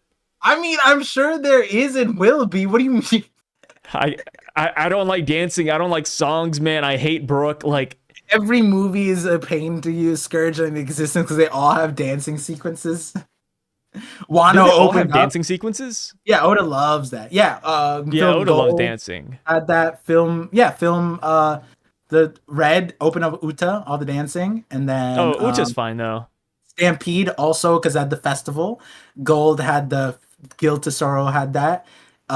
Strong World had that. what's the other one? Film Z also had it somewhere. I forget who did it in there though. I'm pretty sure that also had it. Um, but yeah, Oda and also like almost all the arcs also have it. Has like some kind of song dance number. And I always Thriller skip Bark, it. Onigashima. Uh, uh, there's more. There's more. There's other ones. I think Skypiea also had a different version.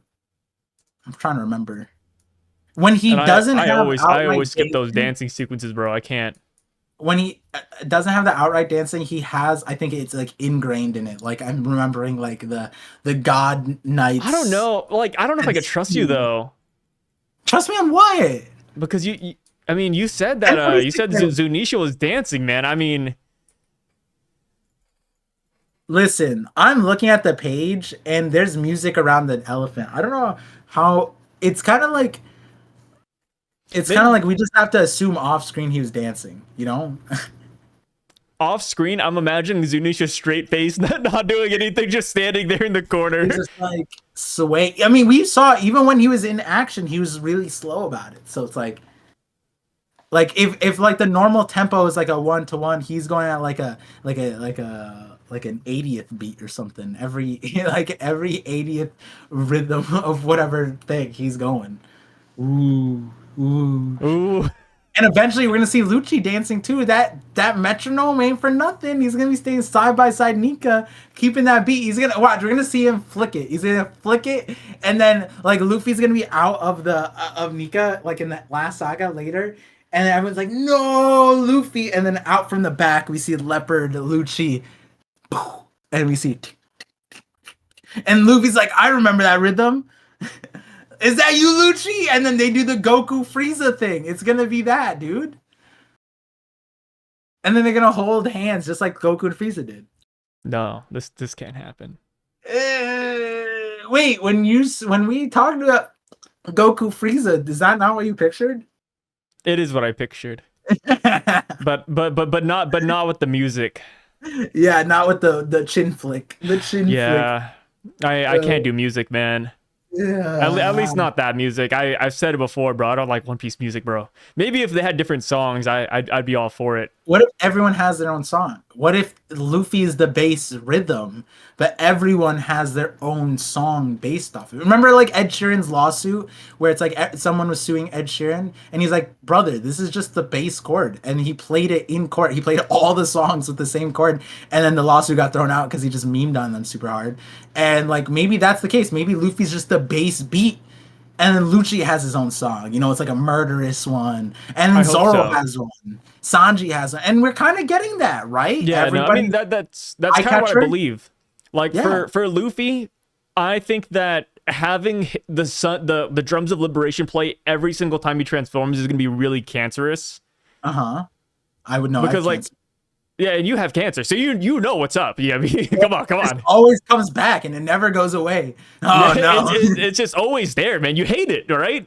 And it's like the drums of liberation are fine the first time you listen to it, but I feel like it's one of those things that will get really repetitive. So I really hope that Luffy changes his beat, and that's kind of where I thought Luffy's powers would go. I was like, maybe his drum beat changes, maybe he like whips something else out, and then that's when Gear Fit like evolves. Because that's the thing, like they never said like a song. They've been saying rhythm, right? Rhythm and beats. You can have so many songs with the same rhythm and beat. And so like that's where I'm like, okay, that'd be sick if all the Straw Hats have their own song, which is the eye catchers. They just have his beat and his rhythm underneath it. And it's like that would be amazing. I even talked about that. Oh no, that's a no. I did talk about that. I did talk about that with the Beatles video, my part 1, where it's like I think that Luffy is going to be the drummer to the thing. I think Oda essentially made Luffy. He's supposed to be like Ringo Starr in the Beatles, who was described. If you look at like testimonials of Ringo Starr, they describe him just like Luffy. He and the way he drums is very free, and people are like, how did he do this? And he's not trained, and he just lives, breathes drumming. And so I think that like, and go watch that video. But the whole premise is that like Oda has ingrained this kind of like thing, and he's even made outright Beatles reference in his first movie. The premise, there was a in tiles like Beatles the band reference in that 1-to-1, and so and more, even more than that, on top of that, to Luffy and Ringo Starr, songs that Ringo Starr wrote. Like there's a song, I forgot what it is, but it's kind of like Luffy's story with Shanks, about a pirate out at sea, and the guy who's singing the song, Ringo, wants to be like the guy out at sea, so he's gonna go sail with the submarines or whatever. But yeah, and be a pirate and I don't stuff like the Beatles either. and hey, you don't have to be, but you do have to recognize that a lot of modern, regardless of genre, they all built off of the Beatles. They all They give their did. ode to the Beatles, right? And that's kind of how I see Luffy. And I'm not gonna say that that's like a theory that I'd put money on, that the OST and the songs are gonna change, but I would personally love it if that's the case. And I will say that that does seem like the direction the music is going. If there's again, I always forget the guy's name, but one of my mods knows. There's a musical director who reviewed One Piece opening 26's opening, and that's how he doesn't know One Piece, and he only looked at the song, didn't look at the music video, or the video, and he described exactly that. He said that, and it's crazy the way he described it. He basically described what was happening on screen without seeing it, and he was saying like, "Whoa, there's like this chaotic sound, but it has like a rhythm. It has a rhythm, and it stays, and it's throughout the entire thing. And then this like very stoic beat comes in, and then a very like regal beat, and then a chaotic beat, and they all coincide with this bass beat." And what he was describing was the moment when the Straw Hats join Luffy and run and jump off the cloud, and he didn't know that, but that's what he was describing in his head just from the song. That there was like this ingrained beat, and that like he's a musical director that does all this work, and he's like, that's so awesome that they like created like all of these sounds have their own personality, that they could be their own entire piece, but somehow the person made them all mesh together. And I was like, that's such an insane way to describe what the Straw Hats are, because that is what the Straw Hats are. They're all their own main characters, and Luffy's just help, like being like a guide for their dreams, right? And a lot of people forget that like, people I think on Twitter are fighting like, oh, this guy's the main character and that guy's the main character. And it's like, no, they're all the main characters. That's why we're upset that like Brook and all these other characters aren't getting the shine, because Oda set them up to be all main characters. Usopp more so than Brook, because Brook came in later, but like, but Luffy is the muse to their dreams, and I think that's what the liberation is going to be. And I hope that's the case. And it might be not be the case, but I do hope that like we don't find out that there's like a specific song with the specific lyrics and like that. I don't want that. I would rather like a beat that Luffy has that's specific. I'd want there to be a song, but the song's good. Okay, if the song is good, but that's so hard. I don't care for that. Yeah, that's hard. I feel like it's easier just to make the thing, you know what I mean?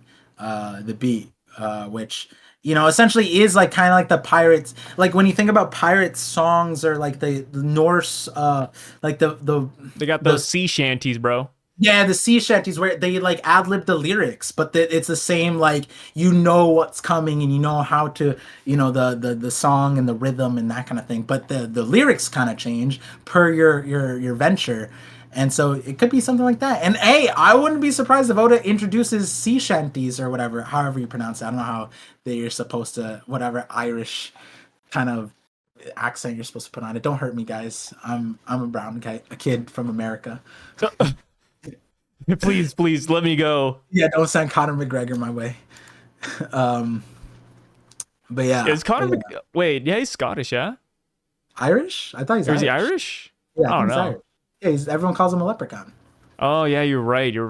Yeah. Damn. Yeah. And you know who's not a leprechaun? The Iron Giant. Because he's huge. Yeah. Because he's massive, dude. Feel if Tontatta's piloted these in I would hate it. Yeah, see, yeah. I hate giants. I hate Tontattas. Somebody was like, hell, Sai, he hates giants because he's short. It's like, dude, I hate short people. I hate short people more.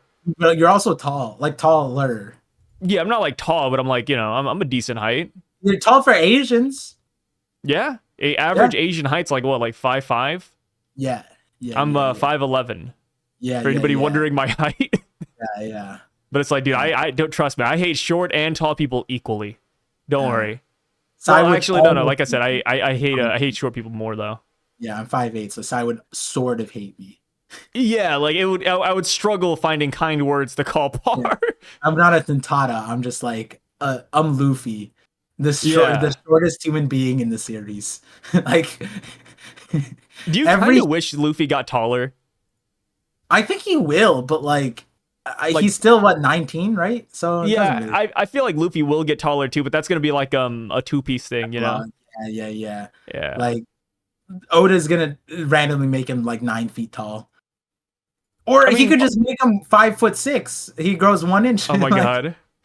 I mean, Oda's kind of already making Luffy tall just by having him go into like this giant form too. True. Now here's a question. Do you think Luffy goes back and talks to the Iron Giant? I don't think so. Like Luffy, I think the Iron Giant will voice of all things Luffy while they're leaving. And you don't think that the giant is like, I think some people are like, is the giant like betraying Luffy? Like, is this a sorry Joy Boy like anger? Sorry, I have to kill your descendants. No. Yeah, it's not that, right? It's just like a Zunisha Noah apology type of thing. I don't know. Apparently there's a lot of misunderstandings back then, dude. I don't know, man. Yeah. A lot of people have to apologize for what, but like, everybody's letting everybody down. What if it wasn't like Joy Boy had to apologize to Fishman Island, and we know it's called the Noah, but like, what if the name of the legendary Iron Giant is Noah? What if, because I was like thinking about it, and I think someone posted like this is this is Joy Boy's Frankie, so like this is Frankie, but for Joy Boy, and so this would be like, and maybe Joy Boy's Frankie was Noah, who made the Noah's Ark. And like, I have a theory that the Noah's Ark has some kind of relation to that, have the Kaboterman, that kind of a thing. But like, then I was thinking about this version of it where this is I think someone specifically said that this is Joy Boy's Frankie. But my take is like, what if his name is Noah? And then that he's a shipwright? And that'd be kind of crazy, right? Noah the shipwright? Yeah. I would like that. That'd be interesting. He's just like, I'm so sorry I couldn't build you the ship for fishing. Imagine the giant ship does get destroyed by the Vice Admirals because they're powerful. And then the next thing that happens is that, just like how Frankie had like the whole thing where it's like, oh, like in a bad timeline, Frankie becomes the ship, and we saw the Sunny thing. What if this ancient robot becomes a boat? Yeah. Hey, yeah. That's what I'm thinking. That Noah. No one said Noah's. It's gonna happen, bro. Like, how did Noah build this ark? He must have been pretty good with ships. Must have been Noah was a shipwright. Hello? Yeah, why? Yeah, when you really think about it, why? Maybe, like, why else would it be called Noah's Ark? Yeah? I was gonna say, like, maybe it's like an opponent ship, maybe like a lost lover. Like how Kid had like the Punk Victoria.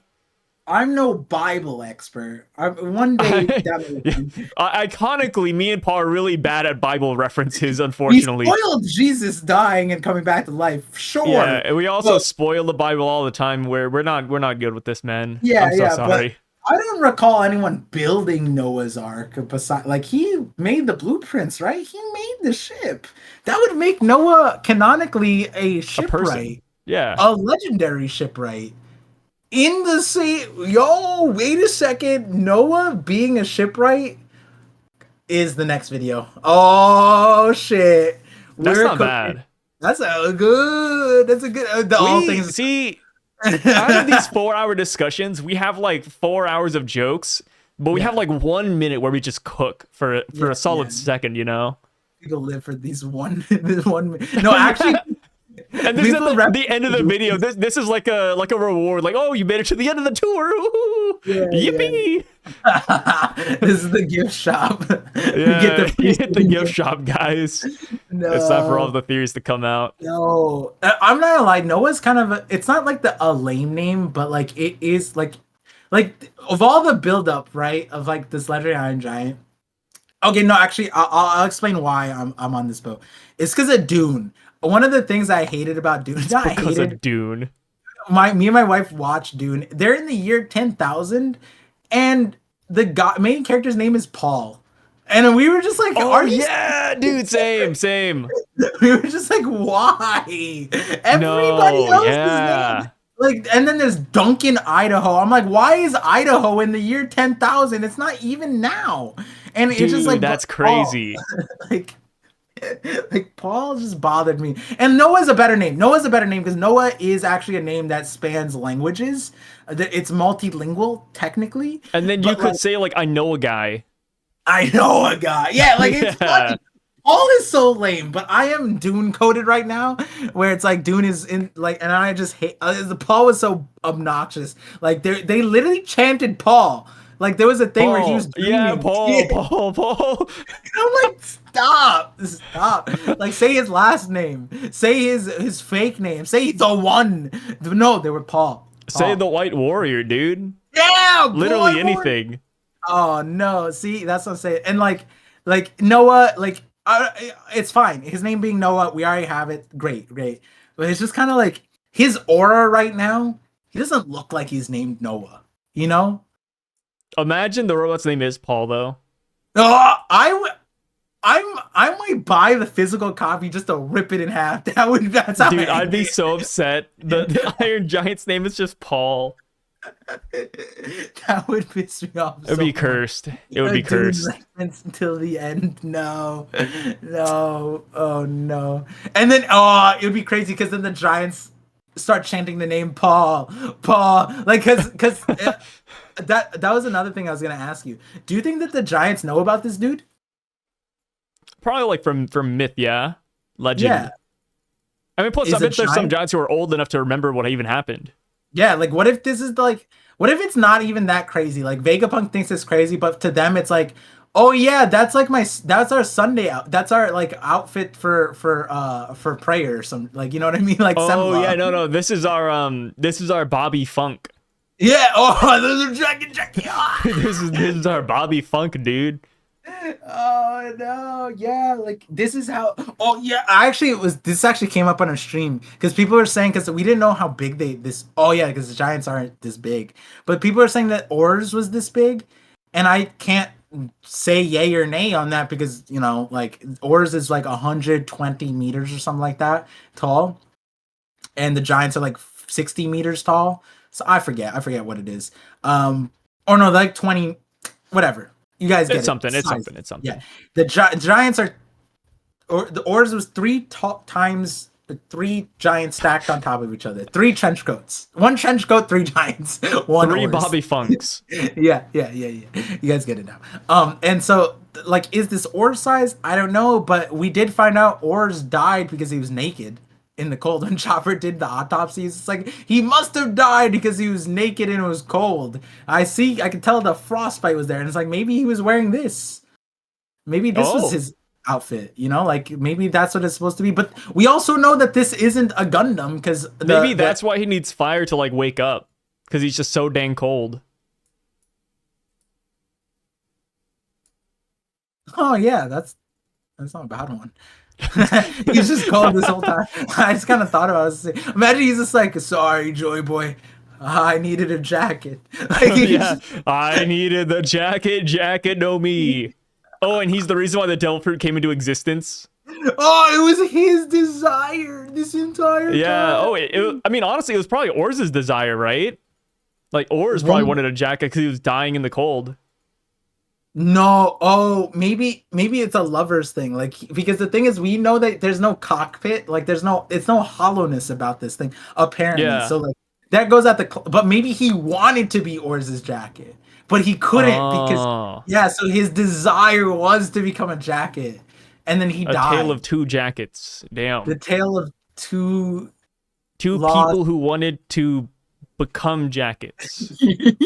Something like, dude, I don't know what we're cooking. I mean, now we dump some salt into it. It's going crazy. The man who wanted to be a jacket and the man who needed a jacket. Like it's some weird vibe. It's like a 2024 love movie or something. I love that you said it's like a 20, like that's a modern anime title where it's like stuck in a dungeon, trapped with a bunch of girls. What will he do? It's like the entire synopsis of the show in the title. We are getting to this weird period where like every movie and show is getting really strange. Yeah. We're either getting one generic word or like Dune. Like, yep, that's it. That's the movie. Or we're getting like the entire, thing. Or it's a franchise. Which Or it's a remake. Yeah. Why'd you say that's a taboo word for me. I would make Remakes are cool. like Chainsaw Man. If I was in the Chainsaw Man verse, the reboot like Ghost, like the yokai or whatever, the reboot demon. Yeah, like it would just reboot. I would kill. I would die. I would lose to that demon. Yeah, it would be the most feared demon out there. Yeah. It was sponsored by Nickelodeon, Disney, and Cartoon Network. Like, oh no. Hey, shout out Nickelodeon, man. Oh no. Nickelodeon's crazy, bro. The whole documentary's wild. I have to watch it from beginning to end. I watched like middle parts here and there. Woo, yeah, well, hey, ending on that note. About being quiet on set. It's time to be quiet on our set. On our set, because we're ending it here. Yeah. Any final thoughts on breaks? You're on the break week. We're still gonna meet up and do the Parcast. We're starting. Yeah, we'll meet up, but we'll probably reboot. We'll reboot. This is the correct way to use this word. We will be rebooting the 50/50. Yes. It's not because like, this. No, what are you gonna say? I was gonna say because there's no way we could talk about One Piece for hours on end during the break week. There's no way. That would be a task. We could, but should is the problem. Should we? Yeah. Like we're gonna start coming up with more theories like like the ancient robot wanting a jacket. So maybe it's for the best that we don't go on for 4 hours about One Piece. That's how the first cyborg was built from this birth, their desire. Oh no, Frankie's a child of this. Yeah, so in the coming weeks we will be bringing back the 50/50, thank God. Yes, and we'll have One Piece discussions, whether it's just with us or with other people or on other channels. And I'll just be mainly working on getting videos up. I'm going to be starting strong with probably the most. I'm gonna say it because I think I'm most known for my break week theories. Famously, the Vanderdecken is a mushroom. But I always do this when the break months start. I start off with the break week theories. Like, oh no, the One Piece community is going crazy. But I end with like my Godfather Shanks video that ended the break month for me last time. And then this time I'm going to end with what I think the One Piece is, which I already told you last year, and I'm still on that boat. Definitely believe in it. Some things have changed. Obviously, we got the Gorosei forms, but other than that, we're definitely starting off strong with this break month thing. And funny enough, this is a theory that we coast. This is birthed on this podcast. And it's run wild. It's grew legs. I love Par's theory so much that he's going to be releasing that I'm going to even make a video promoting his theory. I'm literally going to make a video say, guys, you got to check this out. It's a good one. It is funny. If we get random people on like on Twitter, TikTok, like, did you ever read that One Piece Jimmy Neutron theory? Oh, we won. Easy. We won, yeah. Yeah. Like the minute you see like Professor Calamities and Vegapunk together side by side, it's over. Listen, now that like I kid you not, when spoilers happened during Egghead, they should have straight went to Jimmy Neutron for gifts. They could have just spoiled the entire chapter with one Jimmy Neutron gifs. Like when we got Punk, and maybe spoilers, people, because I know at least TCB watches me, and I know they also watch this channel too. So like, if you're in that sphere of people and you're looking for Redon, if you're looking for gifts, I'm giving you a gold mine, right? Because it's Redon who does that, right? Yeah, but he's not with TCB though. Yeah, he's not, but he's in the sphere, and he doesn't speak English. What if Oda? We think Oda might be watching this channel too. Man, Yeah, Oda's here listening to us speculate about jackets. Yeah. Yeah. I mean, like, In there's his free another time, thing. Oda throws on his favorite podcast, the Parcast. Wasn't there something like 2 weeks ago where it was like we said something and the next cover story was like, or not two, like a month ago, and it was like kind of like really weird, but it was like something we said, and it was like, ah. But I now we forgot know what it that Oda, was. there was something, but now we know Oda's 100% on, like, he touches the internet. Or, Yeah. I mean, with the memes with like Yeah. what Jimbe pulling Zoro away, the baseball stuff. Like, yeah, yeah, he's there. Oda's a funny guy. He's a funny guy. Yeah, there's another world where Oda is just cracked. He could be unironically one of the greatest comedians, completely disconnected, but separately predicting the discourse of the world. And like, haha, I think everyone would find this funny. And he's just alone in his room and he's cooking up like the biggest brain rot ever. Painted black blades and stuff like that. That'd be hilarious. That'd be even better. He knows how to tease a fan base, bro. Yeah, he's been doing it for 26 years. And speaking of teasing for 26 years, Goon out.